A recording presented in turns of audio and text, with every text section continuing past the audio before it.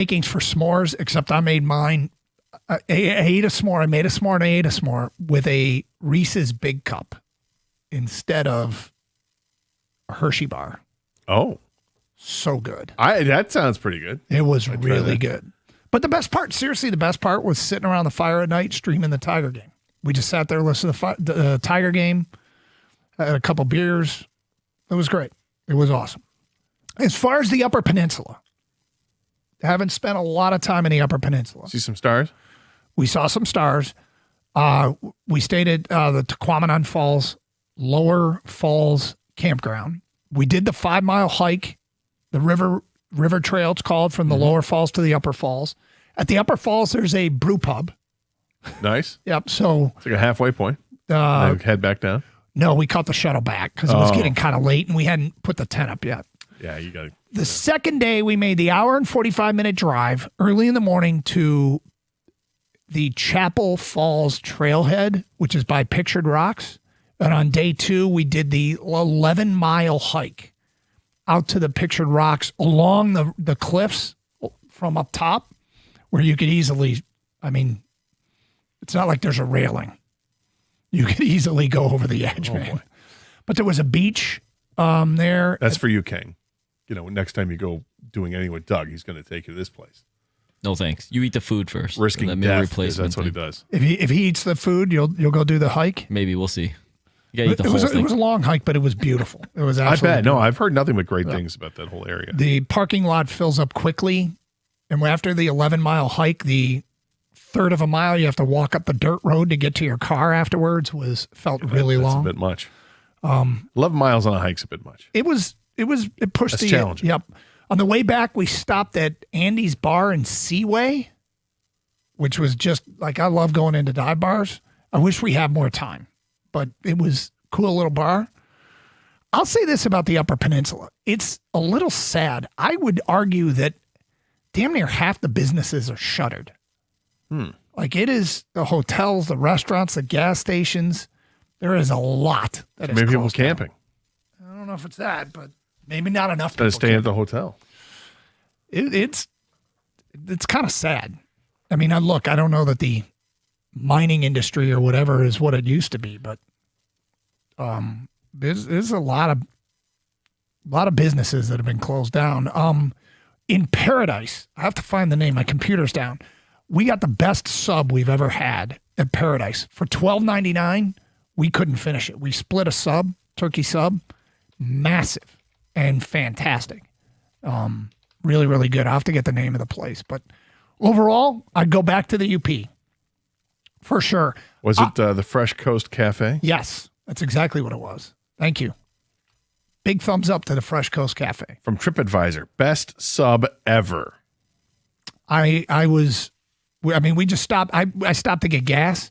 My wife, I said, run next. You want to split a sandwich? Yeah, run next door. She runs next door and gets this sub, this turkey sub. So good. There was no shortage of meat and fixings. I'll say that. But long story short, overall, I would camp again. I will ask my wife if she has any interest in doing it again. But overall, really, really good. I got to tell you, the sub looks good. I'm a big fan of sandwiches, and as I'm taking a gander at all these things, they look absolutely delicious. We know your love of subs, man. I love subs. I do. It goes from the Kmart to the one in East Lansing. The Kmart sub is great. Jersey Giant is a whole different level. Exactly. Yeah. And then to the point that if I go to Jersey Mike's, I order it like it were a Jersey Giant. You should do sub reveals, like reviews. I'm not against it. If you're telling me I get an opportunity to taste a bunch of subs and just give you my honest opinion on Sounds to me like a podcast. Maybe. Subs and suds. One other thing.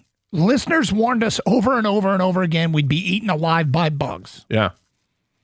Didn't have to use bug spray one time. We had the one listener. 0 issues. There was one listener that said this time of the year you don't have to worry about it. There was no issues with bugs. And we brought all kinds of bug spray. We got that thing you put on the table that you click the button and it's supposed to keep. And then, but even when we were away from the campground, no issues with bugs. Did you you said you didn't put any spray on? Nope. Okay. Nope. Had it with me at all times, and the bear spray. The bear in case spray you too. ca- Yeah. In case Seen you any ca- bears? Saw no bears, nor moose. I want to see a moose in the wild, but Maybe not in Michigan. yeah, I don't know. I think they have them in Michigan. I don't know. There's moose up there. Anyway, thumbs up. Maybe you should overall. talk to that old guy who was talking to the teenage girls He about might hunting know. with Ted Nugent and Bob Seger. Anyway, people want to know. There it is. We survived. Will we ever do it again? I say yes, but I'm going to let some time pass and say, all right, honey, would you really do this again? And if she doesn't want to, she doesn't have to. I'm anxiously awaiting coming up in 5 minutes of your backup quarterback take I forgot with to the do- Lions. Yes. Have they put enough into the backup quarterback spot? You're right. I'll get to that in 5 minutes. Hey, your garage door works harder than you think. It goes up, it goes down, and after thousands of trips, it deserves a little TLC. And that's when you call the pros at M&M Garage Door. Located right here in Michigan since 2011, they're offering a complete care tune-up for just $59. Simple tune-up will help extend the life of your garage door and catch small problems before they become expensive repairs. Their experienced technicians arrive ready to work and stand behind every job. Call 844-ONLY-DOOR or visit GarageDoorRightNow.com. M&M Garage Doors, open your door to exceptional license 210-220-6147.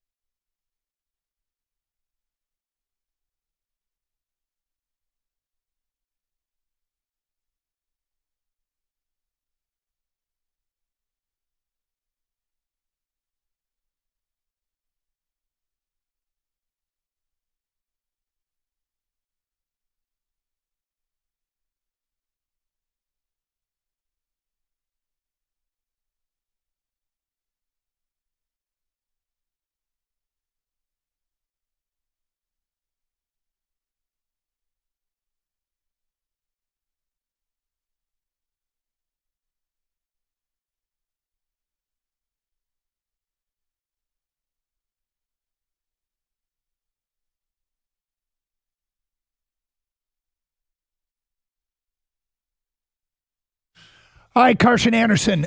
Completely agree on the backup quarterback spot.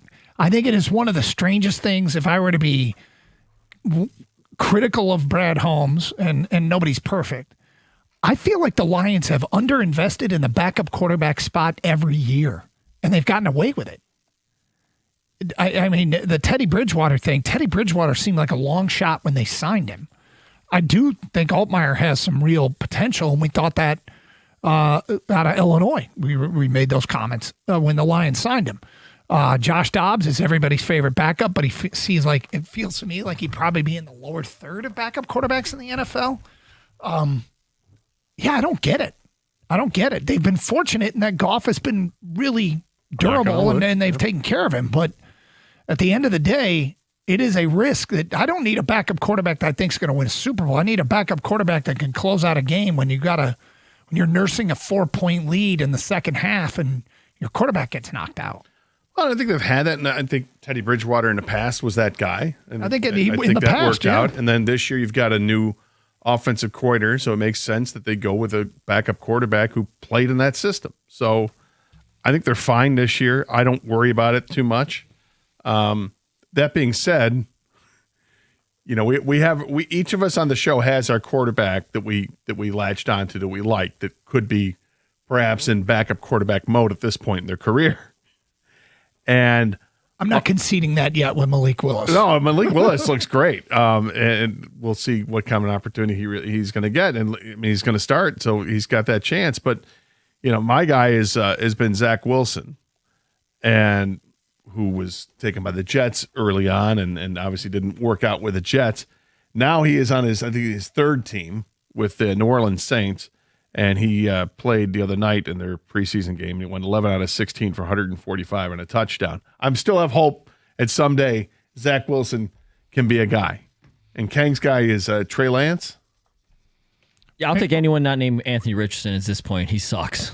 But yeah, I mean, it was. Aaron played all right the other day, didn't he? Oh, Richardson? Yeah. He had some turnovers. I mean, he just needs experience. It's not going to happen for him over with the Colts, obviously. He's battling to just make the team at this point. But the backup quarterback position, I think the Lions, I know it looked like they neglected it for a few years there, Doug, but they went out and got a guy they trusted, and then he went and retired on him.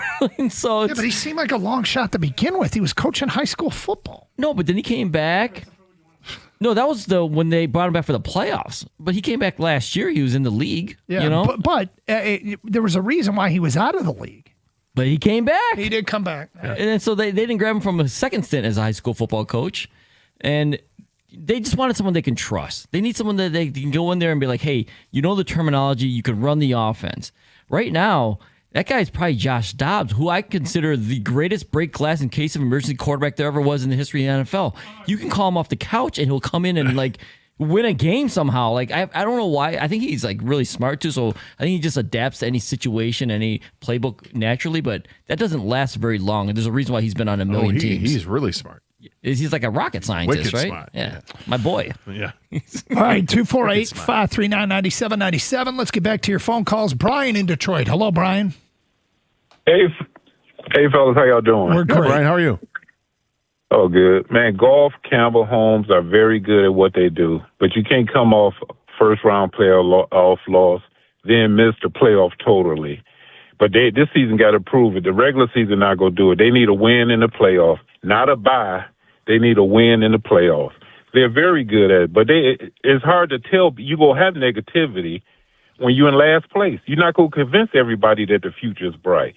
Is the Lions' future bright? I can see it, but it's got to be done on the field, and you got to have success in the playoff this year. Don't have a win this year and keep telling me the future's bright. We need results. We can't keep living off that NFC Championship game. No, I agree with you, Brian. I don't think anybody would disagree with that. I agree with it. They need to win a playoff game this year. For sure. Yeah, got to get back on the right track, back on the right trajectory, which is winning playoff games because it's been downhill since that NFC Championship game.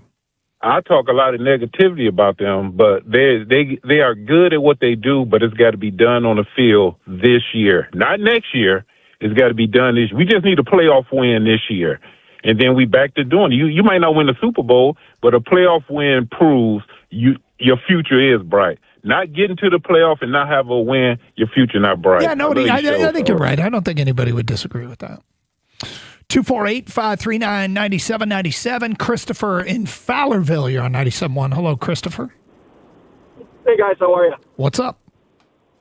Hey, it's kind of a hot take, but bear with me. If you wanted to compare who we have with Luke Altmaier at backup and J.J. McCarthy backing up for the Vikings, I couldn't think of a better place for McCarthy to end up. U of M guy and then back up in the state of Michigan. And I would far and above take J.J. McCarthy over Luke Altmaier as a backup 10 out of 10 times. I probably would too, but you'd have to pay him.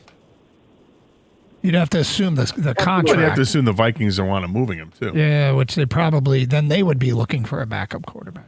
Well, they have Carson Wentz I mean, and it Max looks like- Brosmer also on that team.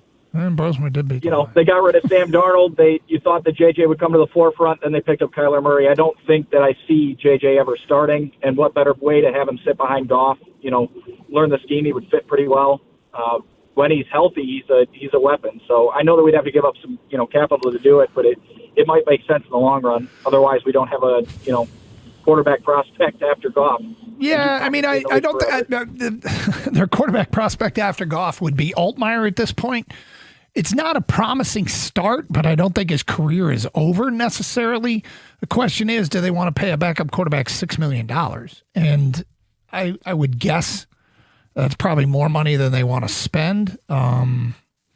Highest paid backup quarterbacks in the league, it would make him amongst them. But do I think he would be worthy of a opportunity somewhere to sit in the right situation and learn? Yeah, I think there's some truth in that. But you can pay a backup quarterback that much money.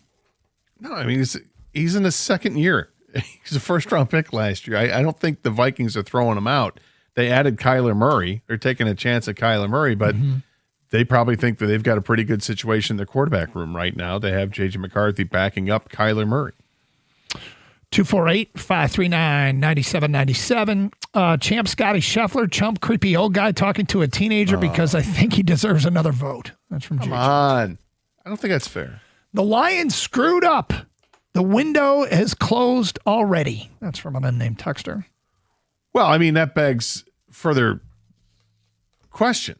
How is it the window is closed? Why do you think the window is closed? They didn't give a reason. That's what I'm saying. Unnamed texter, the Lions window is open as long as Goff is playing well. My concern is when it's time to move on from Goff, how do we get the next franchise quarterback? The Lions sort of lucked into Goff being the guy.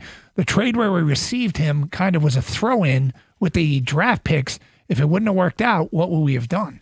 I don't know if he was a throw-in or if he was asked for. There's no question that Brad Holmes would not say he was a throw-in. He's not a throw-in.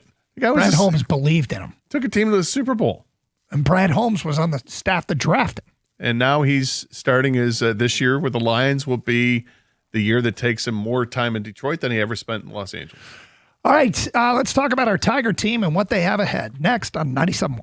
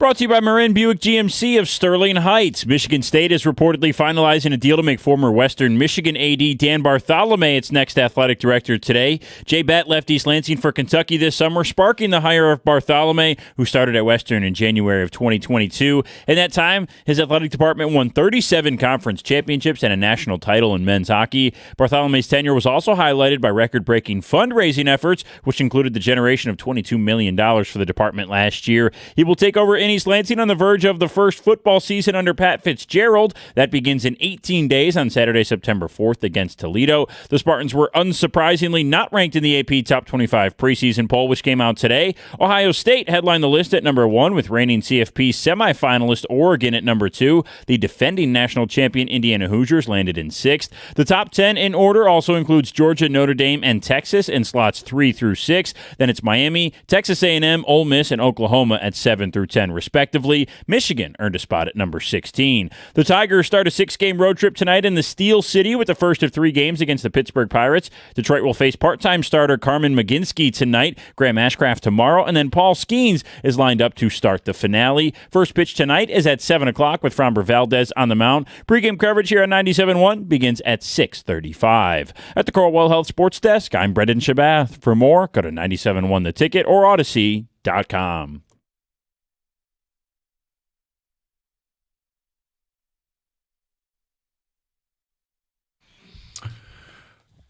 ESPN put out their future power rankings over the next 4 years. Who are the teams set up to have the most success? Our Detroit Lions ranked 3rd in the National Football League. Teams are ranked 1 to 32. Obviously, there's some optimism that the Lions are going to be around and be around for a while, at least according to ESPN. Led to a long debate and a lot of calls today on whether or not the future is bright for the Detroit Lions. Others like to argue that the window is closed. 248-539-9797. Get to some Tiger stuff coming up in a minute. Feedback Gator, Bob in Rochester writes in, I think the Lions have done business to be successful for a long time, but never good enough to win the Super Bowl.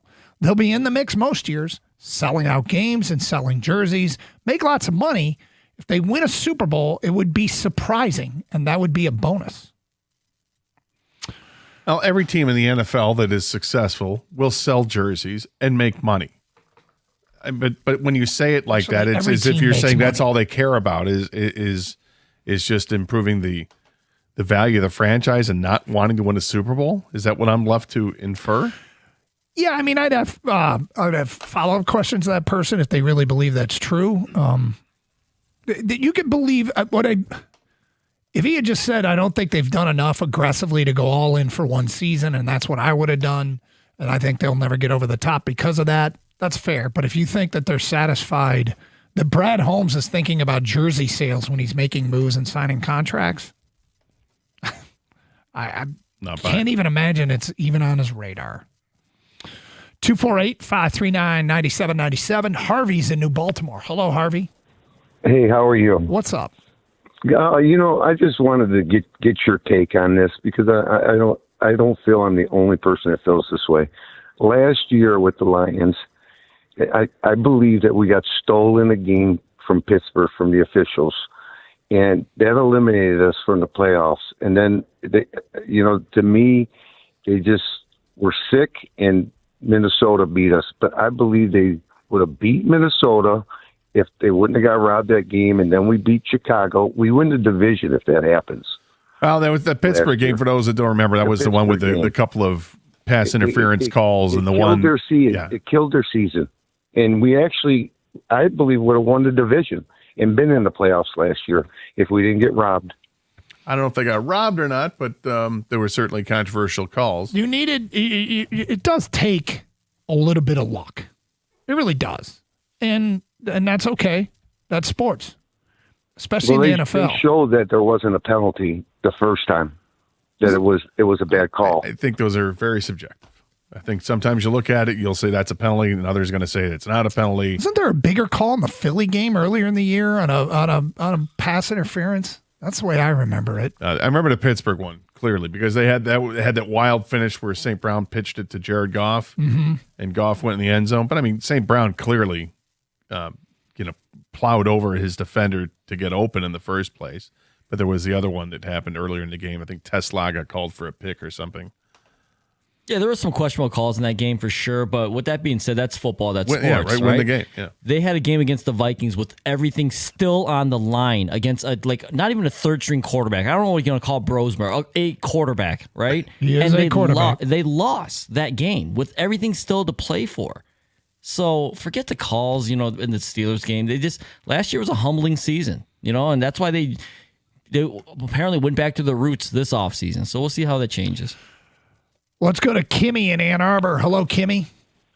Hi there. I kind of want to respond to the hopelessness text the guy had earlier that they were done. Yeah. I think it has to do with the 5-year quarterback coach combination, and Campbell and Goff are now outside of that. So they had their chance. Maybe they're an outlier, but I don't know that they're going to be. What's the 5-year quarterback coach combination? I don't remember who on the channel brought it up, but most Super Bowls are run with the 5-year coach and quarterback combination. Now, you have some outliers on this, but not many. So you got to look it up. You got to Google it. I had to myself because I didn't quite believe it. Belichick's an outlier, and I believe Mahomes is also an outlier. But basically, if you don't win that Super Bowl within 5 years of your first-time coach and quarterback combination, you're probably not going to. Well, that's probably because those relationships don't last much longer than that. If you haven't won a Super Bowl and you've been together the same combination for 5 years, well, this is where they're at. Yeah, how many more years are you going to get together? So this is the 6th year, I believe, that Goff is here with the Lions. Mm-hmm. But I'm not sure that I would think that there's something magical about year 6. I think that there's probably very few combinations that are good enough not to get fired, that the coach is they're good enough not to get fired or the quarterback replaced, that get many more years after year 5. Right? Wouldn't that stand to reason? Yeah, I just put it in perspective here. If you believe in that 5-5 rule, well, here we go. This is right. technically. I guess that's why this is my first time I've heard of it. To be fair, but it sounds to me like, well, yeah, because you don't get many more years after that if you haven't won a Super Bowl. I mean, but you can be good at, like, this might be a rare instance where there's not real talk about replacing Campbell, and there's not real talk about replacing Goff. I think there's fans that'll think that, but this isn't a topic down at Allen Park. This isn't things that hey, let's build a topic on First Take on ESPN around the future, whether or not Goff should be replaced and Campbell should be fired. So interesting odds that just came over about first quarterback to be benched this year. And when you get to like established starting quarterbacks, I thought this was interesting. I'm going to give you a few names. Okay. And I want you to tell me which quarterback most likely to get benched out of these quarterbacks. Okay. And we'll throw Jared Goff in a mix, Jordan Love, Sam Darnold, Caleb Williams, and Aaron Rodgers. Donald Williams and Aaron Rodgers. Out of those quarterbacks, who do you think the odds-on favorite is, or the most likely to get benched out of that group? Great question. Interesting question. You've got actual odds. Yep. And the one who has the highest odds of getting benched has 20-1 odds against him. So, Tua Tagovailoa, by the way, is the leader in the clubhouse right now. Mm-hmm. 2-1, followed by Geno Smith at 5-2 and Kirk Cousins at 3-1. But the quarterbacks I gave you, I'm not quite sure. I would go with Aaron Rodgers. I'd go with Aaron Rodgers for 2 reasons. Yeah. Best backup in Mason Rudolph, and Drew Aller looked great in his first start, and Rodgers' age. He is 50-1. So not him. Nope. Kang, do you have a guess out of which of those guys? Quarterbacks, the first quarterback to be benched, odds-on favorite between Aaron Rodgers, Jared Goff, Jordan Love, Caleb Williams, and Sam Darnold. Who would I pick? Yeah. Aaron Rodgers. I think if things go south, what's the point? Let's just play someone young. Drew Aller. Let's see what he has. I think they should do that right now, to be honest with you. but for some reason, the Steelers are stuck in time, and they just want they have McCarthy and Rodgers combo. What year is this? Like they just love being 8-9, 9-8, and then getting bounced in the playoffs. I don't get it, but of those quarterbacks, I'd go Rodgers. Out of that group, I would have said Aaron Rodgers too. The thing I would hesitate on is that, okay, this is absolute last year in the NFL. They're not going to bench him. Because to give him respect? Yeah. I don't think they do that. Well, I mean, it's just how it feels. However, he's 50-1. There are 2 quarterbacks out of the list that I gave you that have higher odds of getting benched. All right, I'll go Darnold because of his backup, Drew Lock. Sam Darnold is 20-1. The guy who just won the Super Bowl is the most likely to get benched out of the group of quarterbacks I told you. He's at 20-1. Caleb Williams is at 40-1. Aaron Rodgers 50-1. Jared Goff and Jordan Love are at 80-1. The least likely quarterback to get benched is Patrick Mahomes at 300-1. Stafford's 200-1. Josh Allen's 250-1. Somebody's going to get benched. That just happens in the NFL. Is this out of all the quarterbacks in the NFL? Mm-hmm. Darnold is the most likely? No. I told you. I said 2 is most likely. I gave you quarterbacks that have established as being really good quarterbacks. I was surprised that Sam Darnold, who just won the Super Bowl, is at 20-1. Has put together back-to-back really good seasons in the National Football League. Okay. Just a way for Gator to, bash on Darnold one last time. No, it's showing how foolish I must be. Or am I? I guess we're the fools because it's Aaron Rodgers. Aaron Rodgers, I think, is the runaway winner to this question. Yeah, you just wordplay with him. Say, hey, it's not like you're not getting benched. You're just not going to start. You're being immunized from starting. Now you're getting it, Doug. 97-1. Hey, Detroit, summer may be winding down, but the savings are just heating up at Sarah Chevrolet of Southfield. Now, if you've been thinking about upgrading your ride before back to school gets into full swing, now is the time to make your move. Get to Sarah Chevrolet Southfield at 696 and Telegraph and check out a Chevy Silverado or a Chevy Trailblazer with payments as low as just $179 a month. That's right, a Silverado or Trailblazer for as low as just $179 a month. And at Sarah Chevrolet of Southfield, it's more than just a great deal. It's the Sarah difference, a team that is committed to making your car buying experience easier, more transparent, and focused on you.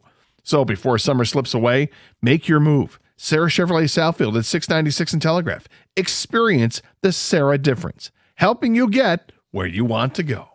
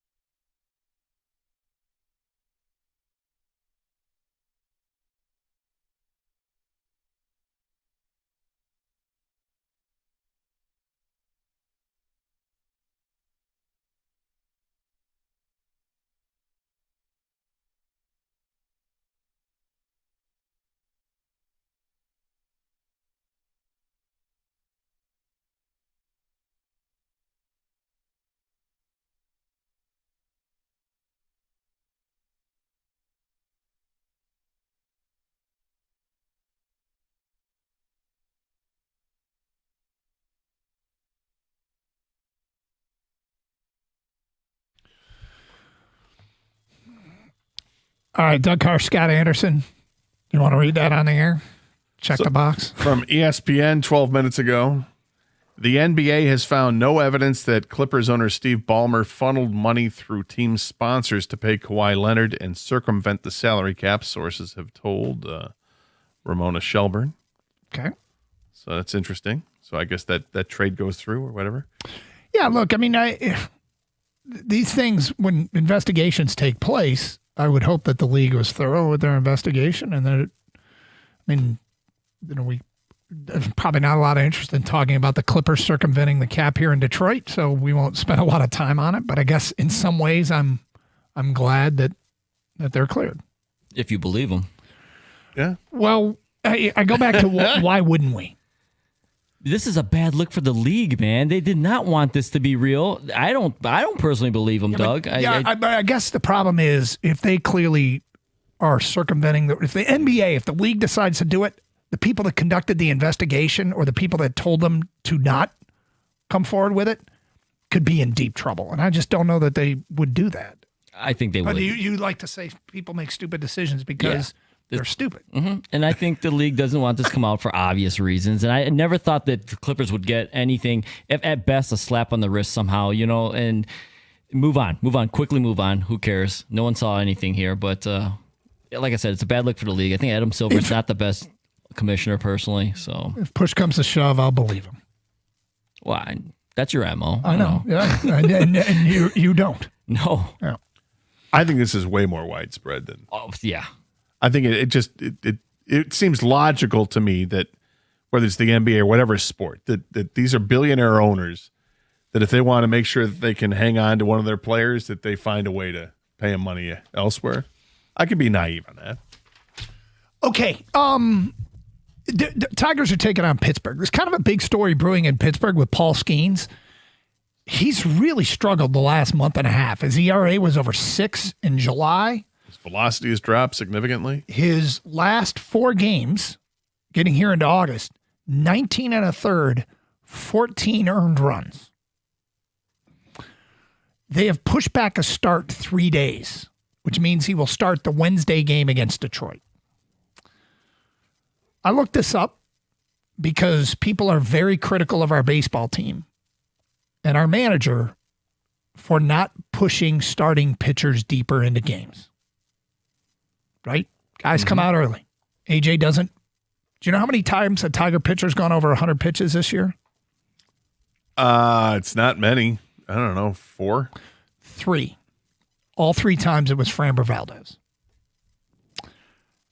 Paul Skeens has gone over 100 pitches 9 times by himself. They're obviously resting him, giving a longer time between starts. When you do that, that tells me they're concerned about fatigue. He's not recovering between starts. The Tigers' madness with starting pitchers, the method to it is to avoid stuff like that, I suppose. But this is a weird argument to make. I can't sit here and say if AJ had let pitchers go over 100 pitches more often, that they'd clearly be hurt now. I can't say that. But it's obviously what you're doing is part of what motivates you is to preserve your pitchers. And, there are different circumstances where you might let him go over 100 pitches, and obviously he has with Framber. I think Framber's thrown 102 3 separate times. But there is, if you push him too much, you might have a Skeens situation. Now, maybe Skeens, it's not that. But 9 times over 100 pitches is 3 times more than the Tigers' whole staff is combined. I would hope that that's not it. I would always hope that somebody's not long-term. My guess is you're going to find him on the IL shortly, because when you have a drop, and it's a significant drop in his velocity, when you have that and you're left to, how do we explain this? And then you get an MRI done and then it reveals something. Even though he may not be feeling any discomfort, you just see it more often than not with pitchers.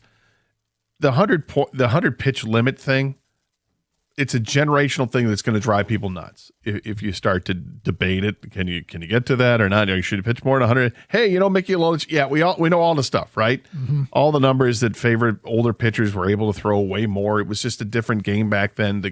And I don't think it's because pitchers are more fragile now. I think that there are analytics that show you that you don't want your starter to face a lineup a third time through, because the OPS against or batting average or whichever metric you're using, it does not favor the pitcher the third time through. So managers have changed and they decided to throw another pitcher at you and go to the bullpen and utilize the bullpen. And guys are only pitching an inning out of the bullpen. But that's baseball today compared to what it was 30, 40 years ago, where it was wildly different when it was commonplace to have starting pitchers have complete games and like at least 15 of them a year. Or you'd have closers that would go 2 innings to get their save. It's just a different game now. And because of it, it's interesting to try to debate who's got the advantage today. Is it the hitter or is it the pitching staff? And I think you can see this is why hitting today I think it's way more difficult than it used to be, because you're not seeing that same starting pitcher 3 or 4 times in the night, because you're having to change all the time of who's coming in to face you. Hey, I'm expecting to go against this lefty. I'm a right-handed hit. Oh, wait a minute. They just changed the pitcher. Now I got to go against the righty. I have bad splits or whatever the case is. Guys are throwing way harder now than they did before. It's just a different game. Everything goes against the hitter. And in this case with Paul Skeens, we're seeing some pitchers that are starting to, I don't know if it's deteriorate or what, but they're not holding up. And now we're looking at 100 pitch limits. In my heart of baseball love, I really hope that it's not this 100 pitch thing. I hope it's something else. Well, 100, let's face it, to just put it on 100 pitches and say, because at 99, you're in double digits, right. And 100, you're now in triple digits, and that's obviously the scientifically determined line is foolish. There's probably some number out there that is different for every pitcher. Mm-hmm. So I think it's an argument that would be settled. It feels like there's you'd want some science behind it, and I think the makeup of the pitcher would matter. I do think it's interesting. 9 times over 100 pitches is clearly more wear and tear than A.J. Hinch or the Tigers organization has decided they're comfortable with putting their starting staff through. Well, or it's the type of pitches you're throwing. Which pitch is going to put the most strain on the arm? Is it throwing it near 100 miles an hour?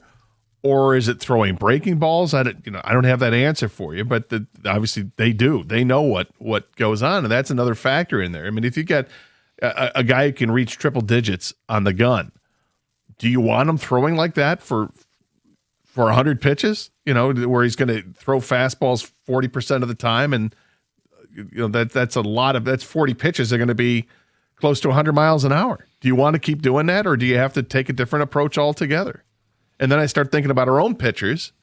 When you've got guys like Troy Melton or Jackson Jobe that can hit triple digits, and they're starting pitchers, is that something to be concerned about, to having those guys throw that hard that many times in a single game? Is that going to result in, all of a sudden you got a tired arm halfway through a season, and you're like, wait a minute, you were throwing 99, 100 before, now you're throwing 95? What happened to you? In the meantime, Scott, there are 7 teams battling for one spot in the American League wildcard battle. Baltimore is holding on to that spot right now. Texas is a half game back. Toronto and Detroit are 1 game back. Minnesota a game and a half back. Cleveland a game and a half back. Seattle 2.5 back. Seattle's taking on water and plummeting. Like their starting staff is way underachieving this year. Cal Raleigh's been a huge disappointment. They do have one of the easier schedules the rest of the way, but they're not trending in the right direction. Detroit just got swept. Does it mean they're not trending in the right direction? I wouldn't say that just yet, but I think it puts some premium on this next series to stem the tide, the momentum that started to build up against them, and put something together here against Pittsburgh. Well, you're taking on a Pittsburgh team that's 61-65. So very similar to the Tigers at 60-64, and then the Tigers take on Kansas City later in the week, and Kansas City is 51-74. you got 6 games against these two teams. This feels like got to win 5 of them. Get back on track. Start winning some games. Or got to win 4 of them at the very least to win both series. And yet, I thought this was a team that was going to – I was blowing off what Chicago had. I kept saying last week, Chicago they don't have the experience just yet. This is a talented team, and it's going to be one to be reckoned with for years to come. But for this year, they're just not ready for it yet. I don't believe in the manager. And yet what they did was just knock the ball out of the park consistently against Detroit's, 2 more interesting pitchers when it comes to Melton and Job. They just were able to particularly Jackson Job. They pounded the ball off of Jackson Job. Was not ready for that. Carson Anderson, 97.1.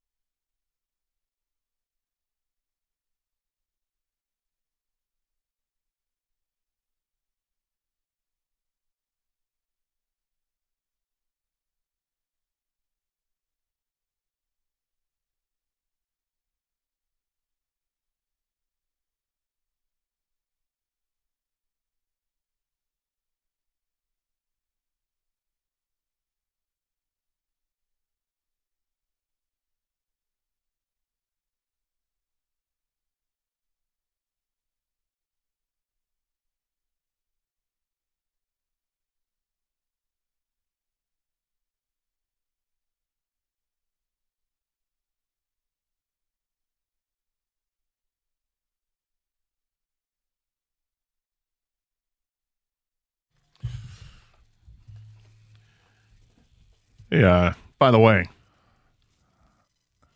Bryce Rayner. Yeah. Three straight games with a home run. There we go. West Michigan. You got to be happy with Josue Briseño. He's doing well to start off his career at AAA. Yeah, he was like pounding home runs every other game for 2 weeks, and they called him up. Zaire Hope. Well, Bryce Rayner's hit home runs. Zaire Hope is off to a horrible start in AA. Yeah, well, after the trade, but still plenty of upside. Just not hitting the ground running. not shown just yet. No, not with the Tigers organization. But Bryce Rayner, I'm telling you, this is the guy I liked a lot. Can I ask you a question? You may. Does it feel like if a Tiger makes a debut, they immediately make a huge impact? Yes. I don't know why. Brett Callahan hitting a triple in his first ever at bat. Was it his first pitch? I think it was the first pitch. Just jumped on it, pulled it to left field, got it in the corner, and he's chugging along. Mm-hmm. He's going for third. Hell of an effort. But Valencia did it. Gage Workman did it. Yeah. I mean, Workman didn't last, but he did it. Did it? Yeah. He did what we accused him of Algieri. doing. Obviously, Max Clark. Mm-hmm. McGonigal. This is why this team is fun. This is why I'm enjoying the roller coaster. This is what's funny. Because you know who's not enjoying the roller coaster at all? Tom Milliken from the morning show. Yeah. And he said it's like a dog chasing their tail. The yo-yo is frustrating him. And then you put on your show sheet. He walked past the desk and says that to me. And I opened up your email and Gator writes, despite the roller coaster, I'm really enjoying this current team with all the rookies. And Tom, when Tom gets mad, you know. Yeah. Oh, you can hear about it. Yeah. Anyway, I just thought it was interesting because he's not enjoying it, and you are really enjoying it. Yeah, because this is what every Tiger fan wants, is to see the young guys play, right? And this is what Scott Harris said. He didn't want to bring guys up because if they were going to be blocked, he was going to wait and make sure that they had a chance to play. And you start the season with one of them, and McGonigal, and clearly not blocked. He's played a bunch of games with the Tigers and looks great. Took their time when it came to Max Clark. They really waited. They waited, and they're like, well, we can't wait anymore. He's doing everything we've asked of him. And now we happen to have a situation with some injuries, so let's go ahead and bring him up. And Valencia is the same way. They're like, how can we ignore what Valencia was doing, hitting the ball at the levels of the minor leagues? He was killing it the last 2 years. We got to look at him. Jake Rogers is offering us nothing offensively. Is Valencia good enough to catch? That was the question. Could he actually handle a pitching staff defensively? Can he get it done? And to answer that question by gunning the runner out at second base the other day when he tried stealing, and oh, by the way, his 1,200 OPS in 54 at bats is quite impressive too. Hao Yu Lee has been nice this year, and he's done his part with an above 700 OPS. And where is this coming from? Didn't expect that. Like to watch that. Yeah, everybody that's been given an opportunity is making the most of it. Ben Malgeri is making the most of his opportunity. He had the 2-home run game the other day, and now the latest is Callahan. And like watching Callahan watching him progress into minors this year was a guy who saw, whoa, this guy's got some pop in the bat. What he did at AAA or AA more so than AAA, but also noticing that he runs well. He had 29 steals this year in the minors. The guys they've been bringing up, with the exception of Valencia, are adding more team speed. And I think I mentioned last week, I said the biggest issue I have with AJ Hinch, and I don't have many issues. I like AJ Hinch a lot. But one of my issues that I have with him is that I don't think they run enough. I don't like small ball and bunting guys over and all that. But what steal bases? Steal bases. Because they like going first to third. Yeah, they go first to third. That's fine as a philosophy and do it. Yes, I love that. But I want guys stealing bases more. But as the season has gone on and you're bringing in these rookies, these guys can run. So I'm not going to be surprised if next year, if these guys are a fixture, now you've got Max Clark in the lineup every day and McGonigal's in the lineup every day. And, who knows what's going to happen with Callahan. I'm not going to base it off of one game, but he's got that he's got that tool in his belt, is to be able to run. Let's go. And for the rest of this season, you got a 40-game sprint here, or whatever it is, 39-game sprint to the end of the season. Let's start putting some more pressure on the opposition. Max Clark at first base. Pitchers are preoccupied with him. They're like, wait a minute, I got to watch out for this guy because he can go anytime. There was that interesting exchange where he was at first late in the game yesterday against the lefty Newcomb, and he didn't go. And it was a great point made with 2 outs. It's hard to imagine putting back-to-back hits together against this guy. You got to try and get him down to second. I think I think Dirks was making that. So Dirks or Bobby Scales. Bobby Scales. It's Bobby Scales. And there was truth to it. And maybe if they had batted gone longer, he would have took off. But I was like, okay, against the lefty, let's just see it. Let's just see it. Let's test the kid here a little bit. Now, maybe you test the kid a little bit more when your team is out of it and you're trying to conventionally win a game because you're still in this thing. But I was kind of looking forward to that test, and it didn't go down. But 248-539-9797. Samuel, you're on 97.1. Hello, Samuel. Hey, Champ and Champ Tigers, even though they lost, I still think they're going to get into the playoffs, and we'll see where it goes from there. Chump is Jaden Daniels crying over a number. You haven't done anything significant. You won Rookie of the Year, but other than that, you've done nothing. Well, it's for what he did over in LSU, where he won a Heisman Trophy. Okay, but it's a number. Let it go. You got bigger stuff to worry about. And then I don't know if you guys saw, but Tommy John, he passed away. Mm-hmm. Yeah, that sucks. That's all. 83 years old. Played with the Yankees and the Dodgers. Obviously, makes the surgery that he had done many years ago quite famous and quite routine these days. But back then, it was revolutionary. He started over 700 games, and he fell just shy of 300 wins. He finished with 288 wins. But he played for half the league over 17 years. And yet, a whole generation just knows him probably think he's a doctor. Right. Think he's a famous surgeon. Yeah, he was something, and had that injury after like the first 10 years of his career, and then gets hurt and comes back and came back from the injury with ERAs of 3.09 and 2.78, 3.30, 2.96. That's what he came back with. Career ERA of 3.34 in 26 years in the majors. Yeah, when he had the procedure, it was just called surgery. Yeah, right. And he had great numbers like you just read off, but for the fact that the surgery, shouldn't he be in the Baseball Hall of Fame alone? Like for the surgery? The surgery that revolutionized the sport, extended careers. Yeah, maybe. And he had great numbers. Yep. Yeah, maybe. So you were just talking about whether or not you're having fun with this Tiger team. Mm-hmm. I found myself totally at peace with getting swept this weekend. Not that I think it's acceptable or I have low standards, but when you sell and still chip away and chip away and chip away, the fact that they got swept and are still only a game out of the playoffs with 40-something games to go, that is not a crippling sweep. A crippling sweep is where you look at the end of it and go, I don't think they got a chance. This is not maybe you can't do that much damage in a weekend no matter what. They might not have a chance to win the division, but... Well, I mean, the thing is, can you sweep Chicago? That's possible when they play each other in, I think they don't play again until September. Mm-hmm. But that's quite possible. Is it crippling? It's not crippling. To win the division, it's not crippling, but it's pretty close to it. Yes. To make the playoffs, it's not crippling. Make the playoffs, it's not. And making the playoffs still, to me, doesn't feel like a realistic goal, given what they gave up. Seems like yesterday we were just talking about this team when they were actually a playoff team. Well, because they were actually a playoff team team yesterday. Yeah. They were playoff. I mean, they were a playoff team on Friday. So, hey, yeah, it sucked, but I look at the totality of the big picture and think, game out after selling with a month and a half to go. That's not a bad place to be. Not a bad place to be. And you got to survive losing streaks now and again. Question is, how quick is it before you get hot again? How much damage is going to be done by this losing streak before they get hot again? Because they will at some point string together some wins. Mm-hmm. 248-539-9797. It's Carson Anderson, 97.1.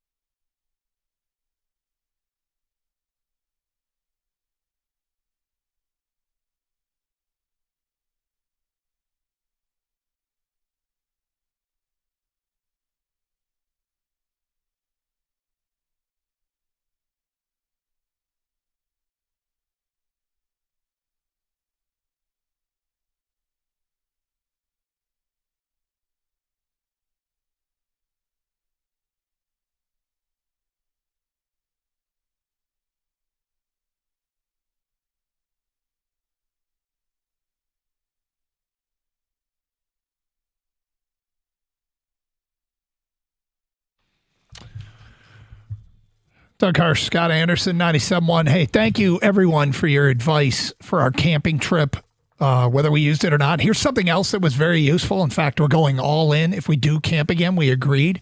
Do you remember somebody called and said, bring a small rug to put outside the tent? Yeah. Next time, we're bringing a much, much larger, cheap rug to put it. Like a welcome mat type thing is really what you could use. Well, no, that we had the welcome mat. Oh, you need something bigger. We want something bigger. And we looked at the veteran campers up there. There were a lot of people that have like these outdoor rugs rolled out where they have their chairs all set up. Brilliant. Fantastic. Because there's dirt everywhere. I mean, I came back with dirt under the fingernails and, you know, the Q-tip to the ear. I'm like, whoa. Like, 'cause there's just dirt. I will say this, and again, we were in a state campground. We were at the Quamanon Falls, and the shower situation at the lower falls, fantastic. In fact, the shower at the campground was nicer than the hotel we stayed in on Mackinac Island. Oh. So, how's the bathroom? Bathroom was fine, perfectly clean. Didn't it skeeved out? Nope. Okay. No, there was now when we went on the hike at Pictured Rocks, they had outdoor johns there. Mm-hmm. Not usable. No. Oh, God. Don't do that. No. Stay away. Yeah. But at the campground, they were great. And the falls are beautiful, and the hikes were great. And UP, I'm excited to investigate the UP a little bit more in a tent. By the way, someone was holding and said, why'd you get a tent? Why didn't you just get a camper? And I'm like, probably like because it's $40,000 more to get a camper. Well, or to rent a camper. You could rent a camper. But we're looking to, what are we going to do long term? If we could afford a camper, I'd consider it. There were plenty of campers. There were plenty of people that have the full, huge RV. And so on a scale of 1 to 10, how would you, actually, what's the scale we use on our show? 1 to 12. On a scale of 1 to 12. Yep. How would you rate your camping experience? I would give it a 7.5 with a potential to be a 9 out of 12. Out of 12 if we brought more appropriate stuff. Okay. Like we need to bring a bigger rug. We need to bring more comfortable camp chairs. Normal food. Normal food, yeah. We absolutely need cots and not the air mattress. People were right. Absolutely right. So, okay. What do you think your wife would say? I would say, 7.5? For you, yeah? Yeah, I'd say she'd say 6. And you think you're going to be camping in the future? No. I said I would. I will discuss it with her. I'm going to let some time pass and let her think about it. Because the truth is it quite possible she'll just chalk this up? All right, that was an experience. Yes. We're done. But I think what it is even you're not working, it's a vacation, you're doing cool things in between. I want some time to pass where she realizes, okay, the camping part was horrific, or the camping part I could do again. So we'll see. All the kids were invited, all declined. Yeah, I get that. No kidding. Yep. 248-539-9797. I'm in my 20s, and I could choose to go with my parents on a camping trip, or I could stay at home while the parents are on their camping trip. Mm-hmm. Yeah, that was a no-brainer for me. That was presented to me as a 21-year-old. Our daughter did come meet us at our place up north. So that was nice. Well, the up north is fine. Yep. Let's go to Bridge in Farmington Hills. You're next. Hello, Bridge. Hey, guys. What's up? Hey, so Gator, I'm with you on the Tigers. I'm enjoying the Tigers, and I don't mind the losing at this point because I don't expect them to make the playoffs. The one game out is a deceptive number there. You know, they've got 7 teams in there, and that makes it a lot harder. So I'm not counting on them making the playoffs, but I'm enjoying developing the young players that are coming up. McGonigal, Clark, and Valencia to me is like a mini Miggy. He looks, I look at him and say, hey, that's a mini Miggy. And he's doing great. So that I'm enjoying that because now we're building for the future. And next year, I expect them to do a lot more. But this year, I'm just enjoying the games. And yeah, if they win, great. I love it if they win. But if they don't, I'm not too upset. I think every Tiger fan thank you, Bridge. Every Tiger fan needs to ask himself this question. When the trade deadline came and they moved Skubal and McGonigal, Did you think that 2 weeks later you'd be watching a game with playoff implications?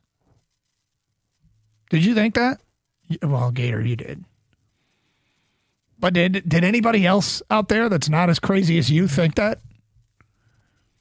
What percentage of people do you think? It's not. I'll say this: it wouldn't be logical to think that, right? I mean, it has to be a gut feeling that you've got that this team is better. You were than what pushing you that thought. narrative well before That's the the trade thing. deadline. If I wasn't pushing that narrative, would I felt that? No, probably not. I still think and I think it's a mistake they didn't buy. I think it's a big mistake that they didn't buy. Well, the bullpen bullpen arms. continues to undermine him, and I thought this weekend it was pretty clear. Will Venable had better choices in the bullpen late in games than AJ did on Saturday and Sunday, and Chicago pushed across go-ahead runs, and the Tigers never could touch the Chicago bullpen. Well, they touched them, but they didn't. Not enough. 248-539-9797. Herb in Commerce Township, you're next. Hello, Herb. Hello, guys. Wanted to call and chime in on the camping feature. I camped when I was a kid for my whole childhood. I enjoyed it. But as an adult, what I did was I got a van, a ProMaster van, and we converted, my wife and I built it into a camper, and it was a complete game changer because when you pull up to a camping spot in the campground, you put it in park, you're already camping. It's got a little dorm fridge in it. It's got a bunk. We got a heated blanket. We can use it 3/4 of the year. And it blew my mind how useful this thing was. When we bought it, it was just a sheet metal van, and we just put some, if you can cut a 2x4 and build a cabinet, you can put together a camper van. I've given that some thought, like in retirement, you build something like that and drive around the country, and anywhere it can be your hotel for the night. A rest area, Exactly. you can pull over, park in a parking lot at a Meijer. Yeah, we do. We put a solar system on it, so it powers itself. If it's raining, you close the door. You're already in your cabin. We tune up some Netflix or whatever, wherever we are. There you It's go. really awesome. Yeah, it's something I've thought about. George in Bloomfield, you're next. Hi, George. Hey, how's it going, man? What's up? Hey, love you guys' show. Thank you. But I just want to get y'all both opinion on this. I think that the coach is making the dumbest decisions with the coaching, with the reliefs. I think that we should have this is my belief. I believe if we'd have bought Job slowly, made him a reliever, we would have had probably won maybe one of those 2 games in Chicago. I don't think bringing Job. Well, hold on. George, they have 2 starters out right now. Well, 1 starter out and another guy that might be a starter for them. He may end up being a reliever, but they kind of need him to start now. Yeah, but don't we have somebody in the camp that we could probably get to 3 innings? They really don't. They really don't. I mean, they had a guy they thought was going to be Sawyer Gibson Long, or they thought was going to be something like that. He's not. Traded for River Ryan. He could be a starter for them before the year's done. Flaherty would be back eventually. They're encouraged by River Ryan that he could start a rehab assignment real soon, which would be great. Ty Madden is, I think, the only other guy they have that might be a candidate to start, but it's getting thin. It's getting, and I don't look if they don't make the playoffs this year, I'm not going to be devastated by it because I like seeing all these young guys get a chance to play and prove themselves. I think this is going to be in so many ways. Let's just assume that the CBA gets taken care of in the offseason. This offseason will be really interesting for the Tigers because it's time to start making some moves to really bolster this team, to get the real bullpen arms that you need, or to package some guys together and go get the position player that makes sense or another starter that makes sense. They've got things set up pretty well right now with the prospects that these guys have already gotten to this level, and they've got a ton of other prospects in tow that they could use to get other players. If they stay in this thing, I think Joe will come out of the pen before the year is done. If they stay in this thing. Maybe. But Rico Beard has made his way in the studio. Hello, sir. Gentlemen. How are you? Good, man. How you guys doing? Good, good. Okay, so I'm very envious, as I always tell you after the show. It's great out. The humidity is broken. Yeah. It's just nice and sunny. Is it nice out? I want you guys to go enjoy yourself and think about me. Thank you. Please do. Thank you. I will do one of those 2 things. Okay. You should really try to enjoy yourself, Doug. You really should. Give it an effort. What do you guys got planned coming up next? Well, this was a statement type of weekend. What was the statement? What was that statement that you feel that you were given? Right. Because not good. Yeah. Not ready for prime time was mine. Yeah. Wow. Yeah, still hanging around in the wild card chase, which is cool. You went from technically in the race to, in the race for the division. Wait, who let you up here? Go back. Back of the line. Have a great show. Stay safe. Treat each other with respect. 97.1.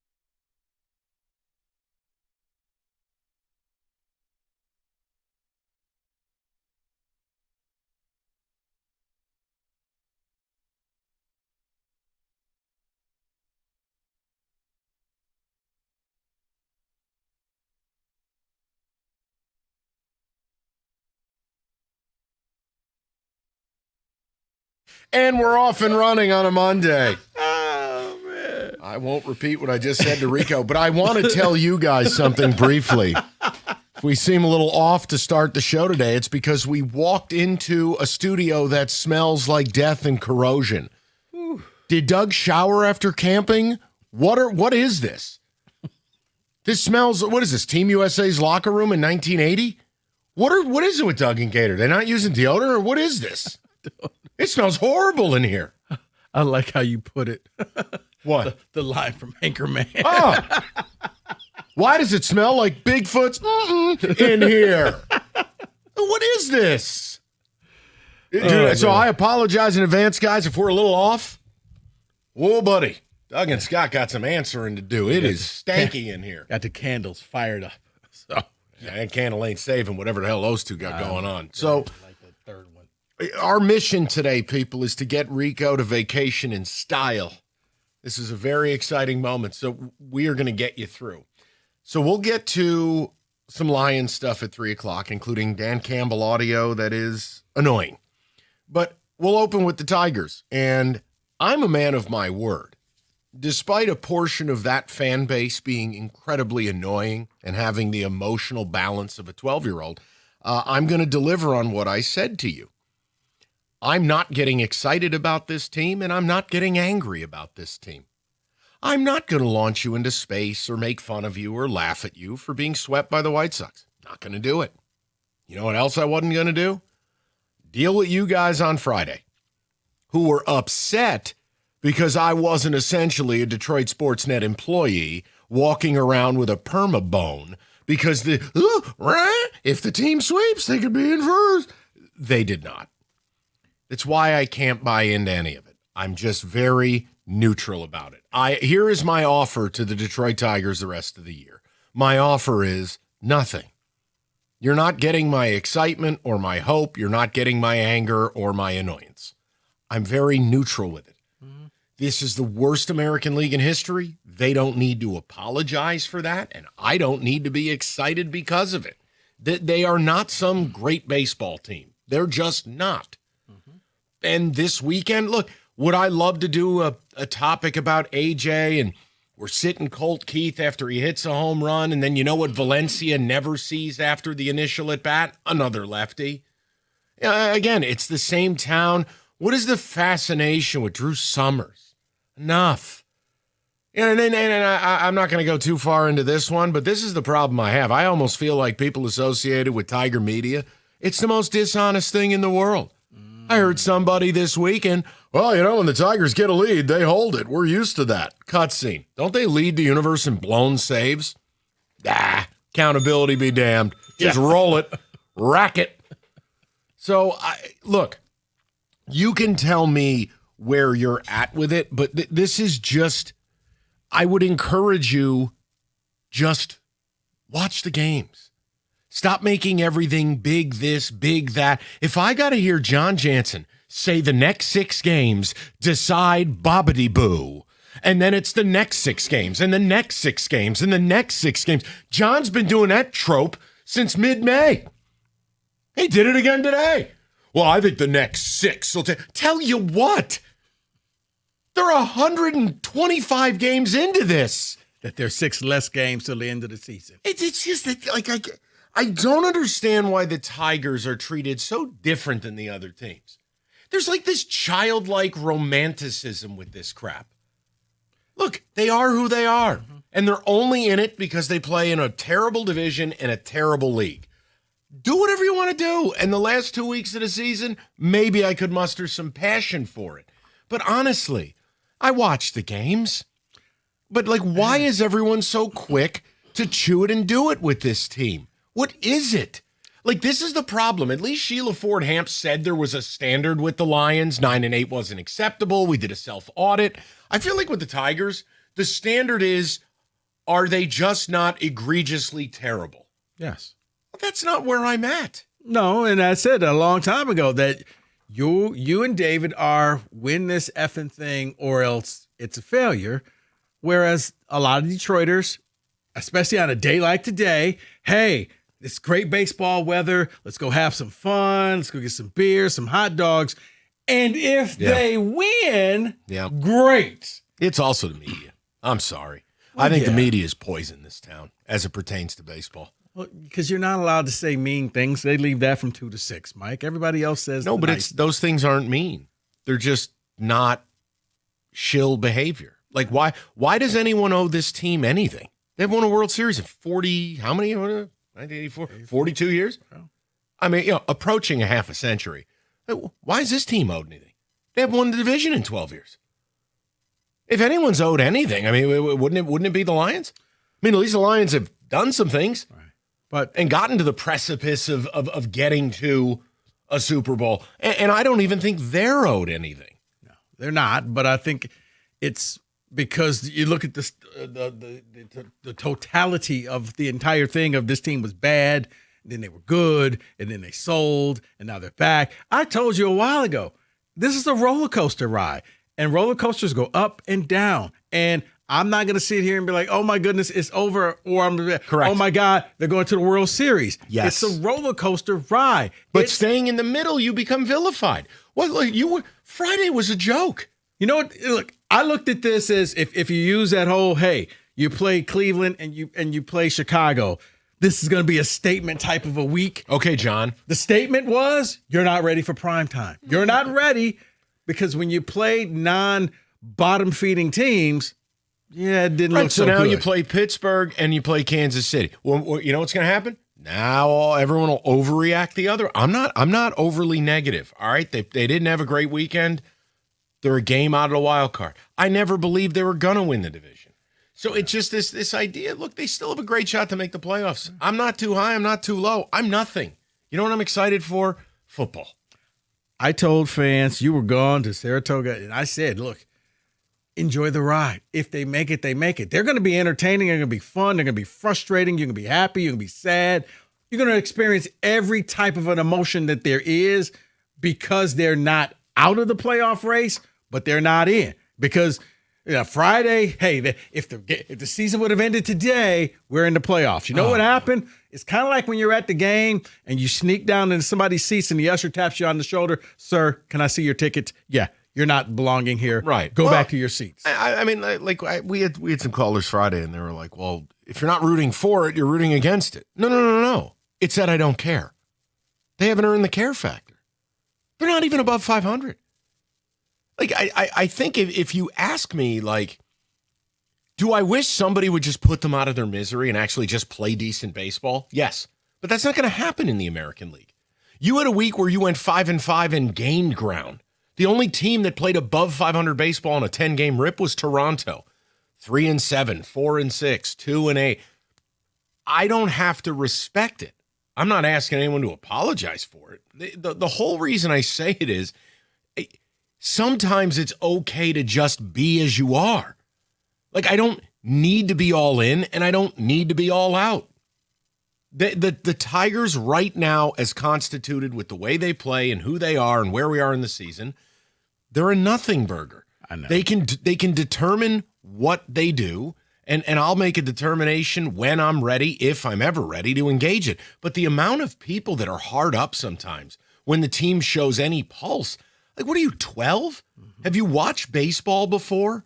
It's going to be this way the rest of the year. What did I say even when it was May? As bad as that was, I said no one is going to run away with this thing. No one in the AL is good enough in your division or in what we call your weight class, the wild card. No one's good enough. It's played out exactly that way. So stop. Like, if I got to do another one of these 3-minute Jeremy Otto updates, oh my God. You know what? Unplug. Here's the Can't do it. Here's the thing. For a lot of fans, especially the ones that are pro Tigers and maybe even some of the media members, it's almost like they believe if we all believe together, we can will this team to the playoffs, but we need good karma, and we need you saying good things about this team, and we'll feed off of that. Yeah, you know the negativity is going to hurt the team. You know who shares that opinion? The Kremlin. David, ticket checks. We saw a premier offense in this league. The Sox are in the top 5 offensively, who have an awful pitching staff, and the Sox took advantage of our bad pitching, and the Tigers could not match against their bad pitching. No, I mean, look, it's the second most home runs given up in a series. Sox had 7. I think Cincinnati had 10 on you. Here's the thing. I'm not going to come down on the pitching. Pitching's been really, really good, but you're going to start to see it. We talked last week. I said, look, don't be shocked if Melton starts to not look like Melton. You know, he's going to get tired. This is like all bonus time. Montero's exposure rate, and then Holton's exposure rate, and some of these bullpen arms. Like, you're going to get taxed. I'm not. Dude, the pitching, I wouldn't term it as bad. It's just this is not a brain-dead Sox team. You've played some teams like San Francisco and Oakland. What do you want me to do with that, man? That's as AAA as it gets. So, yeah, you ran into a team that has a pulse. They're in it. And offensively, they kill fastballs. Mm-hmm. Well, they killed the fastball. And they made sure they stayed in first. They let you know, right, but you're not quite ready for our spot. You want to come after us, and ultimately, try a little harder. Look, the Tigers, the wild card is the thing. If people are desperate to get in, that's fine. Like I said, man, I don't care. I think it was being tantalized by if you swept the White Sox. Right now, we would be talking about first place Tigers bouncing back from May, and then you just got slapped in the face, and you realize, oh wow! Not only did you not sweep them, you got swept, and you got swept at home. Correct. That's the second pill time, to swallow. By the way. You've been swept twice by them. You got swept by the Indians twice early in the season. Like, if you plan on winning a division, you can't be, 0-6 to a pair of those types of teams. It's just leave the division alone. You focus on the wild card. I don't know. Baltimore had a hot week. Now all of a sudden they're alive. And you know what's going to happen next week? Oh, we suck again. They'll be terrible, and then the Rangers will pop up. It's going to be this way. What I can't deal with is the roller coaster fan. They're like a child who's tired and about to throw a tantrum at any point. So I'm not going to make fun of this team, and I'm not going to celebrate them. They're nothing. Go play. I don't know. See you after Labor Day. I don't care. It's where people are at. I don't know. 162 games, but a lot of times I think it's the football mentality where you think every game counts, every game matters. And it does when you play football, whether it's college or pro. But because there's 162 games, you can't live and die off of every game, every pitch, every inning, because you will be burnt out by the end of the season. Look, the conversation I wish we could have would be about A.J. Hinch. He just gets to skate, continues to make bizarre moves. But you can't even have that conversation in this town. So I just don't bother. But he did another couple things this weekend where you're going, what are you doing? Why? Yeah. No. But that's the nerdy baseball stuff. I understand that. 248-539-9797. We'll get the people. Well, I want to hear from Paul Serra as well. And we'll get to the Lions because Dan Campbell, there's some audio, and I really don't understand what he was doing. We'll get to it. 97.1. And let's talk about the Chevy dealer in the area that's been leading the way. It's Hamilton Chevrolet in Warren. Andrew Pavlik and the sales staff, they want to be your Chevy dealer, and they're going to guarantee you the lowest payment on your next Chevy, period. They're going to find you every discount and rebate and incentive to save you some money. So stop by Hamilton Chevrolet right now and check out their massive inventory of 2026 Chevys. The selection is best right now and ready for immediate delivery, including the August Rico deal. A new 2026 Chevy Trailblazers, get this, as low as $179 a month. For 24 months, you walk into Hamilton Chevrolet with $995 down, you'll drive off with 10,000 miles a year. Guys, you know the best deals are found at 14 Mile and Mound. Just stop in to see my guys at Hamilton Chevrolet and tell them I sent you and make Hamilton Chevrolet your Chevy dealer. Visit HamiltonChevy.com. That's HamiltonChevy.com. Together, let's drive.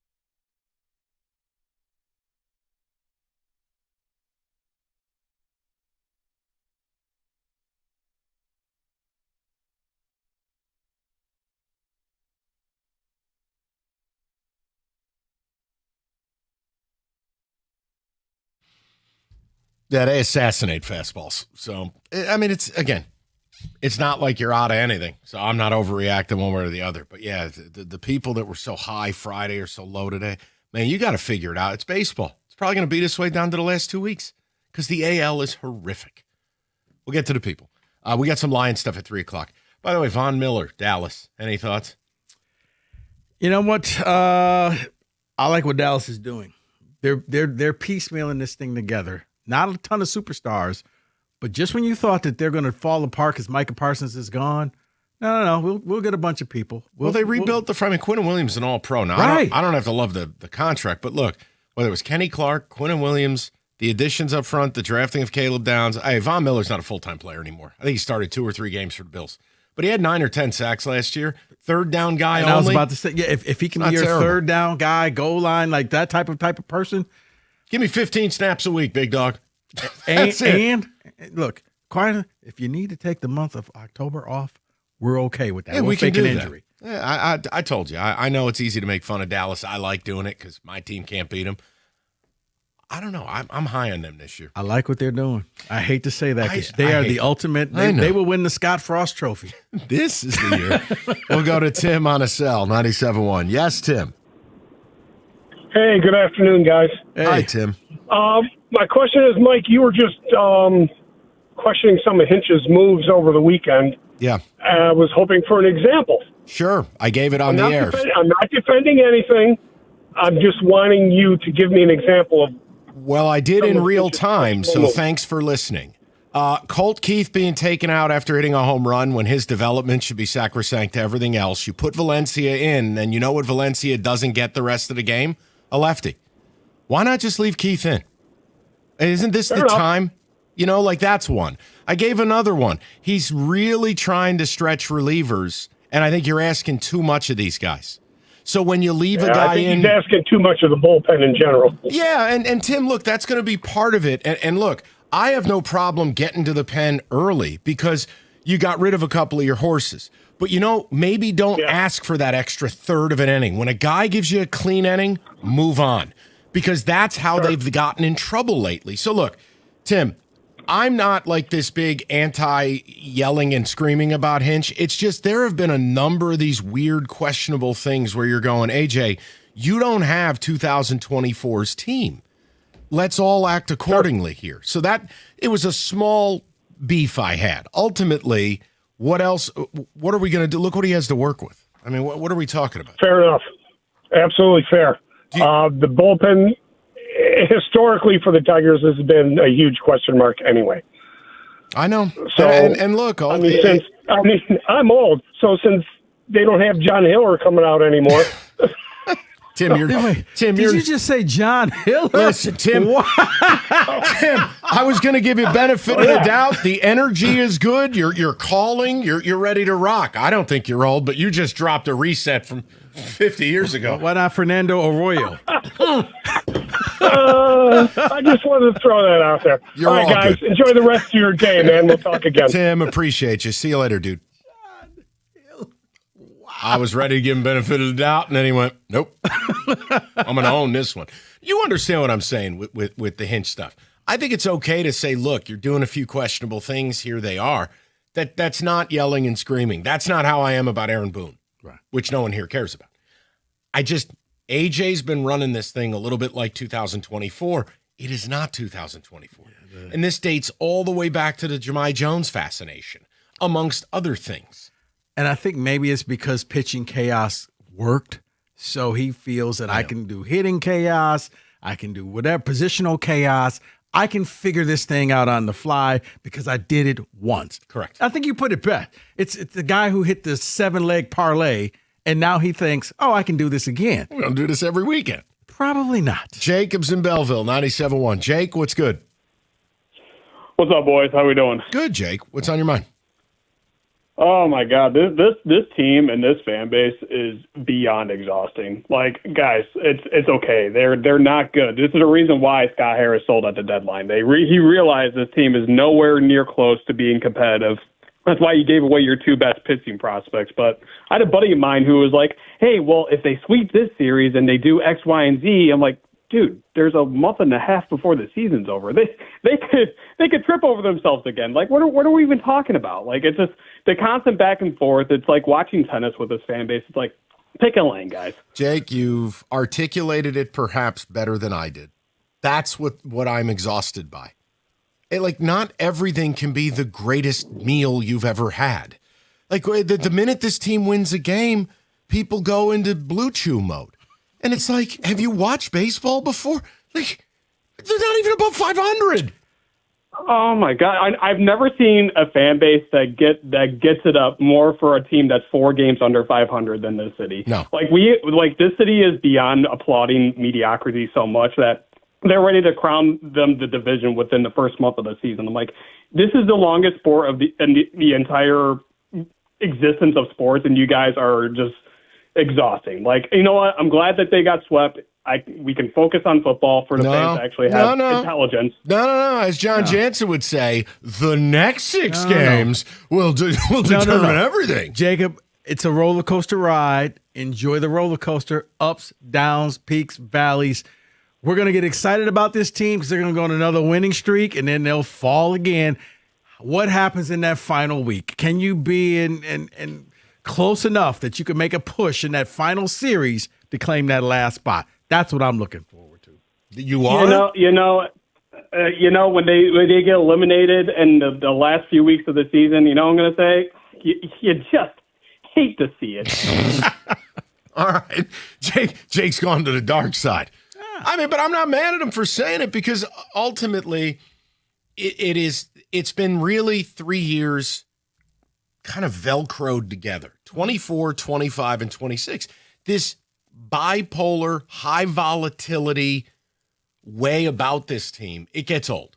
Mm-hmm. So I think that's probably where Jake's coming from. Right. It does. It gets old. It does. And I'm saying, like, if you're in that final series and you're 1 game out, you're in playoff mode. So that'll be different. Right. And that's where you've seen it before where teams that are already in playoff mode stay that way and they end up getting that upset in that first round because we've been fighting for our life for the last couple of weeks. It's a roller coaster ride. Enjoy it. I think the other problem for me, and again, no one will remember 10 years from now, but we're sitting here in real time. I can't take any of it serious because this is by far and away the worst American League of my life. There are teams when you can't like Rico, there are so many teams. They're so bad. I don't even want to watch it. Some of these lineups. David, I do believe that my tablet has been hacked. I need you to stop reading the stuff for later on today, okay? Oh, can we say that? Yes. Okay. Well, I asked. You brought up like 5 things. No, that means we're thinking alike. This is good.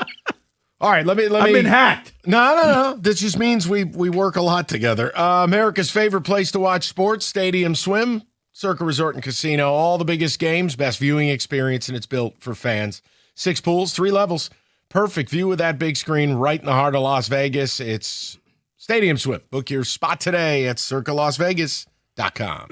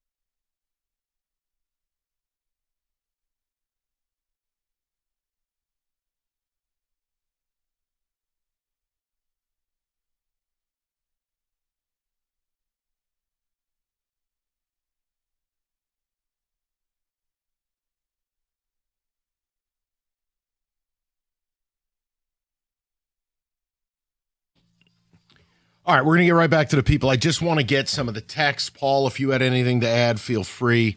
We'll get some Lions in the 3 o'clock. I'll say it for the people just joining. I mean, it's simple. I told you. I'm very neutral about it. I'm not getting goofy like Jeremy Otto does with the Tigers, and I'm not going to sit here and yell and scream and make fun of them. Yeah, they got swept this weekend. But the AL is so bad, it's as if it doesn't matter. So you're in it, you're not, you are. Wake me up 2 weeks left in the season. I can't do the roller coaster, and I won't do it. I'm not going to allow it. They haven't earned that from me. And this is the third year, I admit it. Jacob, the last caller, I get what he's saying. It's 3 years of roller coaster. You lost me. Be good or be bad. Pick a lane. David, go ahead. The Tigers' whole existence is kid gloves. How Dingler is not getting blasted after essentially going hitless, being horrendous behind the plate in the biggest series of the year is beyond me. Well, because for the year, he's been arguably the best catcher in baseball, and baseball is not a perfect straight line. Like, you're going to have peaks and valleys. He's in a valley right now. The guy has carried your offense. Like, you are aware. He's going to finish the year with somewhere between 30 and 35 home runs and 100 and 110 RBIs and have probably the highest OPS on the team at the most difficult position to play. And, oh, by the way, the guy's been pretty much an assassin as far as challenging. I don't know. I'd kind of be careful going after Dingler. Sir, that's just me. This is Wendy's. Okay. No, because here's the thing. Baseball is not a movie. Baseball is not where there's going to be this happy ending. Most of the time, your players will fail. They're going to go up there, and as you said, they're going to have bad. They're going to have a bad streak where they can't get the hit. And yeah, you would like to see him really step up this last series against the White Sox. He didn't, but that's not going to negate everything that he's done because, yeah, as you said, arguably one of the best catchers in baseball this year. He's a Tiger. He's yours. He's going to be here for a while. I'm not going to slander him because he had a bad week or two.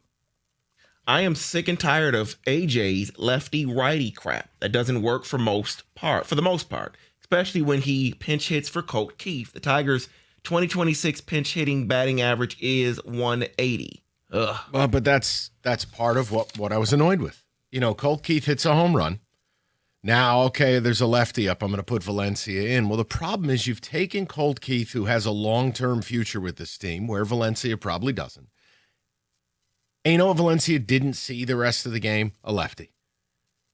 So you sabotage Keith from getting more experience against a lefty. There's been short stretches in his career, and I know they're extremely limited, where he's been able to do okay, passable.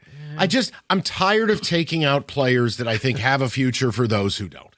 But the Keith thing reminds me a lot of Carpenter, where you're like, okay, just leave him in the game. Let him get some experience. But AJ just has this thing, man, where certain guys, you know what, you can't face a lefty. I need to take you out of the game.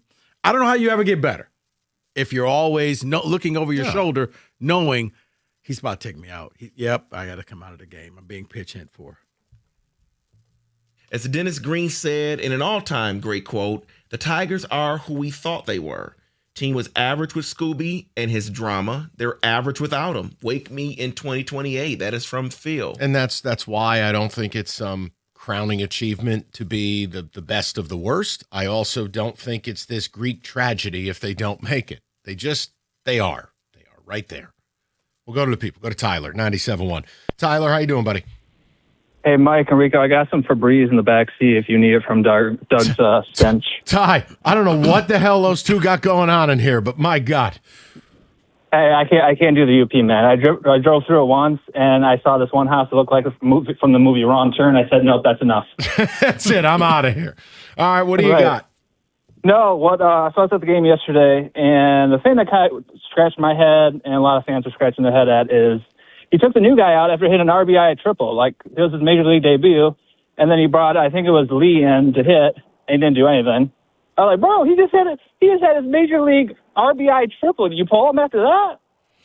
Yeah, the same way that Keith hit a home run and gets pulled. I mean, I'm over it. Like, look, Tyler, And I try to do my best with it, but there's this weird balance. I don't want to say the same thing a bunch, but we are on 20 plus hours a week. Ty, I don't appreciate this style of baseball. I'm annoyed by it. I don't want it. There's a level of optionality I get, but this team has just got to roll with the best players they got. And that's it. I'm tired of this. I don't want a roster of mix and match. Enough. Agreed, man. I agree. Totally agree. Have a good day. Ty, appreciate you, buddy. I mean, am I wrong for that? No. I know super, pause the super fans will say I am. But it's what AJ does. It's what he is. It's his coaching style. And it's irritating because sometimes you feel as if he overthinks things. Well, he really irritated me in 2017. That's a totally different matter. We'll go to Matt. He didn't overthink that. That system worked for him. Yeah. He went out and got Gloria Estefan's bongos and figured out what the other team was doing. No advantage. Sure thing, Baconator. Let's go over to Matt, 97.1. Matt, how you doing, buddy? Yo, what's up, Mikey and Rico and David and Paulie? What's up? I'm with you. John is a little over the top with the Tigers. Having said that, I do think they'll make the playoffs, but there's still like 40 games left. So I'm not like, they got to win the next 6 games and the next 6 games. It's crazy. To me, they're a true coin flip. And I laugh. It's like, John, how many 6-game runs are you going to tell me you're going to determine everything? You're not allowed to say it anymore. Stop. And then next, congrats to Dallas for getting Von Miller. But if Von Miller was available, how come the Lions didn't try to get him? Like there's other. I didn't say it. No, Matty, I want to help you because I'm not going to get upset. It's beautiful out. My job is to get Rico to vacation. Matty, I'm not even doing those conversations anymore because I'm not mad at you. The answer is they're never going to do something like that, ever. Yeah, that's what I was saying. I'm like, he's available. How come they go? I'm just thinking over the weekend, how come the Lions didn't go get him? I would have Who else is available? Love to bring him in and say any 3rd and long that's a clear passing down. I get you 15 snaps a week. We give you a 1-year deal and you bring a guy in. But I'm done. They're never doing it. It's just not who they are. It's not what they do. I leave it alone. They take care of their own and they'll get it right eventually. I heard David through the glass. Damn. Let me go to Joey, 97.1. Joseph, what's the word, pal? Hey, Mike, how you doing? Good, Joey. What's up? So I got a question for you. Why do the Tigers get a free pass compared to the other Detroit teams in this town? And I blame the fans for this, but why is that?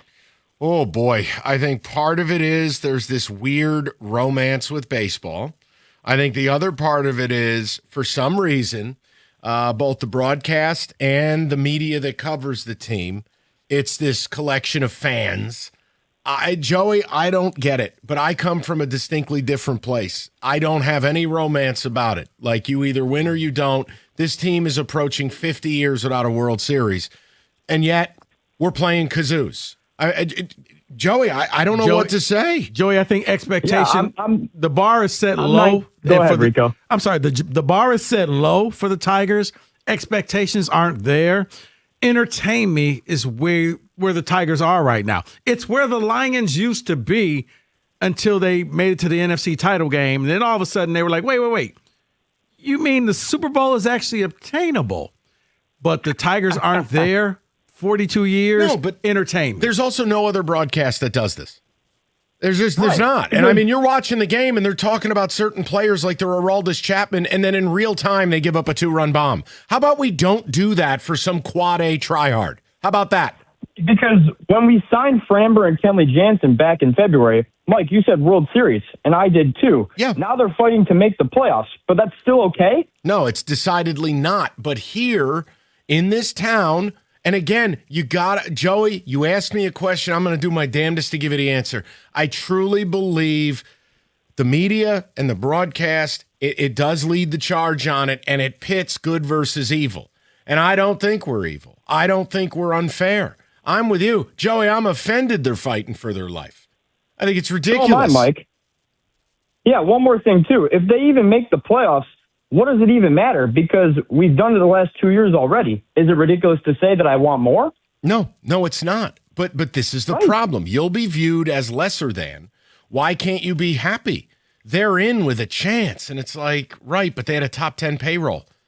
And they were so bad in April and May that they were kind of forced into selling. Like, the injuries do not explain 6-22 in a month of baseball in the worst American League in history. So, yeah, Joey, look, it's something I try not to take that out on the actual team.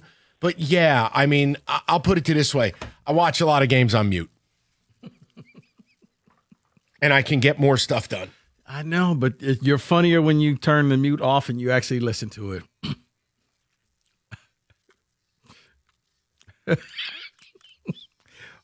It's called Mike After Dark. I love it. I love the good. Michael sent a text to me. Did you just? Yes, I did. Because it's like, it's cognitive dissonance. It's unbelievable. And that was my word for you. Cognitive dissonance, Mike. I don't know how else to put this. Oh, when the Tigers get a lead, they hold it. They do not. They lead Earth in blown saves.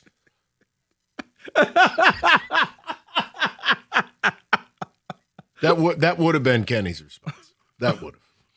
248-539-9797. We will get some Can We Say That? Then I got some Lions audio and some questions for you guys.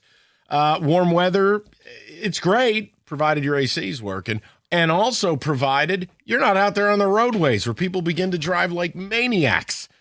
In the event of an accident, call David Femininio and the accident response team. They're going to help you get your life back. And David will fight to get you what you deserve. Don't let the insurance company run the show. Call 855-65-CRASH, or you can go to getdavidgetpaid.com. That's getdavidgetpaid.com.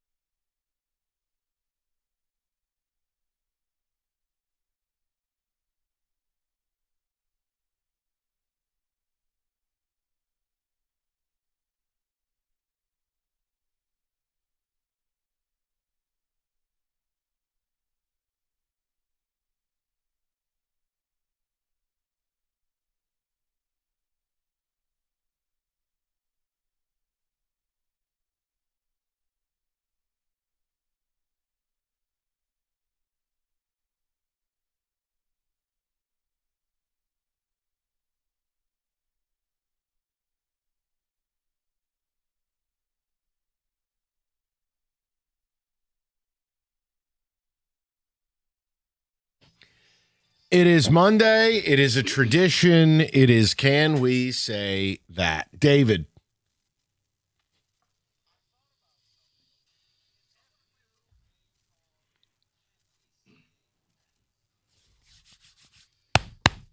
What do you got? All right. Well, you've already peeked and hacked into my account. So let's just go with a few things. Mike, can we say that the Dallas Cowboys made a good move in bringing in Von Miller? Yeah, because it didn't cost anything. And he doesn't need to start. And if they just play him third and long, 15 pass rush snaps a week, he had 9 or 10 sacks last year for the Bills. I don't mind it. It's just another piece. You need 8 to 10 defensive linemen. No. Here's how bad his career's fallen off. The Commanders. He was a Commander last year. Yeah. Or I'm sorry, he was a Bill 2 year. I'm sorry about that. I apologize. You're right. It's like, wait, yes, Commander. But yeah, I'm not going to say I'm not over the moon. Not bad. Why not have him as one of your 53? It's not a signing that's going to hurt them, but I don't think it's going to help them. I don't think he's going to be there come halfway the season. I think he's going to end up retiring. So it's not going to hurt them. Give him a chance. I just don't think he'll be there the entire year. That's all. I think it's a good move. It's only 1 year, $5.5 million. I think it could get up to 7.5. He got 9 sacks last year for the Commanders. If he can get you 7 to 8, that's fine. All right, let's stick with that same thing. Can we say the Bears looks like they're going to be signing Marcus Davenport for the Lion? Can we say that is a good move for the Chicago Bears? No, because unlike Von Miller, outside of 2023 when he blew his ACL, at least Von Miller shows up to work. Marcus Davenport's an idea. He's not a person. He's a theory. So no, it's an absurdity. This is a signing based on a relationship. He knows Ben Johnson from his Detroit days, so he's giving him a shot. But he will not make the roster. Not a good signing.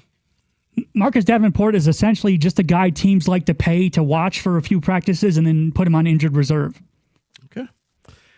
Guys, can we say that Cal Raleigh for the Seattle Mariners may be done? To put it in content, he had last year 60 home runs. This year, he's got 51 hits. It's one of the greatest fall-offs in history. I'm not going to say he's done for his career. I can't do that. That's not fair. I think that clearly is just a massive outlier. And we've seen that in baseball before. I mean, Brady Anderson hit 50 home runs 1 year. What? No.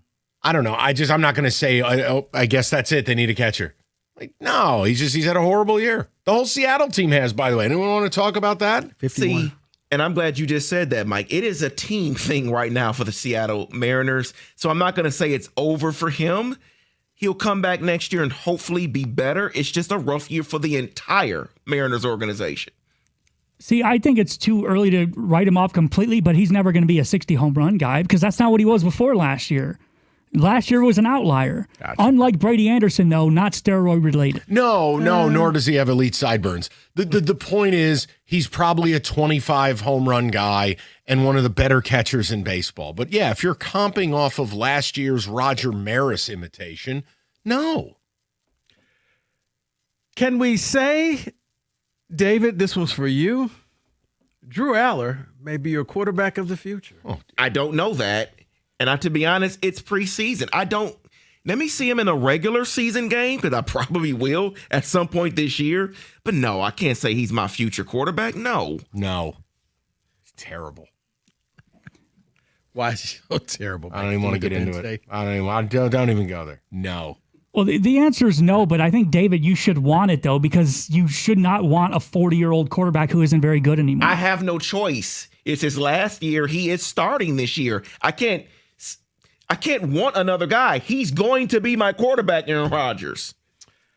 Guys, can we say you're throwing your money away if you're betting on any American League team to win the World Series this year? Yes. I don't really have anything more nuanced than that. Yes.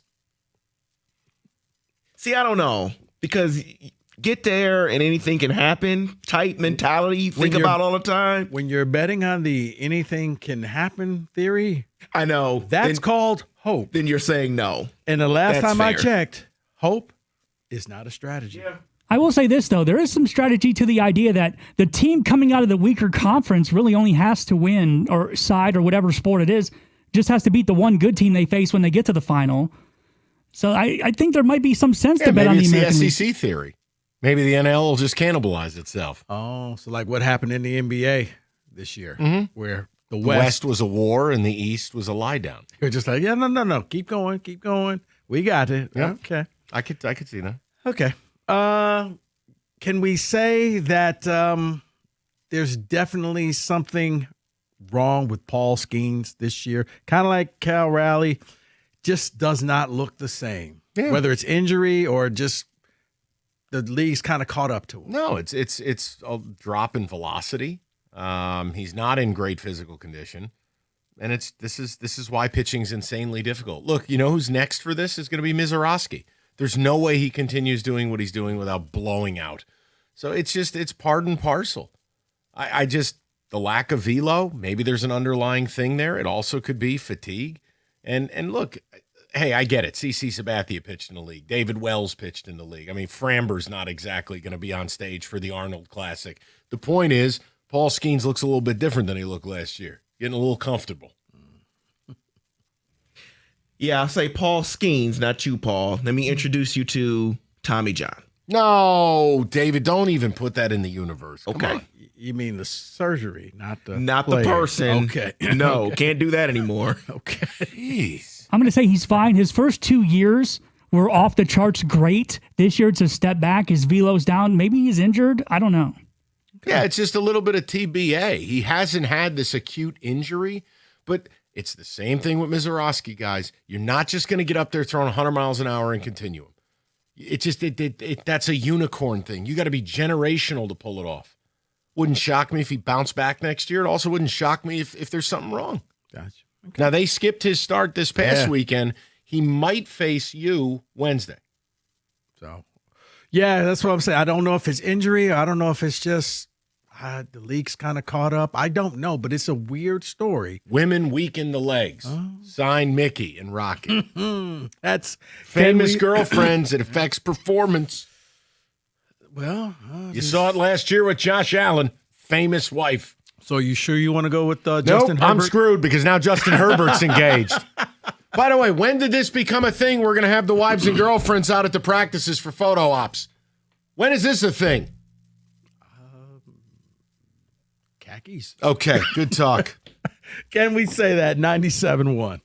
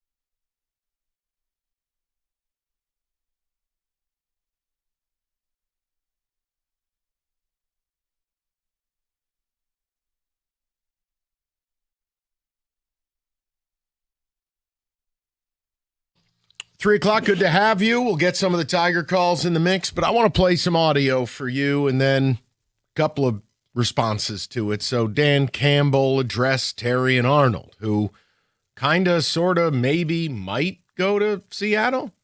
I mean, Mike McDonald had basically said if and when he gets here. I mean, that's generally a good idea to say it's a maybe when someone's facing 8 felonies and up to life in prison.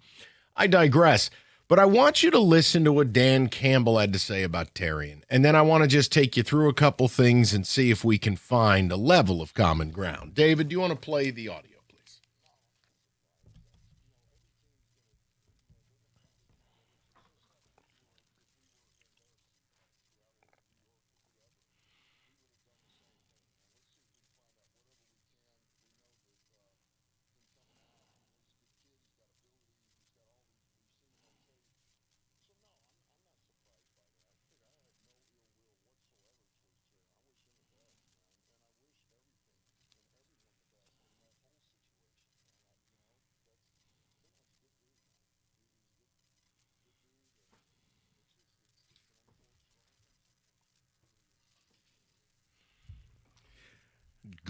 Good dude.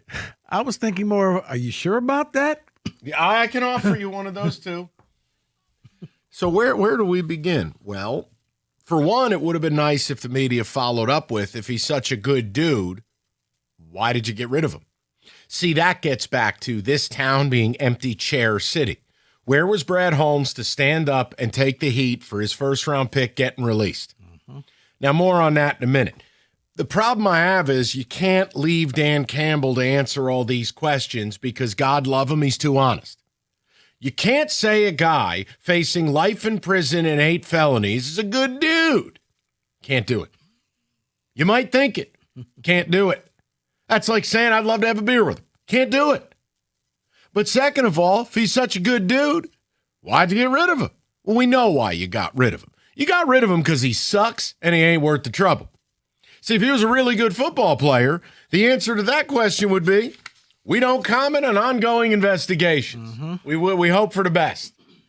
But this is my problem in all of this. Do you know what a ridiculous piece of audio that is?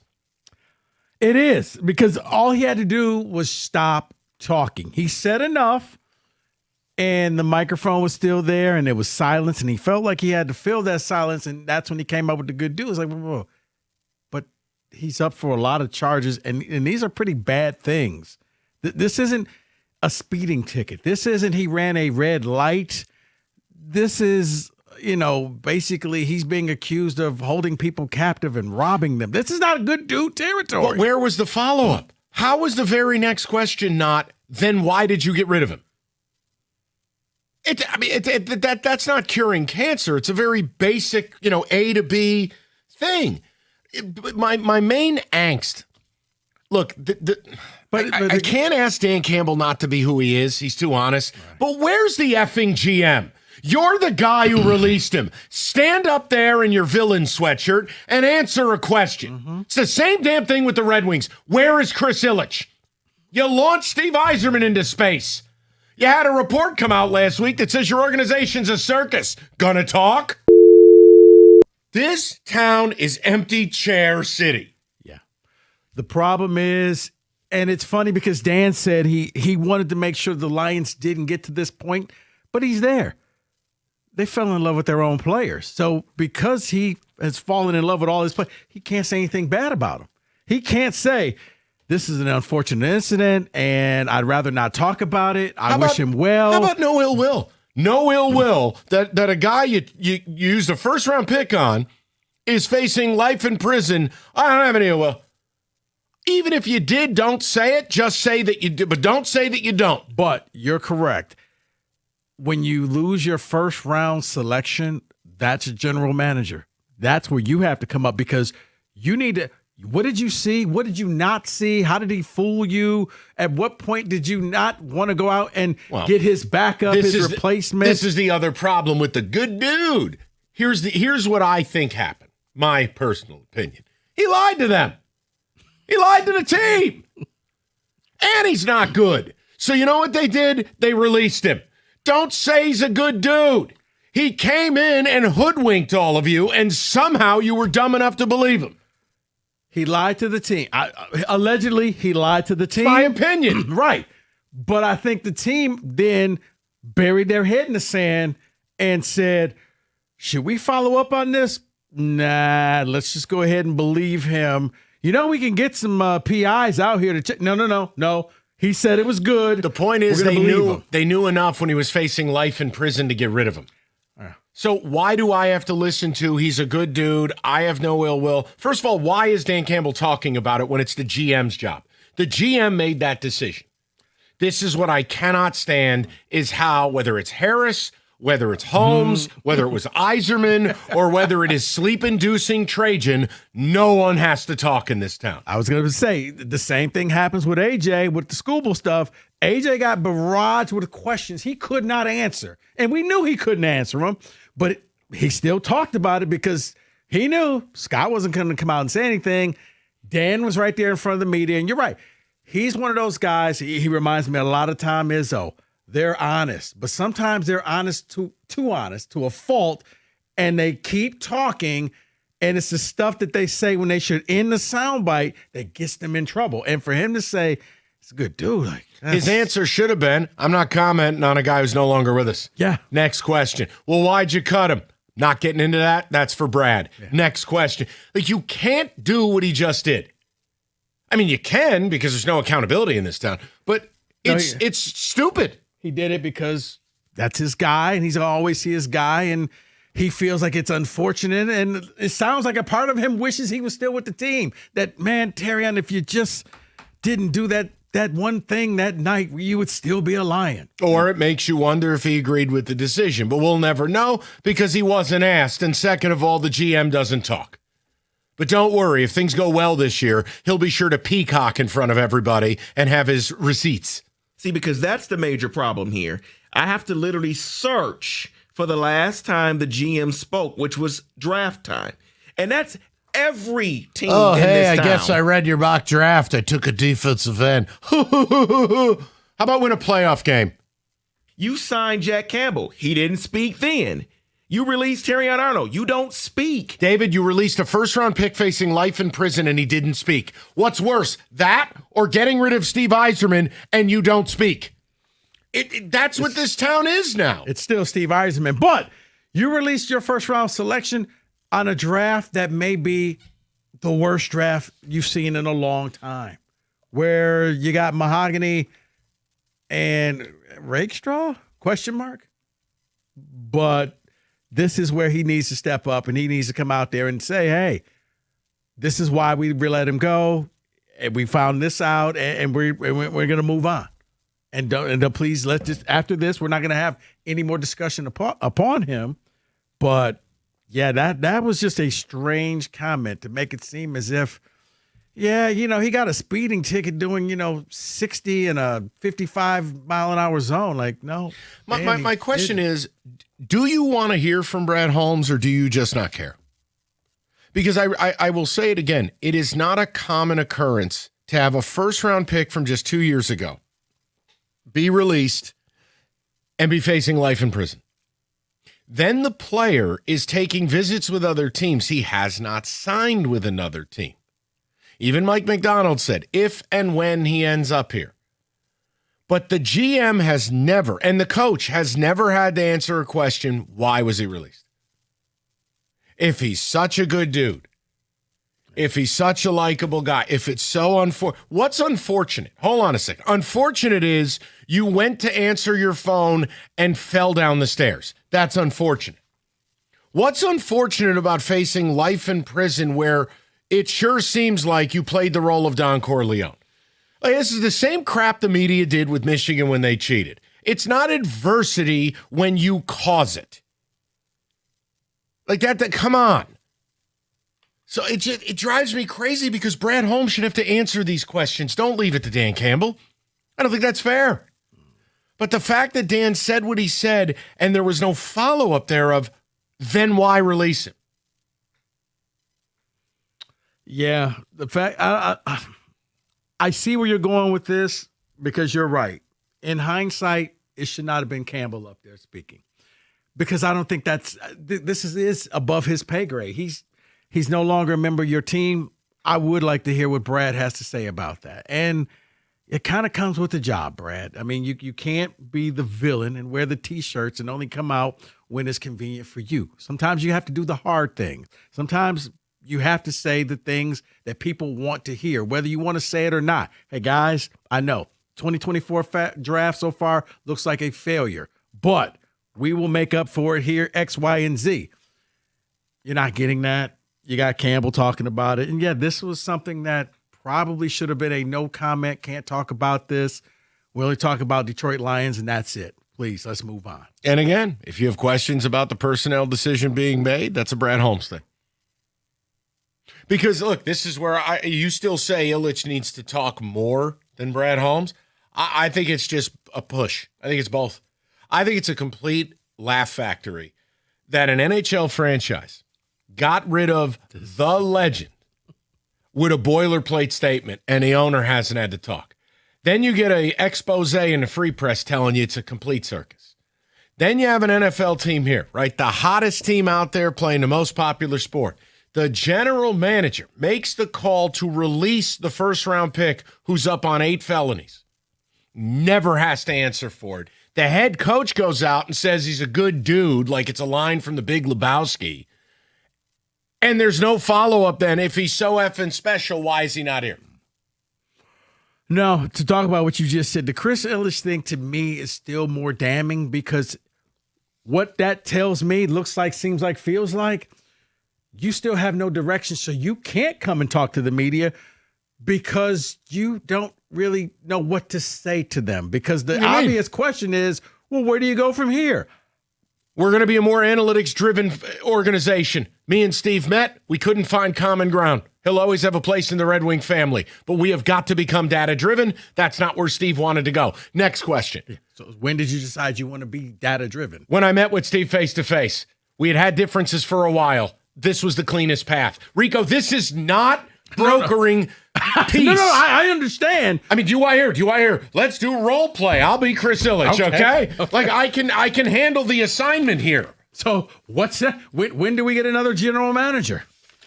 ASAP, but we're going to do a thorough process inside and outside of this organization. I mean, Rico, this is not hard. I understand, but he doesn't want to answer these questions. Too bad. Hey, what about Dylan Larkin? Team. Is Larkin still your cat? Like, nobody wants to answer questions. Being an adult is doing a series of things that you don't want to do every effing day. I understand. If you don't want to answer those questions, don't own a team. It's really not hard. You can do lots of things as a billionaire that requires you to answer no questions. But when you own a public product, you have a civic duty. I mean, my God. I'm with you. You think the guy who's up on a roof today is there because he wants to be? No, being an adult is doing things you don't want to do. I get so tired of this. Answer a question. You're right, unless you work in the city of Detroit. Well, there you go.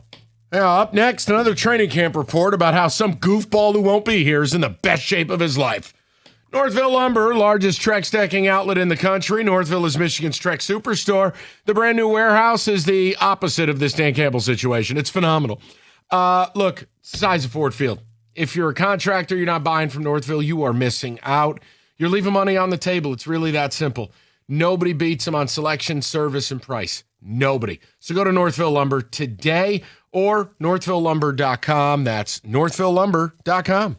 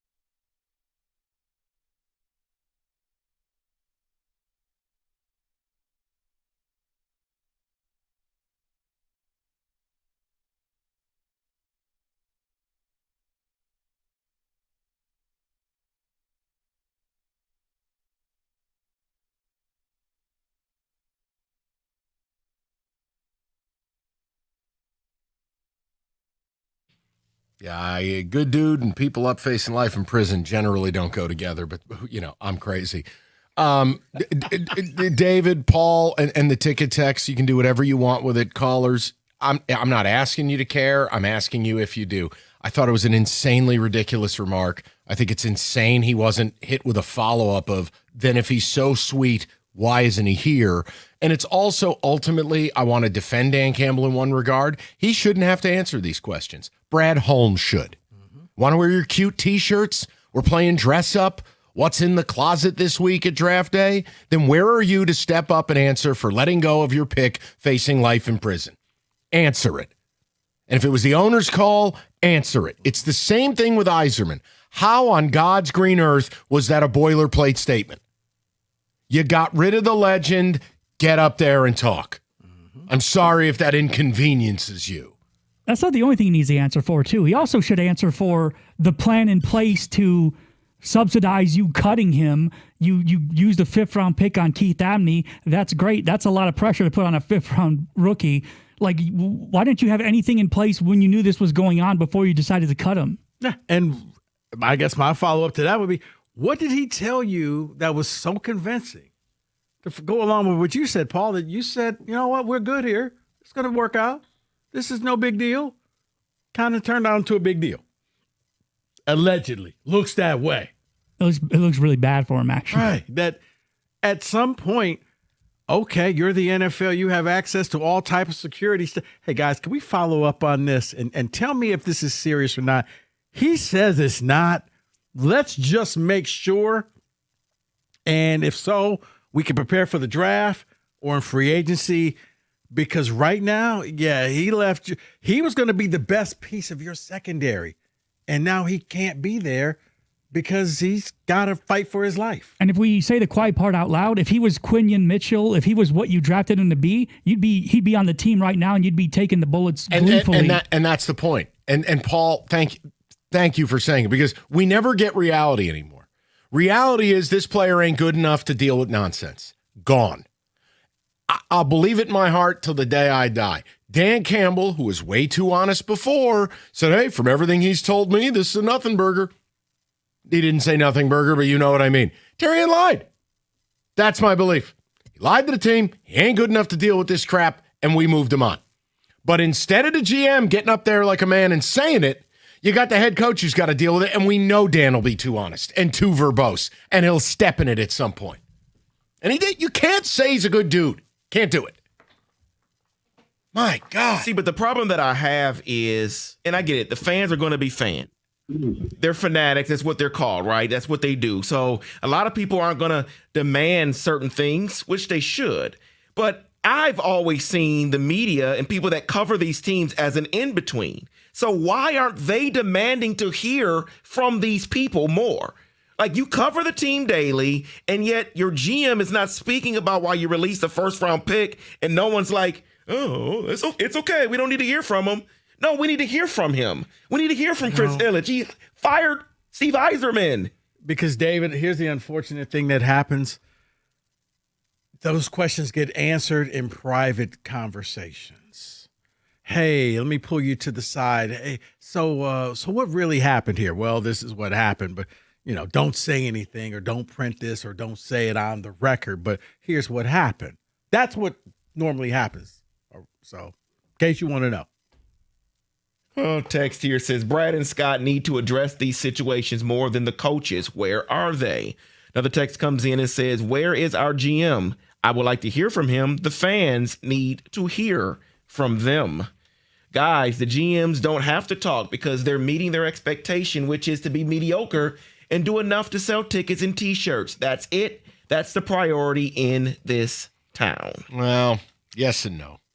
I've always said it. You get major market money and small market media. Media is very friendly here. Very. I can't change it. I'm just me. I'm not friendly. Not interested in being friendly. I'm interested in winning. That's it. I don't care how these people aren't my friends. These teams don't give a damn about anybody. I mean, give me a break. Go ahead. Tell them you're going to be late paying for your tickets. See if you have tickets next year. Oh, my mom died this year. It's been a tough year. Hello? They don't care about you. Why the hell would I care about them? Well, that's the problem now. Everybody wants to be friends. You're not my friends.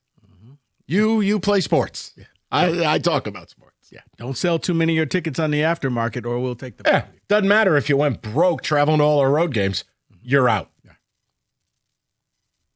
If he was a good dude, then they think he's innocent. Then why would you release him? Thank you, Richard. Richard, stop making sense.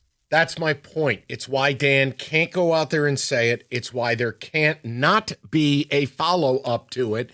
And it's why ultimately the adult in the room, the general manager, has to say it. It was his call. If it's not his call, Sheila just spoke. Then it's Sheila's job. If Sheila stepped in and said, get him gone, she has to answer for it. It's no different than Chris Ilitch with Yzerman. You got to talk. But that's okay, because they already got the season ticket money for next year. They got that back in March. That's why I would be very upset if I was a ticket holder for the Wings. Paying customer Costa went limp this morning. He was asked the question, are you going to renew? And he goes, I already have. They got that money in February. And they said nothing. I thought he was going to flip a table. And then you wonder, this is why. They don't have to say anything. Oh, if I were a Wings season ticket holder, I'd be irate. Maybe they'll raffle off a chance to be GM for a day. I like that. Hey, what was it? Did you see Akron at their their season opener? A fan is going to get to pick the plays on the first drive. Yes. Bob and Whiteley gets to trade Larkin. I'd be honestly, would have done a better job than Yzerman. Let's go to Frank and Wyandotte. Done. Whatever you want. That's how bad it was this summer. I would have preferred select a fan. You know what they should have done? Let Mickey Redmond be up there in a flannel and go run the team for a day. Yeah, I would have rolled with it. Yeah. Because right now, if I was Costa or I pay for season tickets, yeah, they would be tired of me just giving back his money.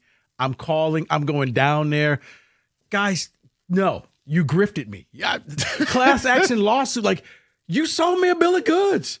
You're not even trying right now. The deadline was the day that they were eliminated, and they still renewed. But I guess it was in good faith. You're thinking, well, no team is just going to kind of quietly do nothing. They did. I mean, everyone, no. Just wait. And as a bonus, we won't buy anyone out either. And then the GM will mysteriously disappear late in the offseason. Can I hand you a dessert menu? If I told you this is how it was going to go in March, you would have told me, no. There's no way. That's not going to happen. Okay, you're exaggerating. He did not.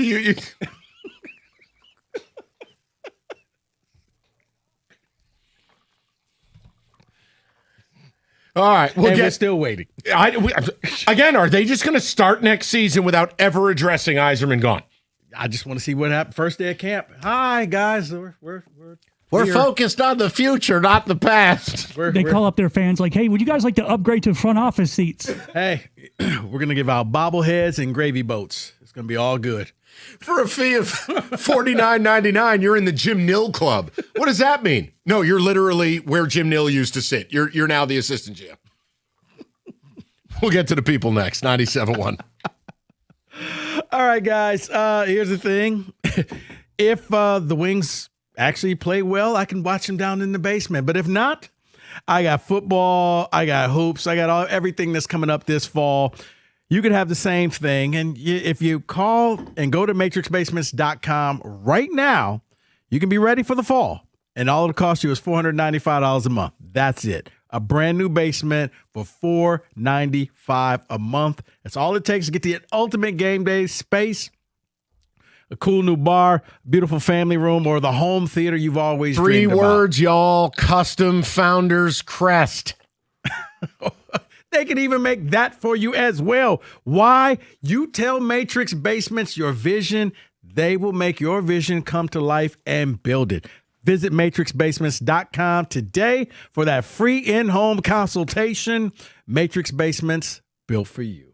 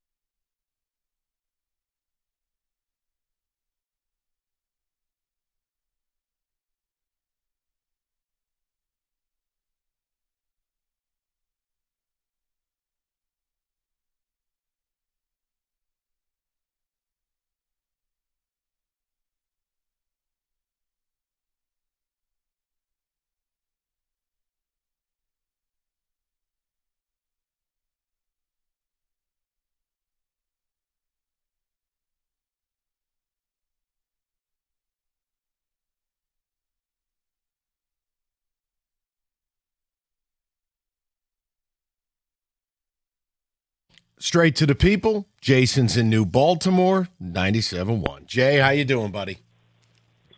Hey guys, thanks for taking my call. Yes, sir. Hey, Jason. I have a different take. I think this is Dan Campbell acting out. I don't think if he agreed with them getting rid of Terrion, and if he thought that Terrion was a bad person, I think he would have just said, I'm not going to comment on that. I think him saying he's a good dude is him saying, I don't think we should have got rid of him, and you're making my job as the head coach of this team harder than it has to be. And I think he's probably getting fed up of Brad Holmes not addressing these issues. I mean, they're already down their two safeties.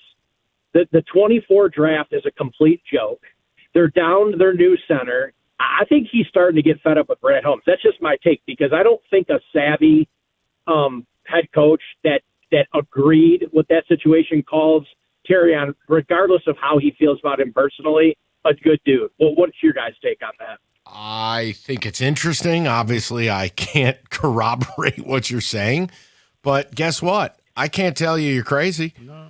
I mean, we talked about it like as the offseason was about to kind of begin, that there were some differences. Depending who you talked to, it was the first time it didn't feel like it was totally put together. There were differences of opinion about the approach, is how it was kind of sold by people who cover the team or cover the league. So, yeah, maybe, Jason. The bottom line is you probably should keep that in-house and direct questions to Brad. And when the media says, well, Brad's not available, man, what do you want me to tell you? Leave him a voicemail. But your coach can't be out there saying he's a good dude, Jason. You can't do that. But you're adamant that he shouldn't be saying he's a good dude. Does it make sense to you? Have you seen Dan Campbell go off script like that in the past? I think there's a fracture. That's just my opinion. Thanks, guys. Yeah. I think it's interesting. That's all I can say, Jason. I think Dan Campbell's a coach, and as a coach, you see him as like almost one of your sons, and you always want to believe the best for your players. So Dan is thinking about the good Terrion and the things that he saw him do that were positive, which is probably why he was like, yeah, he's a good dude. But you can't juxtapose that to what he's going up on trial against, because now it sounds idiotic. That is not good dude status right there. Holding people hostage, allegedly. That's not a good dude. Go to Steve, 97.1. Stevie, what's the word? Hey, Mike, you know something, man? You're a good dude most of the time. Oh, thank you. You're Thank you. a good dude. And that's coming right from Rico's lips. I heard him before say that. So you're a good dude. I appreciate that. As it should be. Guys, I will say it. The last caller, I'm sorry. I don't buy that one bit. Campbell's always been and always will be a player's coach per se. That's his mantra. He's never going to say anything bad about anybody. And I mean, I'll be honest. If they come out and find him guilty, and they ask Campbell, is he a good dude? Well, he was a good dude when he was here, and I'm really sorry what happened to him. That's just how he's going to be. And sometimes he's almost like a Gomer Pyle, and it is just what it is. Now, my biggest problem is always going to be with Holmes, because in my heart, I feel like they missed a wonderful opportunity the year after they went to the championship. And ever since there, he's slowly but methodically has screwed it up. And I'm aggravated with it. He won't admit to it. He will not. And he doesn't have to. What does he have to admit to me for? I'm just, I don't go to the games. I learned a long time ago it's never for me, Mike. You said, they don't care about us. They care about it if we don't buy stuff, but they don't care about us. So, I'm not, Holmes is the one that I want to put it on. Same thing with right now, because there is no GM. It's on Ilitch, and it's on Harris, and it's going to be on, who's that guy at the Pistons have now for their GM? I haven't heard from him in a while. I know it's a joke. Sorry, guys. But, yeah, he is what? He does nothing either. I'll never get my hopes up with these guys, because I know some of the guys get their hopes up like, hey, he's setting everything up. He's setting everything up for whatever. I mean, he never pulls the trigger. And these guys are just the Coney Island's too good for these guys. These guys, they're sitting around at the morgue. and they're waiting for the time to come up when, you stab them, we slab them, and that's where they're going to be at. So, I'm just aggravated with them. I know it's a little much, Mike. I'm sorry. Don't be. Let's leave him at the Coney. All right, guys. Have a good day. Thank you, Steven. Slap him and stab him. Steve took that to a whole different place. He did. But I get what he's saying. I mean, I don't know. I hope in my heart of hearts it starts to turn. I don't know. I don't think people have the chops anymore. I think social media has wrecked people. They just create these little echo chambers of dreamland. Here, give me a world where no one ever says anything bad about my team. Don't worry, algorithm will be happy to do it. Yeah, but to go with what the caller just said, you're also thinking, okay, this organization is doing something. Paul is still waiting for the Pistons to make a move. He's still waiting. They did not. There has to be more to it, Rico.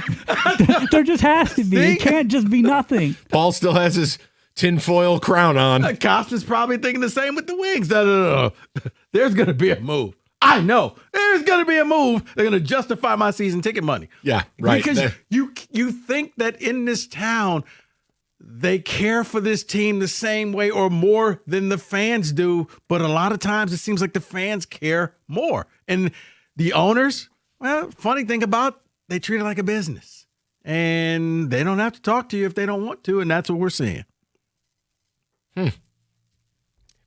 Shocking. But we're the bad ones. I know. 248-539-9797. David, couple of texts. We'll get more to people. 4 o'clock. I mean, it's going to be a glorious moment.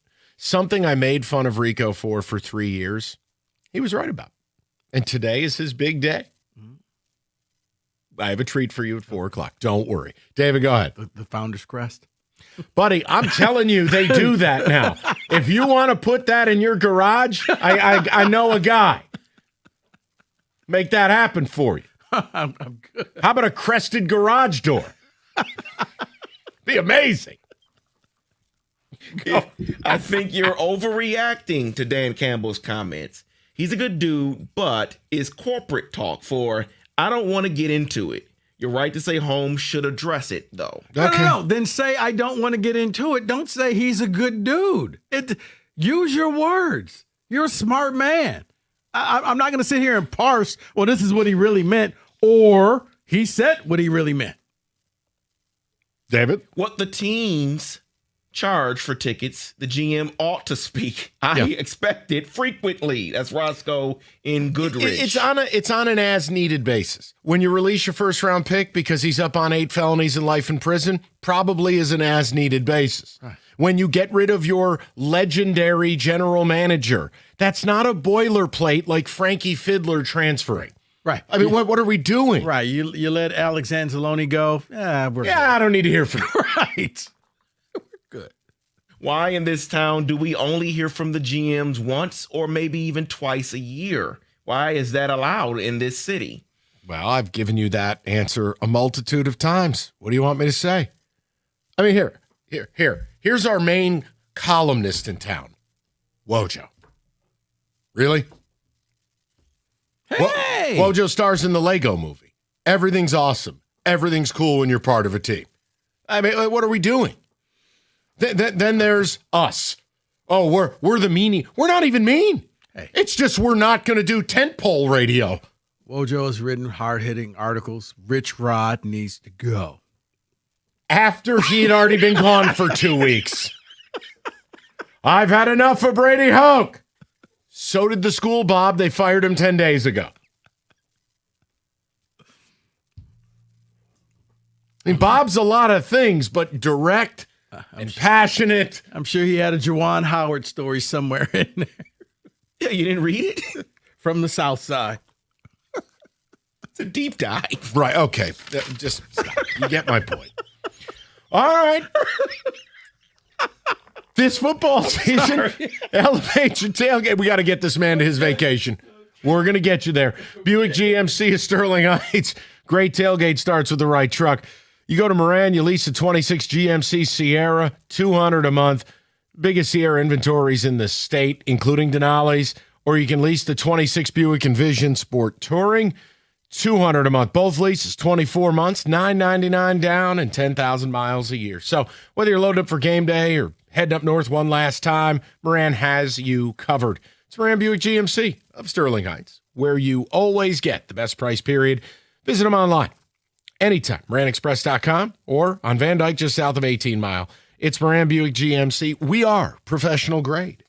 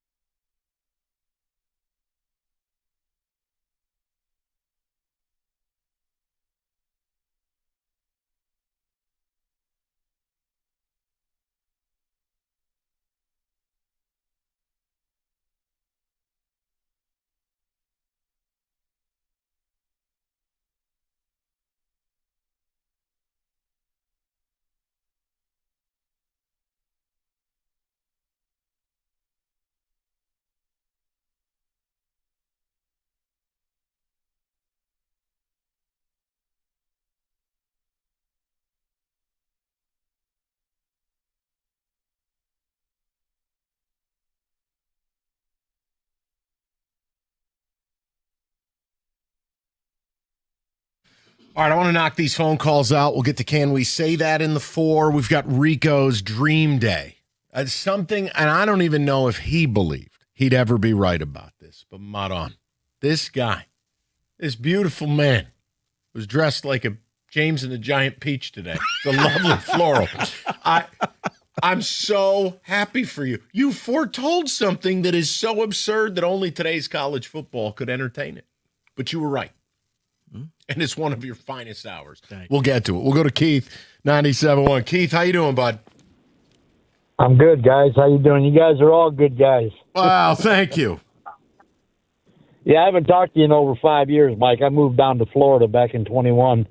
Come back up here for my 9 kids' graduation. They've all graduated. Wow. But Congratulations. Keith, can I ask you one question before we get to the sports? How you enjoying Florida? A little bit different weather-wise. Yeah, it was 112 at my house last Wednesday. I live in Okeechobee. Oh, man. Right there, right at the beginning of the Everglades. So. Oh, I know where you're at. Yeah, that's a different type of heat down there. Yeah, my parents got real sick, and they passed away a couple of years ago. So I went down there to help them with my sister. And oh, you're a good man. Well, I appreciate that. That's dude. That's respect. What do you got sports-wise? Talk to me. All right. Well, as long as I've followed these teams, their GMs ain't been diddly squat, and that goes all the way back to the Russ Thomas days. But getting to the Tigers and A.J. Hinch, they have lost 18 games this year after leading the 7th inning on. And about half of those, they just lost 2 to Chicago. Yeah. They Oh, were but don't winning those worry. games Don't worry. after- Did you hear somebody this weekend on a broadcast? Oh, yeah, normally they hold the lead. Yeah, we're used to this. It was just like cognitive dissonance. Right. All right, good talk. I mean, that's why I'm not a Lions fan anymore. I went to the Packers.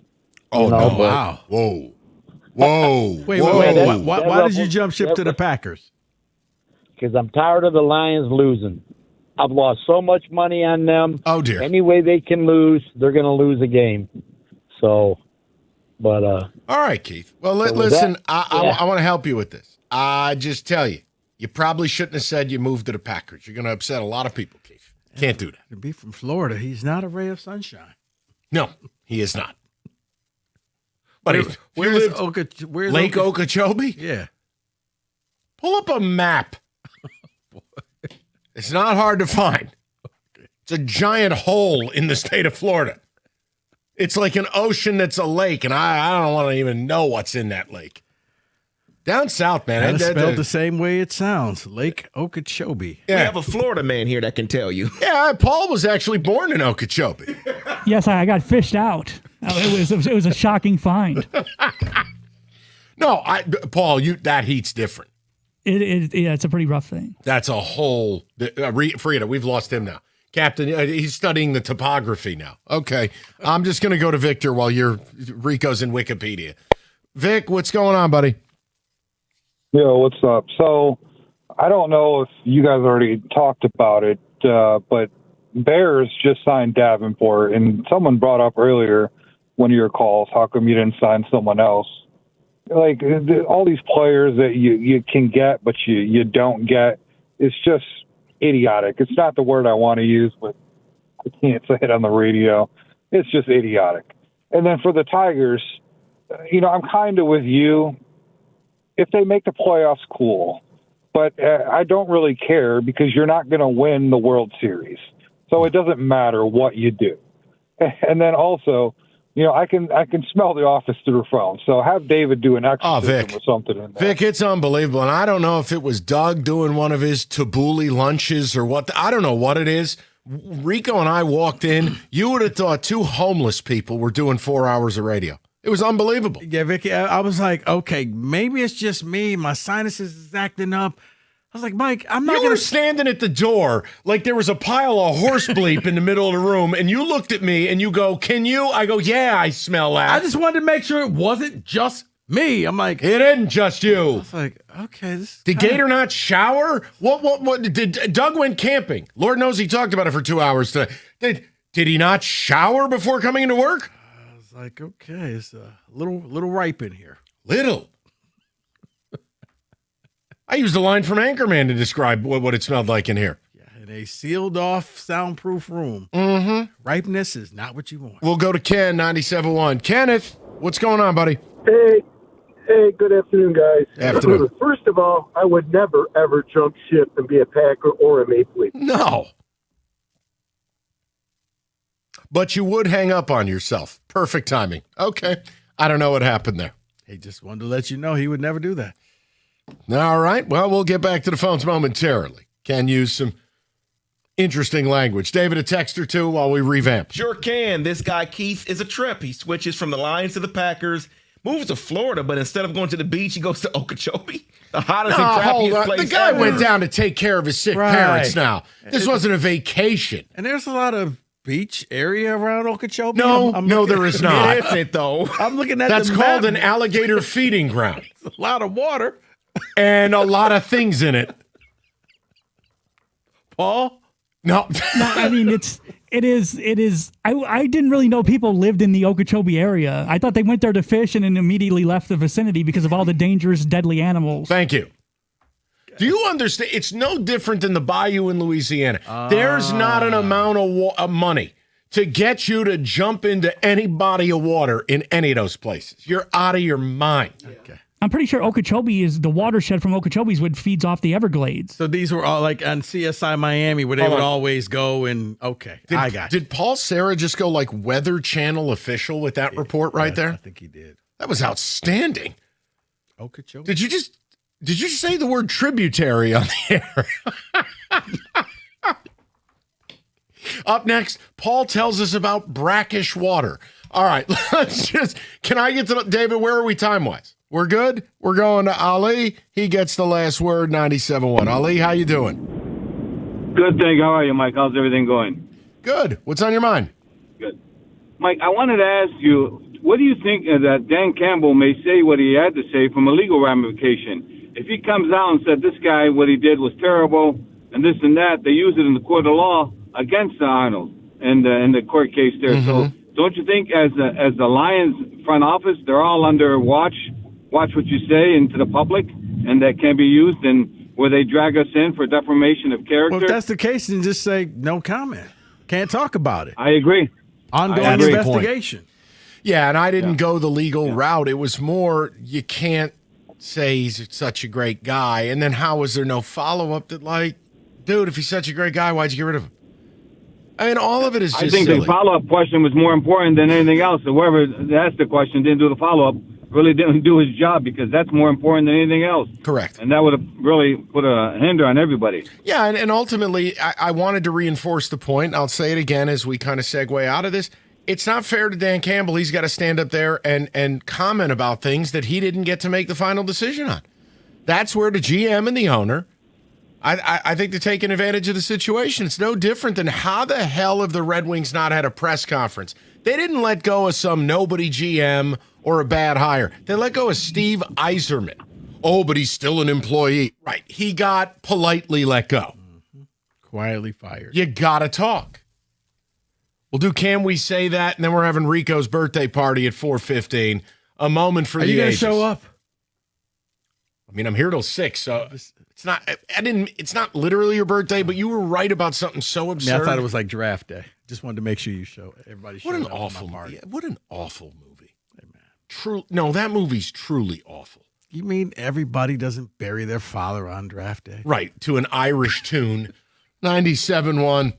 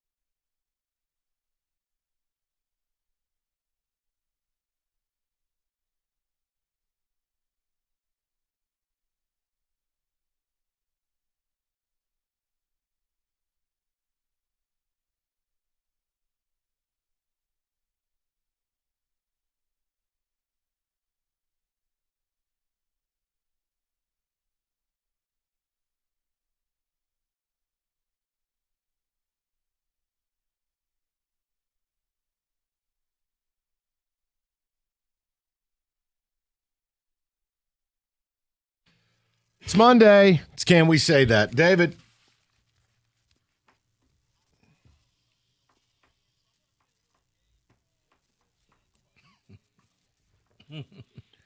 Yes, Rico. You know, based off of what I just saw on the monitor, can we say that are you getting tired of this Aaron Donald flirtation? Either you're going to be a Ram or you're not, but I don't need to know every time you walk past the Rams facility. Yes. It's getting tiresome. Yeah, it's attention whoring. But that's 2026 where, I don't know, it just seems like people weren't hugged enough as kids. I just assume he's coming back. So I ignore all the rest. See, I thought Aaron Donald was beyond that. I really did. He didn't have to do all this attention whoring stuff. Just make a decision. Sure you do. Doesn't he have a series coming out on Doot-to-Doot TV streaming? You never know anymore. I don't know. You're right. I wish the Rams would just give him a date and say, tell us by then or don't come back. I'm with you, but yeah, you just see it all the time. All right. Can we say, I asked David a question earlier, Michael, can we say, based off of preseason game number 1, and I know you don't put a lot into preseason. Nobody does. I do not. Jackson Dart won't make it the entire season. Oh, well, we can say that. His middle name is Jackson Blue Tent Dart. He got upset and said that, yeah, he doesn't like the fact that he respects the blue tent and the people who have to take him in there, but he's getting a little sick of it. Yeah, well, too bad. Stop being reckless. Stop taking 9 million hits. You know the eye in the sky is going to say he needs to be evaluated. Plus, he's been red flagged. The concussions. Right now, I don't know. I'll be happy if he plays 6 games at this point. It was week 1. He's getting obliterated in a preseason game. Who missed the block? A running back. He never saw it. He did not. This is an exhibition, Dude, man. the guy came in like Bruce Lee. I thought he was going to karate kick him in the skull. The highlight was unbelievable. I had to watch it 3 times. I'm just like, oh, no. Oh, no. It was like The Matrix. No.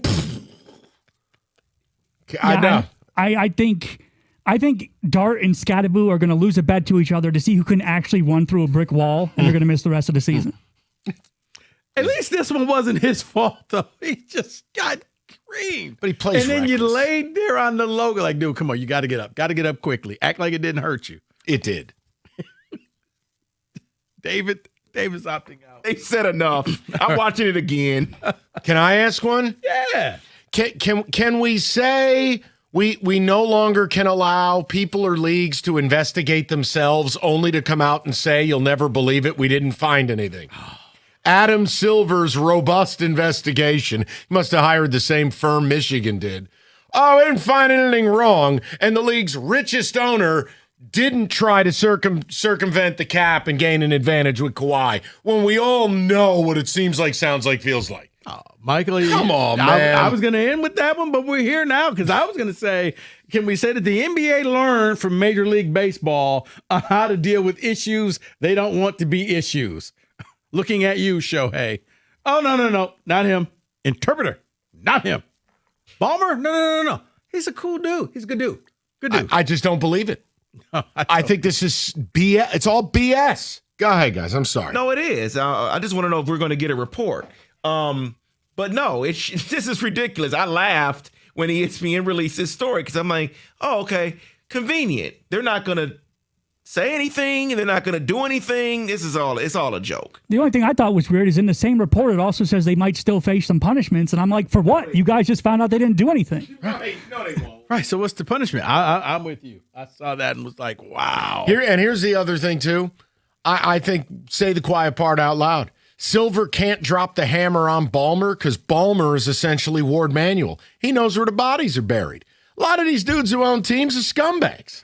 So you think Ballmer would go quietly? Why don't you go pull up his Microsoft video, sweating through his shirt like he's at a nightclub, clapping and screaming, developers. The guy would drop bombs on people on the way out the door. Yeah, I'm quite sure the crosshairs would move from him a little southwest down to Phoenix. Uh-oh.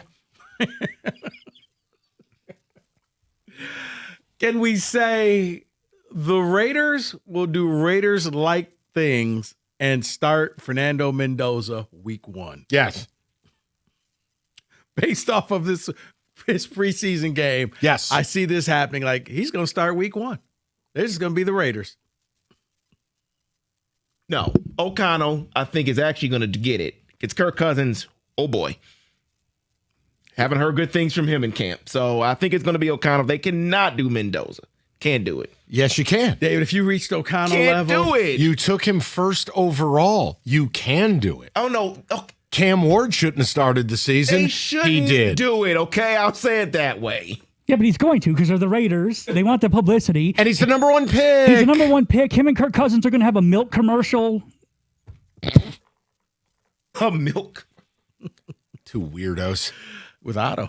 All right. Disgusted with Jeremy Otto, too. Keep it going. Can we say that the Raiders will not look the same because the Bus family is selling the Lakers? I'm sorry, the Lakers. I'm sorry. The Lakers will not look the same because the Bus family is selling their stake in the team. Yeah, I mean, yeah, but this is the problem. Everyone viewed the Lakers, and rightfully to a point, as this gold standard. The problem is they were a small family business. They were a little bit of a lemonade stand. So I'm going to say no because the market demands it and the team's cachet demands it. You can't buy the Lakers and run it like the Milwaukee Bucks.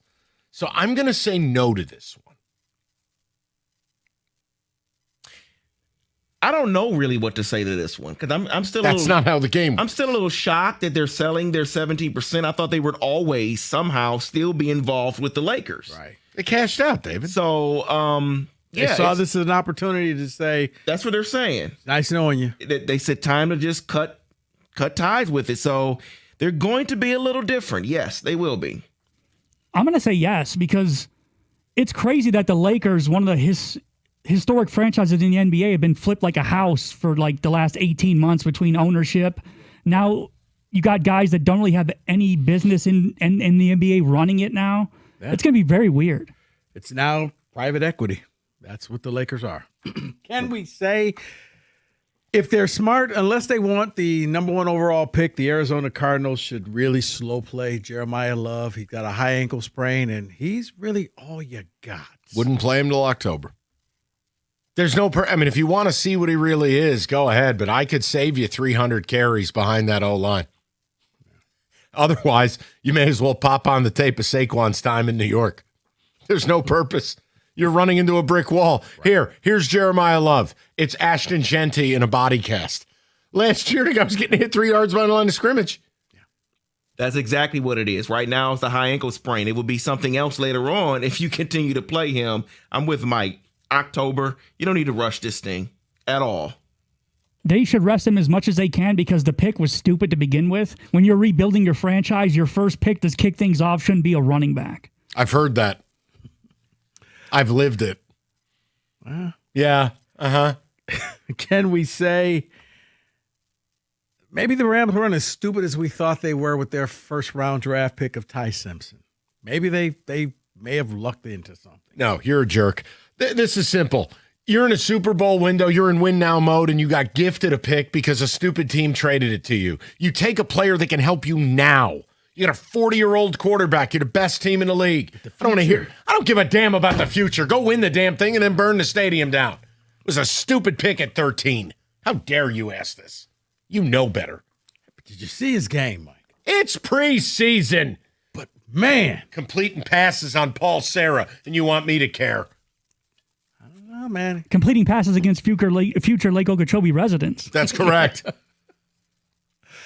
Can we say, David, did you have something? Can we say that maybe the Buffalo Bills should have taken an extra year to build this stadium? It feels like it, doesn't it? Yeah. The surface sucks. Yeah. The crazy block seating. I don't know, man. But hey, they managed to grift the fans with all those personal seat licenses, so I guess the joke's on us. People lined up dutifully. Yeah, they did. And now it's been nothing but complaints coming from that stadium, from the players now. I mean, you just built this thing. Yeah, well, look, it could still end up being nice. My biggest issue, the league really just has to really demand natural grass. Come on, protect the players, protect your asset. You just saw Jamal Adams blow out again. Like, dude, just stop with this, will you please? Multi-use. You had to have concerts there. They are playing outdoors. There should not be a turf. It should be grass. Then we wouldn't have to worry about the bad playing surface. I'm with you guys. All right, finally, can we say that the Atlanta Falcons and Cleveland Browns will be rotating quarterbacks all season long? Sure. Might get someone from the stands. Yeah. It's just, I got nothing for it. It's a shame with Atlanta because they have everything in place except the quarterback position. But, I mean, did you see what Penix said? Oh, my doctor told me I'll be just fine. Won't have any other issues. It's like, dude, you don't have any cartilage left in your knee. What are we doing? Kind of sounds like, don't bet against me to be on the pup list. And in the way Tua played in the preseason, it's like, oh, man, the Falcons could be a sneaky top 5 pick in the draft if their quarterback situation plays out the way it's been playing As out. crazy as it sounds, Paul, it might be the best thing for that franchise.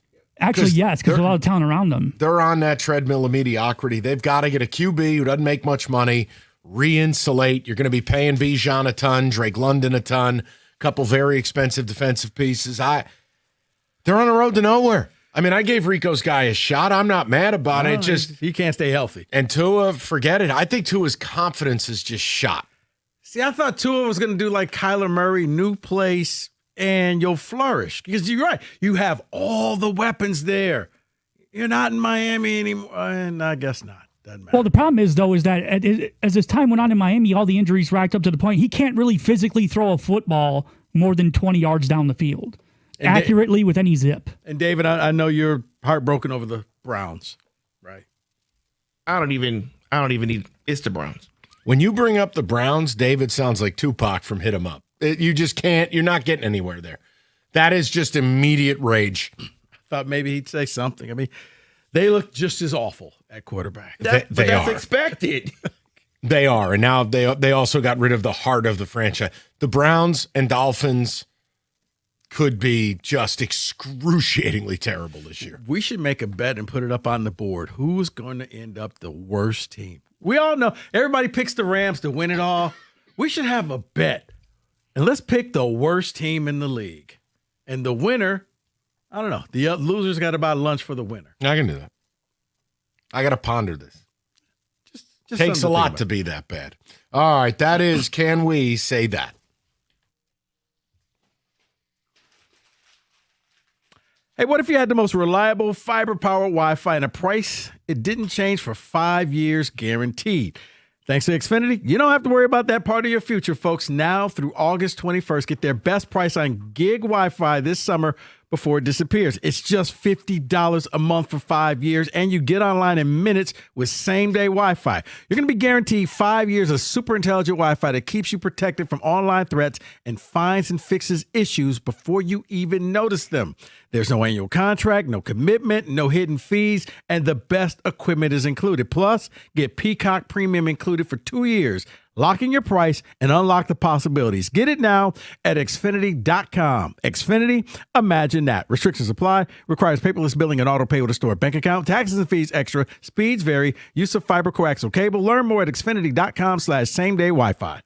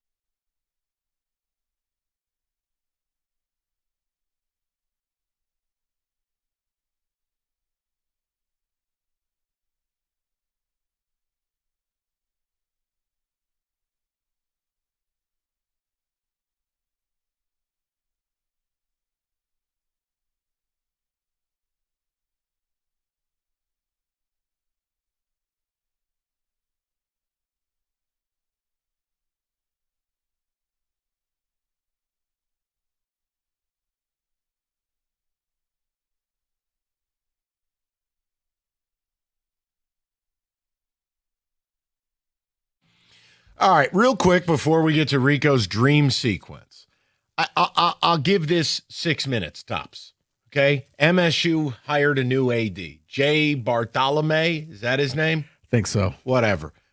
Okay, so here's the point, because I already heard this in the Shabath update, and I'm not going to replay it. But this is a very simple thing in 2026. So they hired him. Oh, my God, he had a record team GPA. Don't care. Community Service Award. Don't care. Hockey national title. Don't care. You want to know your one job you get hired at Michigan State as the AD? Let me help you with this, because you ain't going to have nothing to do with hoops. And you're not even going to get to pick the next coach. In fact, you don't even need to know Tom Izzo, because he's going to run his own thing. You have one job. You either get State to a place where they're spending $40 million a year on their football team, or bleep yourself. End. You want to know what the interview is? Are you going to get them to spend $40 million a year, or bleep yourself? I don't care about the GPA. I don't care about community service awards. I don't care about scholarships. I don't care about tennis. I don't care about hockey. I don't care about nothing. Don't care about the Olympic sports. No, the only job of an AD now in this world of college. Oh, but what about the Sears Cup? Blow it out your ass. You either are a have in football or are a have not. Now, before you all get your panties in a bunch, let me explain why what I'm saying is reality. Because the money has gotten so insane if you have a good football team.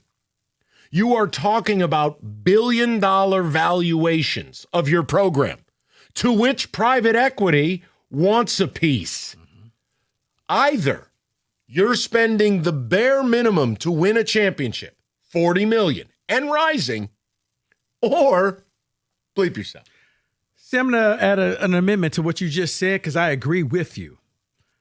But I think you need to stay, including inflation, top 15-ish when it comes to colleges. Because I think the $40 million, we're going to be like, remember 2 years ago, Mike, we thought $40 million was a lot. Now it's 80. Like, you have to remain competitive with the college world so that you can get a team. Now, it's a chicken or the egg, because I think a lot of that is you could offer a lot of money to some players, but they're going to be like, but you don't win here. Okay, so but Miami I need didn't you to win. Miami didn't win, and then they bought everybody, and they did. Texas Tech didn't win, and they bought everybody, and they did. Like, Rico, I just disagree. They did, Mike, but it took some trial and error before it finally kicked in. Miami spent a lot of money, fell on their face. Texas Tech, a lot of money, fell on their face. But A&M, a lot of money fell on their face. The money is the constant. Yes. That's it. I agree with you. So, like, when you hire an AD, like if you're this Dan Bartholomew, I don't think anything matters anymore.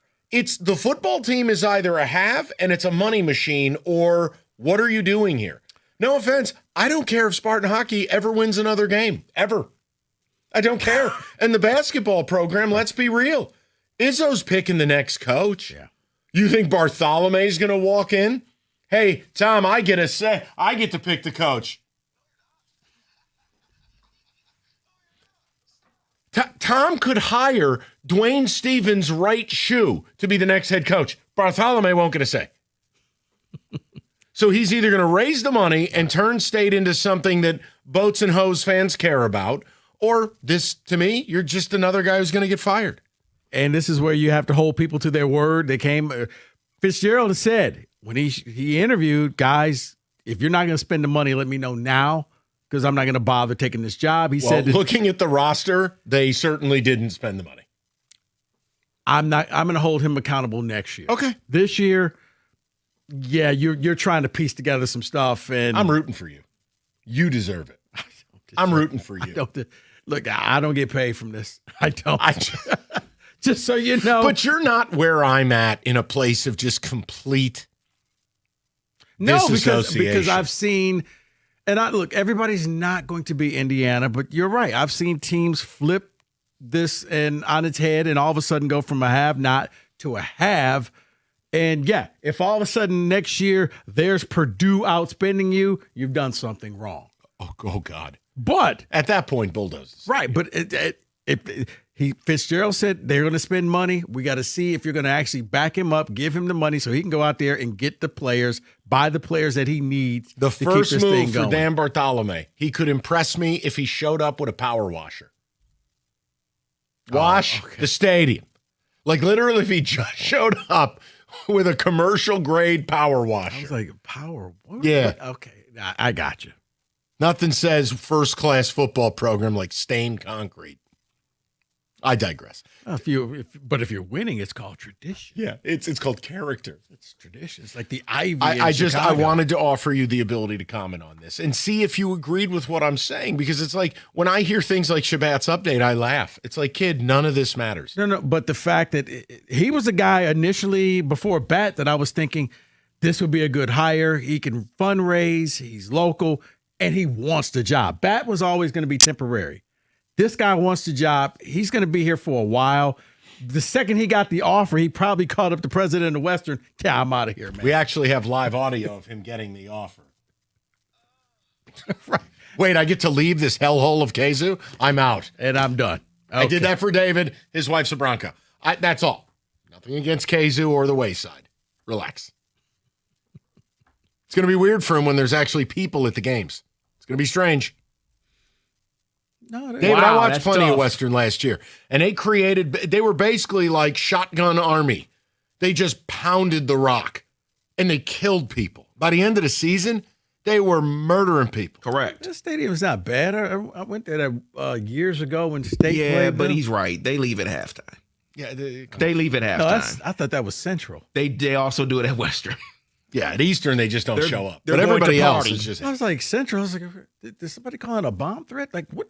Where's everybody going? Listen, don't disrespect the football cathedral of Kelly Short Stadium. How dare you? I'm sitting there wondering, like, should I run? What is going on here? Why is everybody leaving? What do they know that I don't? It's also nice to see MSU's reach the David Brandon 2 tickets with a Coca-Cola phase. Did you see those $20 tickets for the UW game? Oh, brother, you haven't been around for a while. $20 tickets. Bro, they've been that way for a while. And I'd say, wait. They got higher ticket prices at Mount Union. Don't buy them now. No. Don't buy them now. Wait till game day. They might be $3. They may be free. Oh, whoa. No, I'm just saying, somebody may be trying to hand you some tickets saying, I'm not going. You can have them. It'll cost you more to park. He's right, you know. David, couple of texts, please. And then we get to Rico's crowning achievement today. Someone says, put some respect on Bartholomew's name. Heard him speak at Western Michigan this summer. Would have loved to play for an AD like him, but he'll probably be there for 4 years, guys. He's going on to bigger and better. Okay, my point is, all of that is well and good. You're not arguing my point. He either puts MSU in a position from a monetary standpoint to compete to win it all, or he's a nothing. All the things that are getting cited about what he did at Western do not matter in a modern athletics environment. The only thing that matters is he went out there and raised a lot of money for Western Michigan, That's which it. I'm not trying to be funny. That's pretty good because it's Western Michigan. $78. You know, that's a big spend. He went to the Wayside. He raised $200. You pay our quarterback. Didn't Okeechobee play for MSU Hoops last year? Didn't know Florida named the he was the lake after backup him. point guard. Frankie Okeechobee. Nope. I'm just going to let you have that one. And then this text comes in and says, the only thing that they are shotgunning at Western is beer. The local phrase at the corner stores, win or lose, we've got the booze. Yeah. That's true. He's right, you know. Oh, and by the way, Okechukwu is one of 4 players on LSU's roster. They have 4 players on their roster right now. Will Wade is an ass pimple. How Will Wade is allowed back in college athletics, I have no idea. Classes are about to start. They have 4 players. They have 4 players. Yep. Well, that's what happens when you tried to roster. sign 30-year-old Bosnian painters. He was trying to sign guys that were like Arvydas Sabonis age. It's going to be the student manager game, except for it's going to be real life. Wait, what do you mean your center's 6'3"? Moran Chevrolet, proud sponsor of all training camp coverage, 97ontheticket.com. Tailgate starts with the right truck, 26 Silverado Crew Cab V8, ready for game day. Haul all your summer toys as well. If you're more fuel conscious, the 26 Trax. Either way, Moran Chevrolet, Michigan's #1 selling Chevy dealer 2 years in a row. Best prices and inventory that's actually available. Go to MoranExpress.com anytime or stop by on Gratiot, just north of 15 Mile in Clinton Township. It's Moran Chevrolet, where you always get the best price period. Chevrolet, together, let's drive.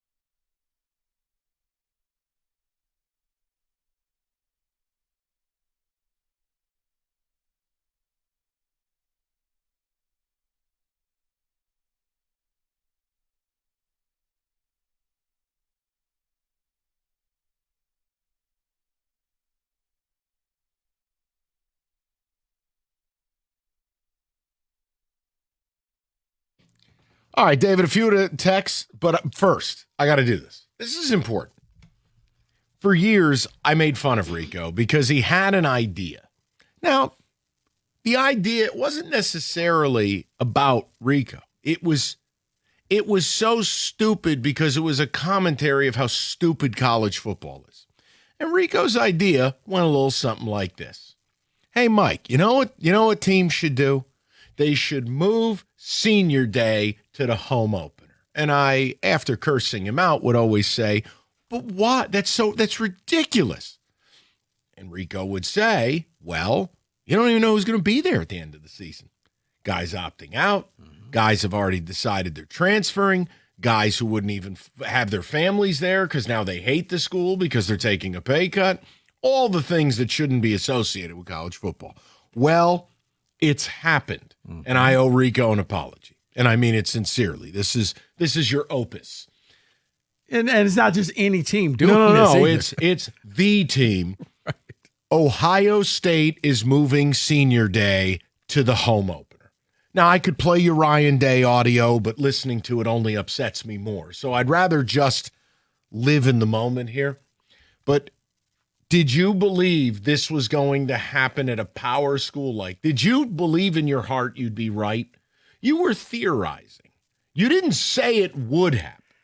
Mike, I lobbied MSU athletic directors. Like, guys, here's the thing. No, because you know what I know. Senior day, it's normally bad weather. And even when the state was good, the team that went to the playoffs, when they did the senior day ceremony, nobody was there. The stadium was about 30% full. And I felt bad because I'm like, this is the best team. This is the best class of seniors that we will probably ever see in a long time. And they didn't get their flowers. So why not just do it first game? I want to do prime rib on Thanksgiving, and that's going to be the new tradition in the Valenti family. Okay, who am I to say you can't do that? Don't let other people dictate what you have to do. Finally, Ohio State saw what I saw. What if we just do this week 1? Bravo. It was there the whole time. I would, can I add one addendum? Yeah. I think it's patently absurd to honor a, quote, senior who's been there for 1 year. You're not a senior. You're a hoe. So, no, to me, you have to be at a school for 3 years if I'm going to honor you. You don't get any roses. I don't want to see your mother. Okay. I don't want none of it. You are not a senior. You're just an escort. Okay. See yourself out. Pre-NIL, if you were a transfer and it was your senior year, you would still be considered a senior. No. So, you're a senior. No. Okay, then. Nope. You've already already opted out of college football, No, Mike. You're fine. a senior. So here's the deal then. If you're going to start honoring all these portal raiders and the whole thing, cue up Ludacris's song. He made one about him. No. That's what they should play on the Jumbotron, David. Use a hoe. You are not a senior. See, I knew this. You did not go to school here. This is why I knew this was where the top was going to go. I'm going to give you your flowers. And it Not a always senior. ends up in the same place. I gave you your flowers. No, you didn't. Yes, I did. Yeah. You were right. They have the stench of what this room was. No, you were right. You foretold something that was going to happen, and it happened. I'm just arguing something a little different. You're missing the boat here. What's the boat? There could be a caveat, not the whole boats and hoes thing that you talk about. You only get senior day once. Are you sure you want to be a senior? Because if you come back next year saying, well, I'm an option for my 8th year, you don't get to do this. That's why I said again. You got to be at the school for 3 years if you want me to give you flowers or bother flying your parents in. I've had enough. Or you could be there for 3 years. But, you know, I did it year 4. And then, wait, I'm coming back for year 5. Wait, I'm coming back for year 6. You don't get to do 3 years of senior day. You pick one. You were right. It'll be interesting to see how many other schools do the same. Because for a school like MSU, your senior day crowd is not great. Well, you don't play anybody. Even the last game of the year is against a nothing opponent. The weather blows, and the stadium sucks. Even when it was Penn State, you didn't fill up the stadium. And that's back when Penn State was Hold on, good. you talking about the game? Didn't they beat Penn State like 60-10 that day? Yeah, they did. But I'm saying when they did the It ceremony, was also like 10 degrees. Once again, flow chart, back to doing it. Great weather, night game. Right, they did beat the brakes off of Penn State, but when they actually did the ceremony pregame, there was nobody there. I felt bad, like, wow. You know, nobody showed up to their birthday party. David? Someone texted in and says, this is a great idea. I'm on board with you, Rico. Can you please tell every other school to do this?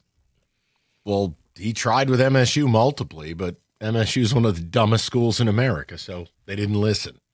We got something. You also tried to get Gruff's Sparty on the damn field, and they didn't listen to you then either. We almost did. No, they're dumb. We got something. So we got a better sound system.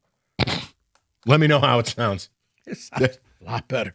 David, maybe they can pump. Hey, they're going to need it to pump some crowd noise in there. Well, no. Someone It says sounded they're like gonna, the kazoo before then. Here's MSU on third downs. Get loud.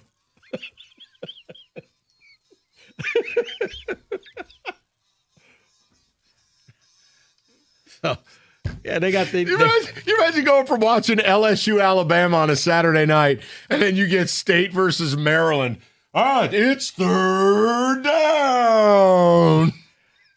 Better sound system, and thanks to Michigan, they also now have the light show and all of that too. That Michigan invented. Thank you, David. Best thing they could do is turn the lights out. Go ahead, Okay, David. Mike, they're going to play football. Okay, we get it. You don't like the team. They're going to, last time I checked, they're still going to play. Okay. Someone says, I'm glad they have a new sound system. Thank you, Rico, for that. Now we can hear hoes over the sound system as they play a game. Well, you know what? Oh, David, man. now that I think about it, since we're giving out flowers, maybe Mike was cutting edge. Because remember what he wanted to do to the handicap section? No, I said move it. Mike wanted stripper Yes, I do. poles in the handicap we made a section. joke. It should have been the Omar Show Bar recruiting section. NIL and strippers. Maybe. Get in the game. No. Mike, maybe you were ahead of your time as well. Get rid of the handicap section and put in some stripper poles. All I said is that's premium real estate. We move the handicap section and you open a beer garden and the Omar Show Bar recruiting center. That's it. It's not a big thing. What is this? He got game. And where did the handicap section get moved to? We're going to move you inside this state. I said Inside you the should stadium. anywhere. There's no one at the game. Going to set you right next to this gray pole here. That's just not how that went down. I was trying to modernize recruiting, okay? You were ahead of your time. I was ahead of mine. There we go. Maybe they should have listened to us. They did not. The Omar's Boats and Hoes section. That's it. Presented by Mike Valenti. You hand out like cash guns, like James Harden at the club after Game 7. Rick Fox is the doorman. As the handicapped people walk past you and just look at you like, that used to be our seats. We upgraded you. You did not. FanDuel, giving customers up to $1,000 in bet resets. Here's how it works. I still have no understanding. Bet $5 daily and unlock $200 in bonus resets every day. New customers place a $5 bet each day and receive up to $200 in bet resets and up to $1,000 total. And with baseball on every day, yeah, I guess that means there's something you could bet on. FanDuel's got you covered. Place your $5 bet and unlock up to $1,000 in the bet resets. It's FanDuel.com/Michigan. FanDuel, your home for home runs, 21 and up. Present in Michigan, first online real money wager only. $5 deposit required. Minimum $5 wager required for 5 consecutive days. Bonus issued as non-withdrawable bet reset tokens. Refund from token issued as non-withdrawable bonuses. Guys, I can't even make sense of the legal copy. I'm still going. Max refund, $200 per day. I mean, this is one short of a retina scan. Restrictions apply, including token expiration. See full terms, sportsbook.fanduel.com. You got a gambling problem, call 1-800-GAMBLER.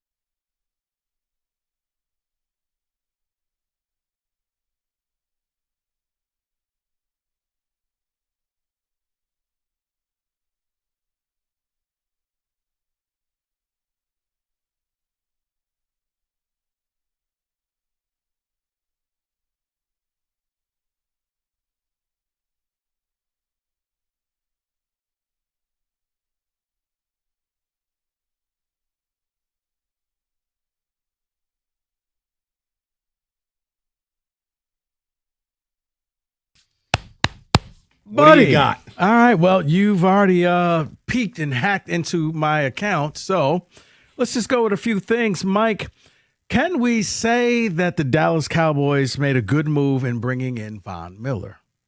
Yeah, because it didn't cost anything. And he doesn't need to start. And if they just play him 3rd and long, 15 pass rush snaps a week, he had 9 or 10 sacks last year for the Bills. I don't mind it. It's just another piece. No. You need 8 to 10 defensive linemen. No. Here's how bad his career's fallen off. The Commanders. He was a Commander last year. Yeah. Or I'm sorry, he was a Bill 2 year. I'm sorry about that. I apologize. Like, You're right. It's like, wait, yes, Commander. But yeah, I'm not going to say I'm not over the moon. Not bad. Why not have him as one of your 53? It's not a signing that's going to hurt them, but I don't think it's going to help them. I don't think he's going to be there come halfway the season. I think he's going to end up retiring. So it's not going to hurt them. Give him a chance. I just don't think he'll be there the entire year. That's all. I think it's a good move. It's only 1 year, $5.5 million. I think it could get up to 7.5. He got 9 sacks last year for the Commanders. If he can get you 7 to 8, that's fine. All right, let's stick with that same thing. Can we say the Bears looks like they're going to be signing Marcus Davenport for the Lion? Can we say that is a good move for the Chicago Bears? No. Because unlike Von Miller, outside of 2023 when he blew his ACL, at least Von Miller shows up to work. Marcus Davenport's an idea. He's not a person. He's a theory. So no, it's an absurdity. This is a signing based on a relationship. He knows Ben Johnson from his Detroit days, so he's giving him a shot. But he will not make the roster. Not a good signing. Marcus Davenport is essentially just a guy teams like to pay to watch for a few practices and then put him on injured reserve. Okay. Guys, can we say that Cal Raleigh for the Seattle Mariners may be done? To put it in content, he had last year 60 home runs. This year, he's got 51 hits. It's one of the greatest fall-offs in history. I'm not going to say he's done for his career. I can't do that. That's not fair. I think that clearly is just a massive outlier. And we've seen that in baseball before. I mean, Brady Anderson hit 50 home runs 1 year. What? No. I don't know. I'm not going to say, I guess that's it. They need a catcher. Like, no, he's had a horrible year. The whole Seattle team has, by the way. Anyone want to talk about that? 51. See, and I'm glad you just said that, Mike. It is a team thing right now for the Seattle Mariners. So I'm not going to say it's over for him. He'll come back next year and hopefully be better. It's just a rough year for the entire Mariners organization.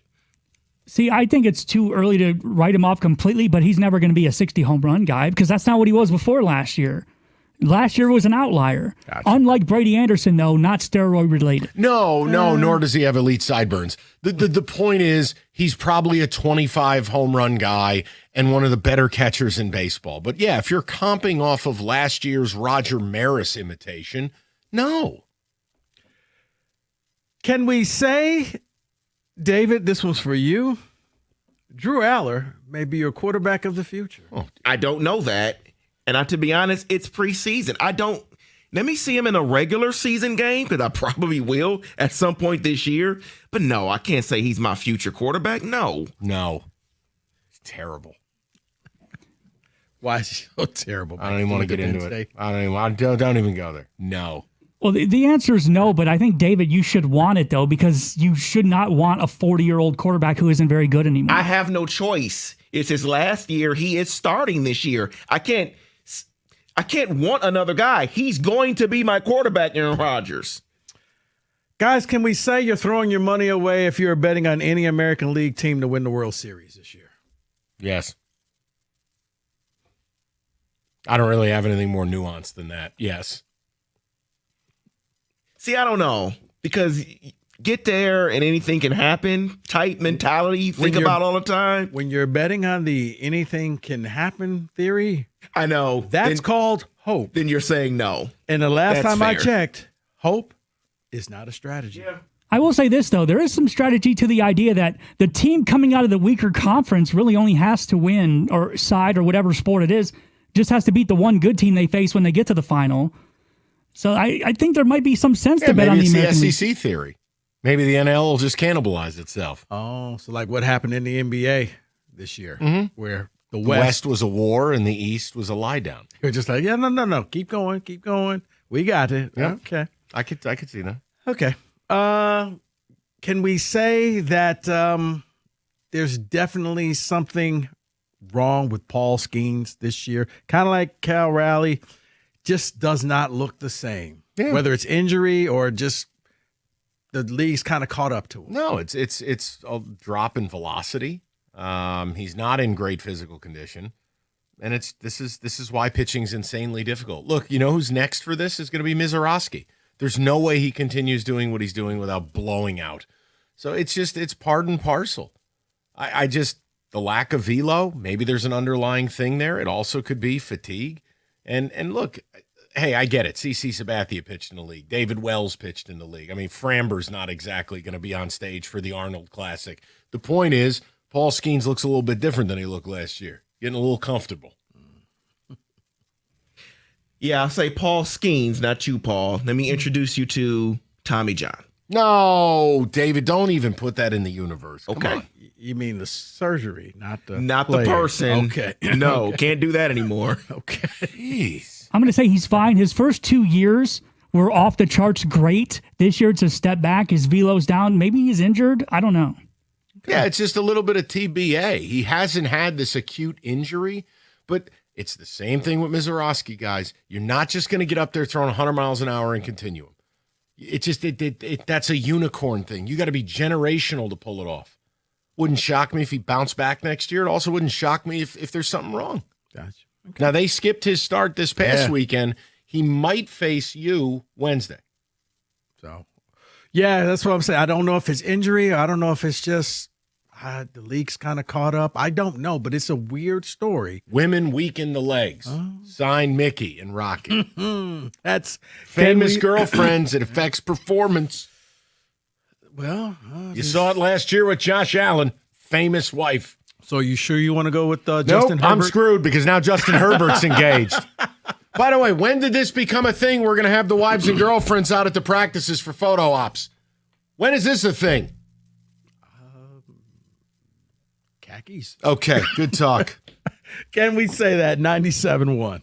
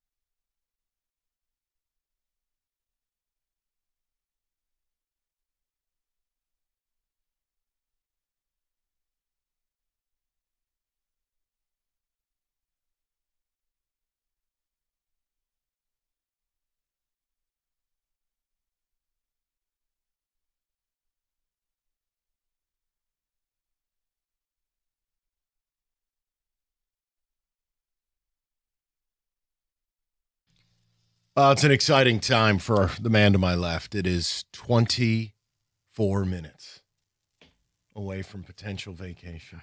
I mean, you've been so fabulous. You leave whenever you want. You foretold Senior Day moving to the opener. Now, here's my question. I'm going to play the role of Casey Kasem, request and dedication. What would you like to do with your last hour of radio this week? I used to always love that garbage driving on the weekends. This one's from Cindy to her husband, Patrick. Yeah, but... This one, there used to be some real creeper stuff on there, too. This is for the woman who got away. You know who you are. You're like, okay, what's happening right here? Because she's probably married with 3 kids, and you're creepy. See, I don't know. I don't know what they did in Troy, New York, Mike, but when I grew up, it was a local thing. It was called the apology line. That's where you're like, okay, somebody did something, and in order to make up, like you screwed up with your girlfriend in high school, and you had to call this DJ and apologize on the air. We should do that at LCA because they owe us one for not talking after Iserman got kicked upstairs. They all owe us something. Okay, so what would you like to do? We have Dan Campbell on Terry and Arnold, good dude. We have the Tigers where, again, it's called I'm on empty. I'm not angry, right, and I'm not happy. I'm just as I must be. We can do that. Whatever you want. We'll pick up the Tigers when we get back because they'll still be on this roller coaster. Because no one in the AL is going to run away from them. they will All not. this is little kids playing in the mud.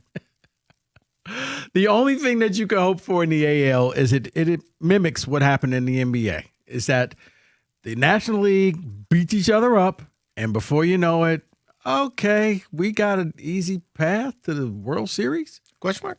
All right, so we'll do the Dan Campbell thing. Yeah. All right, so here's some audio for you. Now, again, Terry and Arnold's not here anymore. We haven't heard Brad Holmes speak. That's my main problem in all of this, because then Dan Campbell is forced to talk, and we know what's going to happen. Campbell's too honest. The problem is, as much as I am appreciative of that honesty, sometimes you step in it. And I thought he stepped in it here. Take a listen to him talking about Terry and Arnold. And again, other teams calling, and Seattle has kind of this, well, maybe kind of sort of agreement if and when. Take a listen to what he says.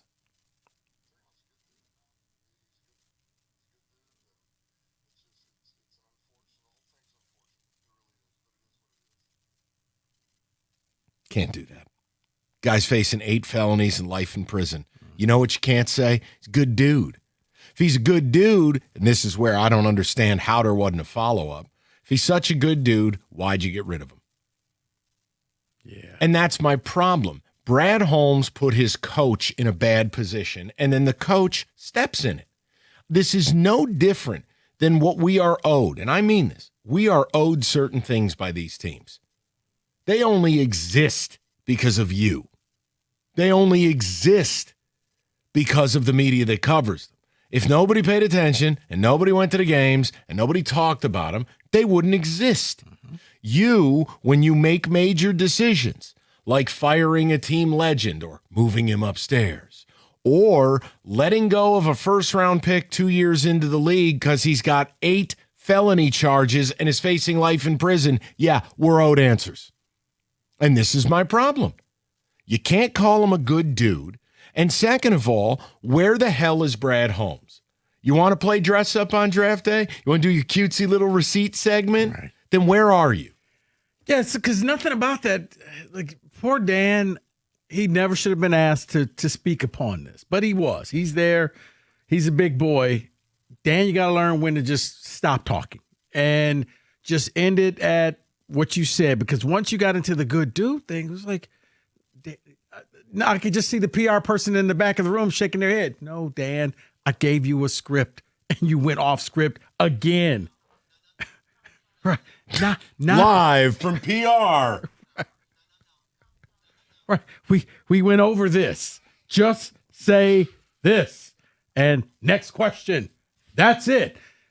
Yeah, I would have rather heard Brad Holmes out there because it does I would like, because you could ask Brad the 2024 draft, so we could just go ahead and write that one off. How about what went into the decision? Yeah, because other teams are calling him. You decided to be proactive. Now, because here's my version of reality, my opinion. You can just be real about this. He's not a good enough player to deal with the nonsense. And then there's an added layer. He lied to the team. Yeah. Do you remember when Dan publicly, hey, from everything we've been told, there's nothing to it. Oh, cool. So that's like when the NBA investigates themselves and says, surprise, we didn't find anything regarding Ballmer and illegal payments to Kawhi. It's the same thing. You asked Tarion, hey, did you play Don Corleone? Nah, wasn't me. He went in there sounding like Shaggy. Okay, so now what? Now you're still doing this crap how he's a good dude. How could he be a good dude if he lied to you? And that's just it, because you would think that they would actually do a little bit of their homework. Like it's the kid who comes home with a note from the teacher and you say, did you do this? Nope. Okay, good enough for me. No, kid came home with a note from teacher. Whoever made the decision hasn't had to speak on it. Dan Campbell didn't get to make that call. Brad Holmes or Sheila made that call. It's the same thing where Chris Ilitch hasn't spoken about Yzerman. Right. It's not right. It's unacceptable. And for Campbell, of course he is going to say that. That's his guy. The good dude part? Yeah, because you can't say that. No, because that's his guy, Mike, and he still sees the good. He still remembers good Terrion and the things that he did when he was a Lion. He doesn't. Rico, if he was a good player, they'd stick with him. The point is he ain't good enough to deal with this crap. That's why they got rid of him. He didn't say good player. He said good dude. So you can't say good dude. Right? Isn't good dude a brand of shoes? But I think it's like some. Isn't it like old man shoes? Good dude. I got to double check this. Hold on. Carry on. My mind's all over. I have no idea what you're talking about. I swear to God, it's part of your slip-on collection. You're Mr. Slip-on. Good dude. I'll check. Hold on. Yeah, please do. Just carry on. 248-539-9797. David and Paul, where are you at? To me, Campbell was out of line. You can't call the guy a good dude. He's facing life in prison. And two, where the hell was the follow-up? Where the hell was, if he's such a good dude, why is he not here? And then three, do you believe Brad Holmes owes you an answer? I do. If he was Christian Gonzalez, he would still be here. But he's not. So a lot of PI penalty, a lot of getting burned. And now the juice isn't worth the squeeze, and you lied to us. Time out. It's not good dude. It's hey dude. Hey dude. Okay, do me a favor. You don't have to buy me any. I'll take your word. I'm going to get you a pair. Oh, please don't. Get you Terrion's number on the back. Oh, man. Get you a pair of good dudes. David, Paulie, what do you got? I don't need any orange slippers. We're good. Yeah, this cannot be said. This cannot be, it can't be done. But he's only there because of Brad Holmes. He won't speak. I looked it up. He hasn't spoken since the last day of the draft. Didn't even speak for Jack Campbell's extension. Brad Holmes hasn't said a word since Terrion Arnold was released or why he was released. He said nothing, and that's the main problem, is Brad Holmes is there to coach the team. Yes, he's going to talk daily during training camp, but his job isn't to talk on personnel decisions. That's Brad Holmes, and we haven't heard from him, and that's a problem. That's a major problem. That's my primary focus. Like I'm a Dan Campbell guy. And I do appreciate the honesty, but you just, that's like saying bomb on an airplane. Guy facing life in prison with 8 felonies. You can't call him a good dude. No. It's just silliness, because then it opens the question of, all right, if you loved him so much and other teams are calling him, why'd you get rid of him? And that's not a question Dan's going to be able to answer. That's for his bosses to answer. Can I put it in these terms here for just a quick second? Because I see it all the time. You watch the news, someone's charged with murder or whatever it is, right? And you hear the mother, oh, Johnny is such a great kid. And you're watching and you're saying, that's impossible. You can't be a great kid if he's accused of doing this. Same thing.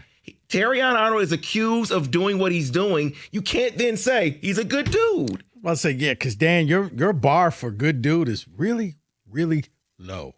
Okay.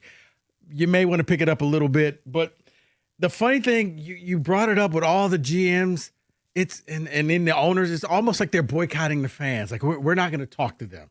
I don't know why, but all of them need to come out and say something. Oh, what Illich pulled off with Yzerman, that's a masterclass in avoidance. That's the worst. That was remarkable. But I feel sorry for like people like Paul because he is outside of LCA waiting to hear what the Pistons are going to do. Paul's just holding a sandwich board that says there has to be more.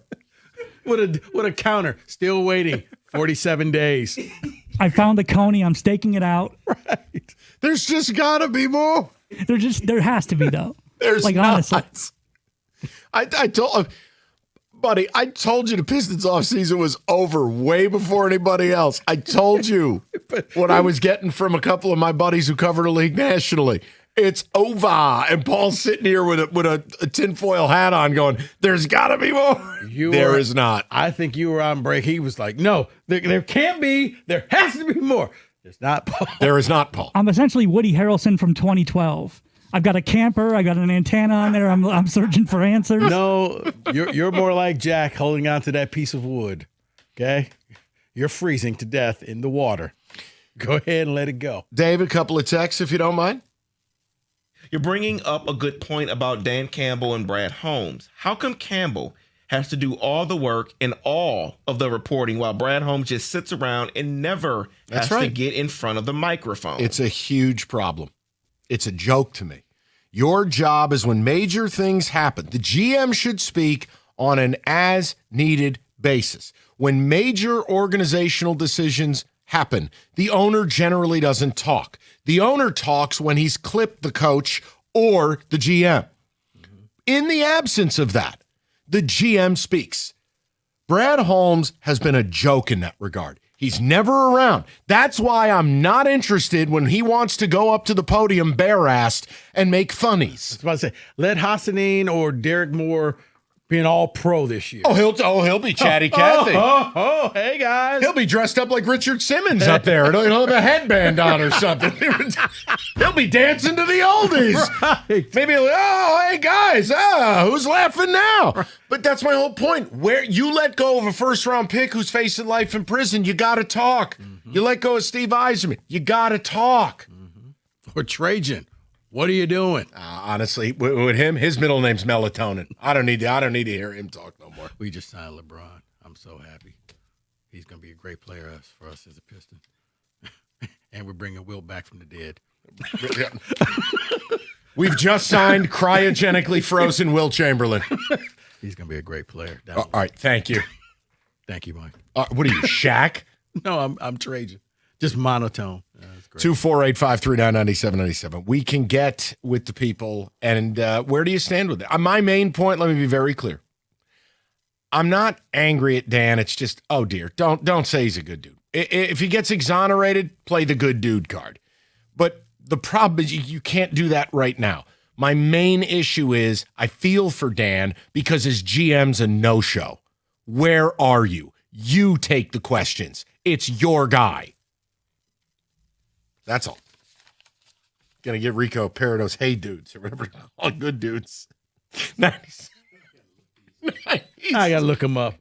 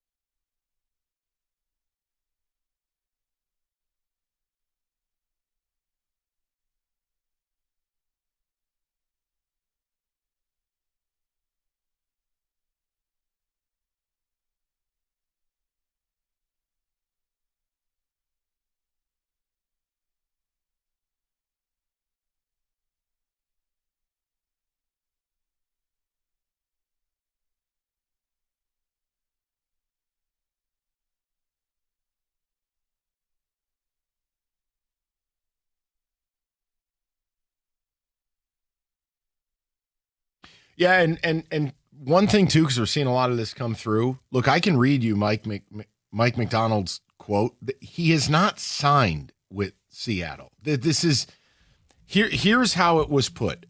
We have an agreement with him and we'll see. I just don't know how we're going to do it.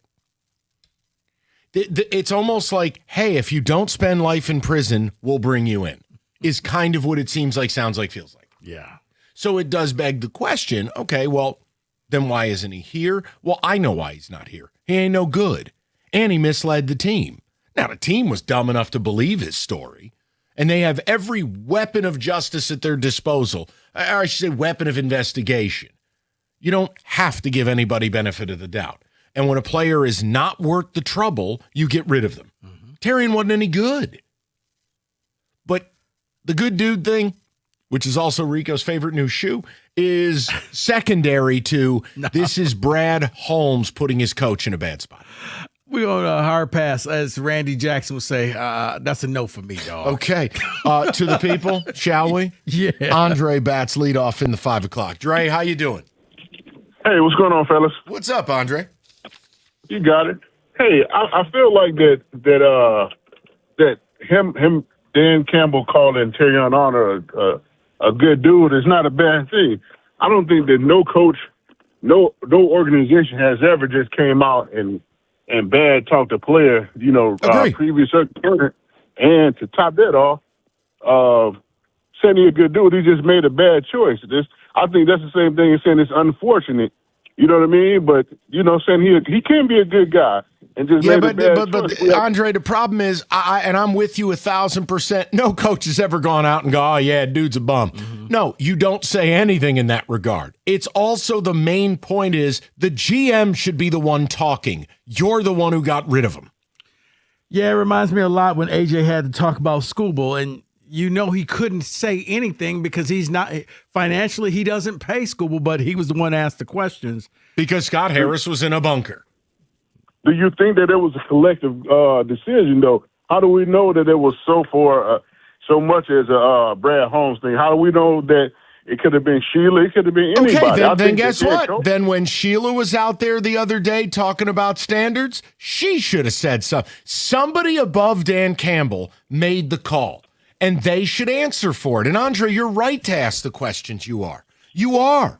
But it's incumbent upon them to explain it. That's the problem in all of this. Whether it's Brad Holmes, whether it's Chris Ilitch not talking when the Yzerman thing happened, they owe. They owe you, the customer, an explanation. I'm a season ticket holder, and I totally get it. But I just think that we have to, we know what it is. I think to just save face, keep it down, and just keep going forward. But I think the head coach is always the forefront. Is going to be the one. Then here's what Dan Campbell should have said, Andre. I'm not talking about players that aren't a Detroit Lion. And you move forward. Okay. I can agree with that. I can agree you know with what that. I mean? He could have made this a real short deal, but he didn't do that. He went on a damn soliloquy. You can't do that either.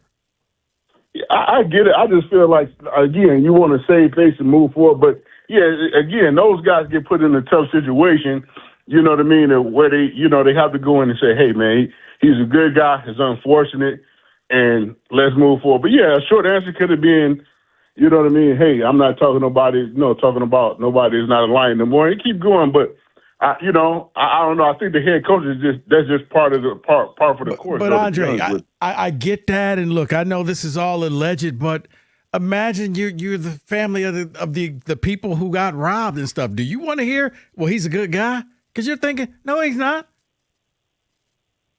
Well, you know what? I think they're thinking about getting paid, so I don't even really care. I don't think they care what comes out right now, as long as they know they got a lawyer to tell them they about to get some money.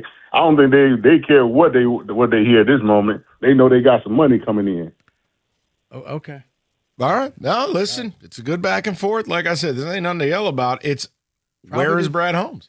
Probably didn't want to get threatened with the pistol and pistol whip, but sure, they're about to get paid. Oh, dear. Allegedly. Thank you for that. Just it's a very important word you added there. Let's go to Steve in Grosse Pointe, 97.1. Steven, how you doing? Good, fellas. How you doing? Good, Stevie. What's up? Yeah, I feel like for a while now we've had consensus among the media and the fans here in Detroit about the GMs needing to do something, whether it's trade somebody, sign somebody, say something, and we make it seem so obvious. And then nothing happens. And it's like, in my mind, it leaves me with, okay, are these GMs just idiots? I have a hard time believing that. Or are we just missing some of the puzzle? So what do you guys think? Like, where is the in-between here on what justifies them not doing something when everybody seems something has to be done? Well, I think the media is a big problem in this town, and I think the fans are a victim of that because I think there's been a paradigm shift in the last 10 to 15 years. This town isn't tough. This town doesn't demand anything. The fans are guppies, and the media's played a role in that. I mean, who are we kidding? When Wojo's your main columnist, you're not exactly going to get, hard opinions. It just, look, man, Steve, we're in a weird place because I consider this one of the 5 great sports cities in America, but we are distinctly different from a behavioral pattern.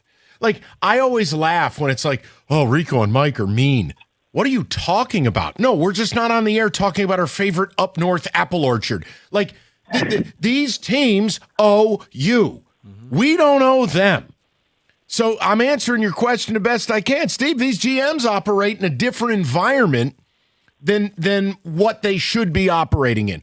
All 4 of these guys should be now. Again, Yzerman's gone. Owner didn't need to talk.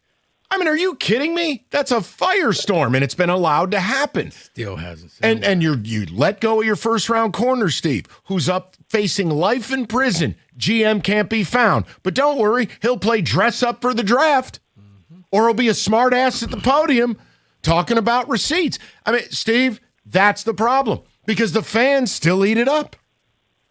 Is there any hope for change then? Because, I mean, watching college football turn into a dumpster fire, watching Detroit sports, like you said, it's a great sports city, but, like, is there any hope for us at this point? I feel like I doubt sports it used to be this huge, awesome thing in my life. Now, No, probably not, because also, and Steve, I'm not being dismissive of this, but it's a way longer form conversation.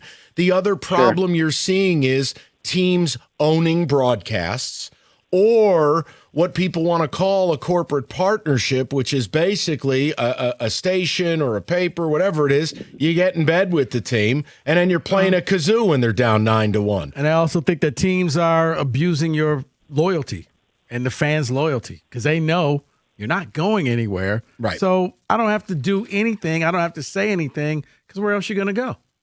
Unless you're like my man from the Okeechobee and went to the Packers, became a Packer fan. What was that? We had the caller who stopped being a Lions fan. Right. Yes, he's from Lake Okeechobee area in Florida. Right.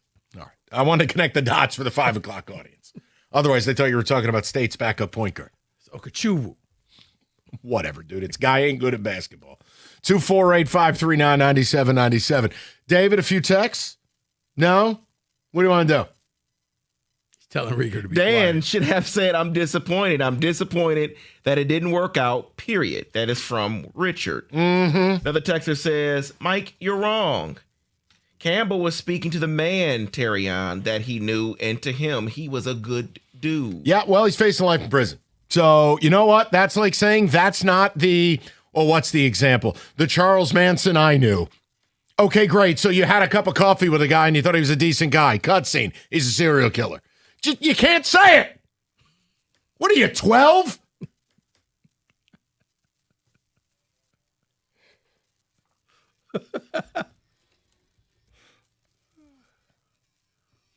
Here and there's Detroit sports in an audio clip. No accountability. Nobody gets angry about these teams. Fine. Then you get what you deserve. I can't help you. What? I'm the bad guy because I want Brad Holmes to talk, and I don't need Dan Campbell saying a guy facing life in prison's a good dude. How about no? So nuanced. That's Detroit sports. That is. Oh, you got rid of Steve Yzerman? You think the owner's going to talk?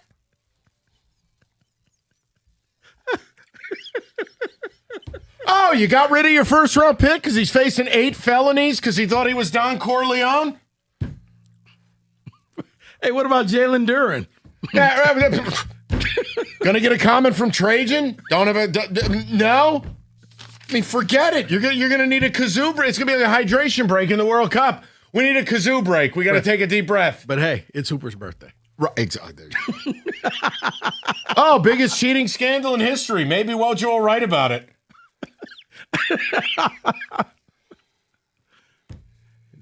I quit. 97-1.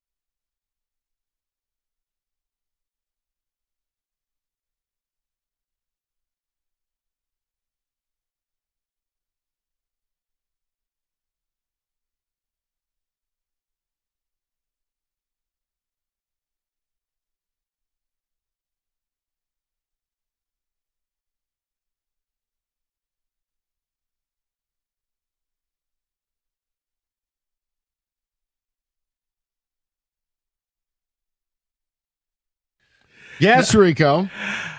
You know, based off of what I just saw on the monitor, can we say that are you getting tired of this Aaron Donald flirtation? Either you're going to be a Ram or you're not, but I don't need to know every time you walk past the Rams facility. Yes. It's getting tiresome. Yeah, it's attention whoring. But that's 2026 where, I don't know, just seems like people weren't hugged enough as kids. I just assume he's coming back. So I ignore all the rest. See, I thought Aaron Donald was beyond that. I really did. He didn't have to do all this attention whoring stuff. Just make a decision. Sure you do. Doesn't he have a series coming out on Doot-to-Doot TV streaming? You never know anymore. I don't know. You're right. I wish the Rams would just give him a date and say, tell us by then or don't come back. I'm with you, but yeah, you just see it all the time. All right. Can we say, I asked David a question earlier, Michael, can we say, based off of preseason game number 1, and I know you don't put a lot into preseason. Nobody does. I do not. Jackson Dart won't make it the entire season. Oh, well, we can say that. His middle name is Jackson Blue Tent Dart. He got upset and said that, he doesn't like the fact that he respects the blue tent and the people who have to take him in there, but he's getting a little sick of it. Yeah, well, too bad. Stop being reckless. Stop taking 9 million hits. You know the eye in the sky is going to say he needs to be evaluated. Plus, he's been red flagged. The concussions. Right now, I don't know. I'll be happy if he plays 6 games at this point. It was week 1. He's getting obliterated in a preseason game. Who missed the block? A running back. He never saw it. He did not. It's just an exhibition, dude, man. The guy came in like Bruce Lee. I thought he was going to karate kick him in the skull. The highlight was unbelievable. I had to watch it 3 times. I'm just like, oh, no. Oh, no. It was like The Matrix. No. I know. I think Dart and Scadaboo are going to lose a bet to each other to see who can actually run through a brick wall, and they're going to miss the rest of the season. At least this one wasn't his fault, though. He just got creamed. But he plays And then reckless. you laid there on the logo like, dude, come on, you got to get up. Got to get up quickly. Act like it didn't hurt you. It did. David's opting out. They said enough. I'm watching it again. Can I ask one? Yeah. Can we say we no longer can allow people or leagues to investigate themselves only to come out and say, you'll never believe it, we didn't find anything? Adam Silver's robust investigation. He must have hired the same firm Michigan did. Oh, we didn't find anything wrong. And the league's richest owner didn't try to circumvent the cap and gain an advantage with Kawhi, when we all know what it seems like, sounds like, feels like. Oh, Michael, come on, man. I was going to end with that one, but we're here now because I was going to say, can we say that the NBA learned from Major League Baseball on how to deal with issues they don't want to be issues? Looking at you, Shohei. Oh, no, not him. Interpreter, not him. Ballmer, no. He's a cool dude. He's a good dude. Good dude. I just don't believe it. I think this is BS. It's all BS. Go ahead, guys. I'm sorry. No, it is. I just want to know if we're going to get a report. But no, this is ridiculous. I laughed when ESPN released this story because I'm like, oh, okay, convenient. They're not going to say anything. They're not going to do anything. It's all a joke. The only thing I thought was weird is in the same report, it also says they might still face some punishments. And I'm like, for what? You guys just found out they didn't do anything. Right. No, they won't. Right. So what's the punishment? I'm with you. I saw that and was like, wow. Here's the other thing, too. I think, say the quiet part out loud. Silver can't drop the hammer on Ballmer because Ballmer is essentially Ward Manuel. He knows where the bodies are buried. A lot of these dudes who own teams are scumbags. So you think Ballmer would go quietly? Why don't you go pull up his Microsoft video, sweating through his shirt like he's at a nightclub, clapping and screaming, developers. The guy would drop bombs on people on the way out the door. Yeah, I'm quite sure the crosshairs would move from him a little southwest down to Phoenix. Uh-oh. Can we say the Raiders will do Raiders-like things and start Fernando Mendoza week 1? Yes. Based off of his preseason game, yes, I see this happening. Like, he's going to start week 1. This is going to be the Raiders. No, O'Connell, I think, is actually going to get it. It's Kirk Cousins. Oh, boy. Haven't heard good things from him in camp. So I think it's going to be O'Connell. They cannot do Mendoza. Can't do it. Yes, you can. David, if you reached O'Connell Can't level. do it. You took him first overall. You can do it. Oh, no. Oh, Cam Ward shouldn't have started the season. they shouldn't He did. do it, okay? I'll say it that way. Yeah, but he's going to because they're the Raiders. They want the publicity. And he's the number one pick. He's the number one pick. Him and Kirk Cousins are going to have a milk commercial. A milk. Two weirdos. With Otto. All right.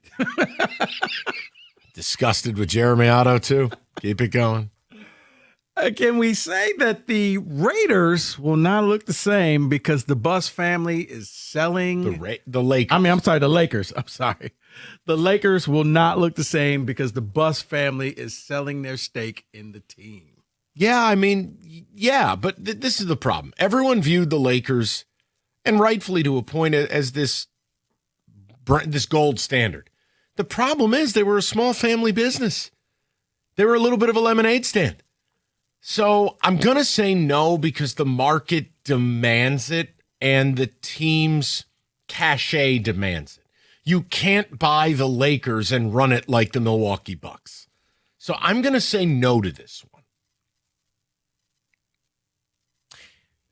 I don't know really what to say to this one because I'm still. That's not how the game works. I'm still a little shocked that they're selling their 17%. I thought they would always somehow still be involved with the Lakers. Right. They cashed out, David. So, They saw this as an opportunity to say, that's what they're saying. Nice knowing you. They said time to just cut ties with it. So they're going to be a little different. Yes, they will be.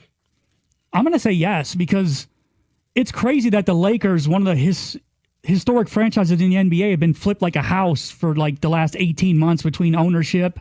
Now you got guys that don't really have any business in the NBA running it now. It's going to be very weird. It's now private equity. That's what the Lakers are. Can we say if they're smart, unless they want the number one overall pick, the Arizona Cardinals should really slow play Jeremiah Love. He's got a high ankle sprain, and he's really all you got. Wouldn't play him till October. There's no I mean, if you want to see what he really is, go ahead, but I could save you 300 carries behind that O-line. Otherwise, you may as well pop on the tape of Saquon's time in New York. There's no purpose. You're running into a brick wall. Right. Here's Jeremiah Love. It's Ashton Genty in a body cast. Last year, the guy was getting hit 3 yards by the line of scrimmage. That's exactly what it is. Right now, it's the high ankle sprain. It will be something else later on if you continue to play him. I'm with Mike. October, you don't need to rush this thing at all. They should rest him as much as they can because the pick was stupid to begin with. When you're rebuilding your franchise, your first pick to kick things off shouldn't be a running back. I've heard that. I've lived it. Yeah. Uh-huh.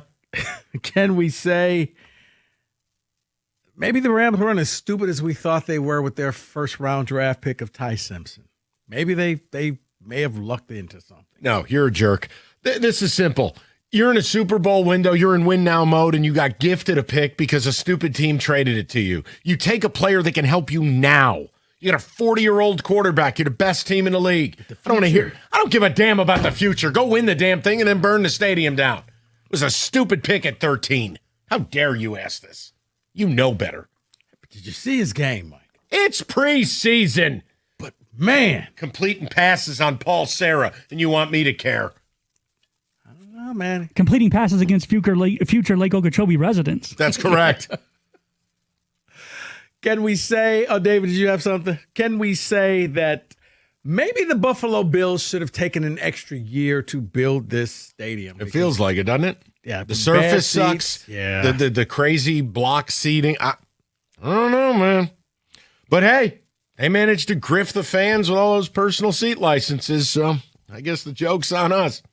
People lined up dutifully. Yeah, they did. And now it's been nothing but complaints coming from that stadium, from the players now. I mean, you just built this thing. Yeah, well, look, it could still end up being nice. My biggest issue, the league really just has to really demand natural grass. They come on, protect the players, protect your asset. You just saw Jamal Adams blow out again. Like, dude, just stop with this, will you please? Multi-use. You got to have concerts there. They are playing outdoors. There should not be a turf. It should be grass. then we wouldn't have to worry about the bad playing surface. I'm with you guys. All right, finally, can we say that the Atlanta Falcons and Cleveland Browns will be rotating quarterbacks all season long? Sure. Might get someone from the stands. Yeah. It's just, I got nothing for it. It's a shame with Atlanta because they have everything in place except the quarterback position. But, I mean, did you see what Penix said? Oh, my doctor told me I'll be just fine. Won't have any other issues. It's like, dude, you don't have any cartilage left in your knee. What are we doing? Kind of sounds like, yeah, don't bet against me to be on the PUP list. And in the way Tua played in the preseason, it's like, oh, man, the Falcons could be a sneaky top 5 pick in the draft if their quarterback situation plays out the way it's been playing As out. crazy as it sounds, Paul, it might be the best thing for that franchise. Actually, yes, because there's a lot of talent around them. They're on that treadmill of mediocrity. They've got to get a QB who doesn't make much money, re-insulate. You're going to be paying Bijan a ton, Drake London a ton, a couple very expensive defensive pieces. They're on the road to nowhere. I mean, I gave Rico's guy a shot. I'm not mad about it. He can't stay healthy. And Tua, forget it. I think Tua's confidence is just shot. See, I thought Tua was going to do like Kyler Murray, new place, and you'll flourish. Because you're right. You have all the weapons there. You're not in Miami anymore. And I guess not. Doesn't matter. Well, the problem is, though, is that as his time went on in Miami, all the injuries racked up to the point he can't really physically throw a football more than 20 yards down the field accurately with any zip. And David, I know you're heartbroken over the Browns, right? I don't even need. It's the Browns. When you bring up the Browns, David sounds like Tupac from Hit 'Em Up. You just can't. You're not getting anywhere there. That is just immediate rage. I thought maybe he'd say something. I mean, they look just as awful at quarterback. That's are expected. They are, and now they also got rid of the heart of the franchise. The Browns and Dolphins could be just excruciatingly terrible this year. We should make a bet and put it up on the board. Who's going to end up the worst team? We all know everybody picks the Rams to win it all. We should have a bet. And let's pick the worst team in the league. And the winner, I don't know. The losers got to buy lunch for the winner. I can do that. I got to ponder this. Just Takes a lot to be that bad. All right, that is Can We Say That?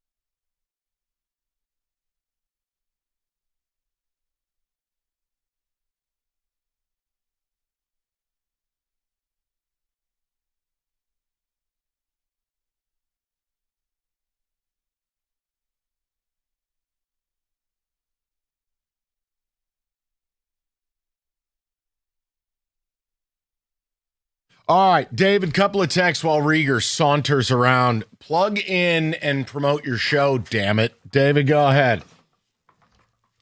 A text here comes in and says, "You are owed nothing. Brad Holmes owes us nothing. Doesn't have to speak at all." Cool. You're a clown and an idiot.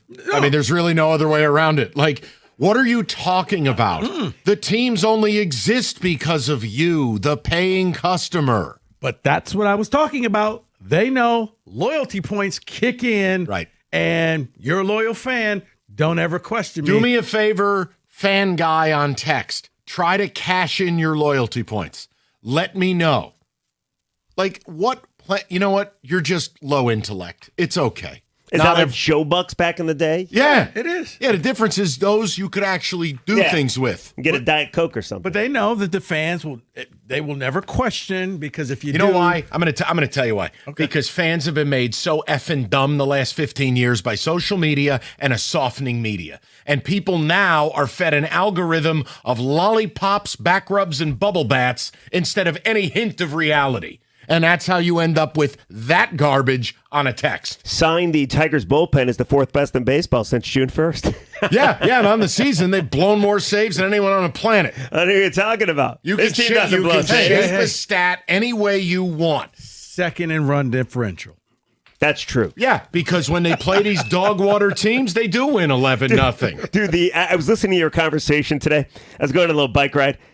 The American League is so god-awful that the Tigers could lose the next 4 of 6, and they're still going to be 2 back. Which like is the why Mariners blow so bad, they're 2.5 But I don't get excited and I don't get angry. I'm done with it. Whatever happens, see the last couple of weeks. No one's going to run away from this team. The AL's putrid. I had a guy call up yesterday. He's like, "You're so stupid. Toronto's going to run away. Baltimore's going to run away." I'm like, have you watched these teams play? Buddy, if they haven't run 122 games, they haven't run away, but they're going to run away. You should have told them, "Hey, Spank, we're 125 games into this. Ain't no one running from nobody." Yeah, you are who you are. It's coming down to the last week. 6 or 7 teams fighting for one spot. Good. Oh, it's going to be scintillating. Everybody else can prime their crank. All right? I don't care. You go enjoy vacation. Oh, have fun, Rico. Yeah, I'll try. You want to play some golf? I'll pick you up. 97-1.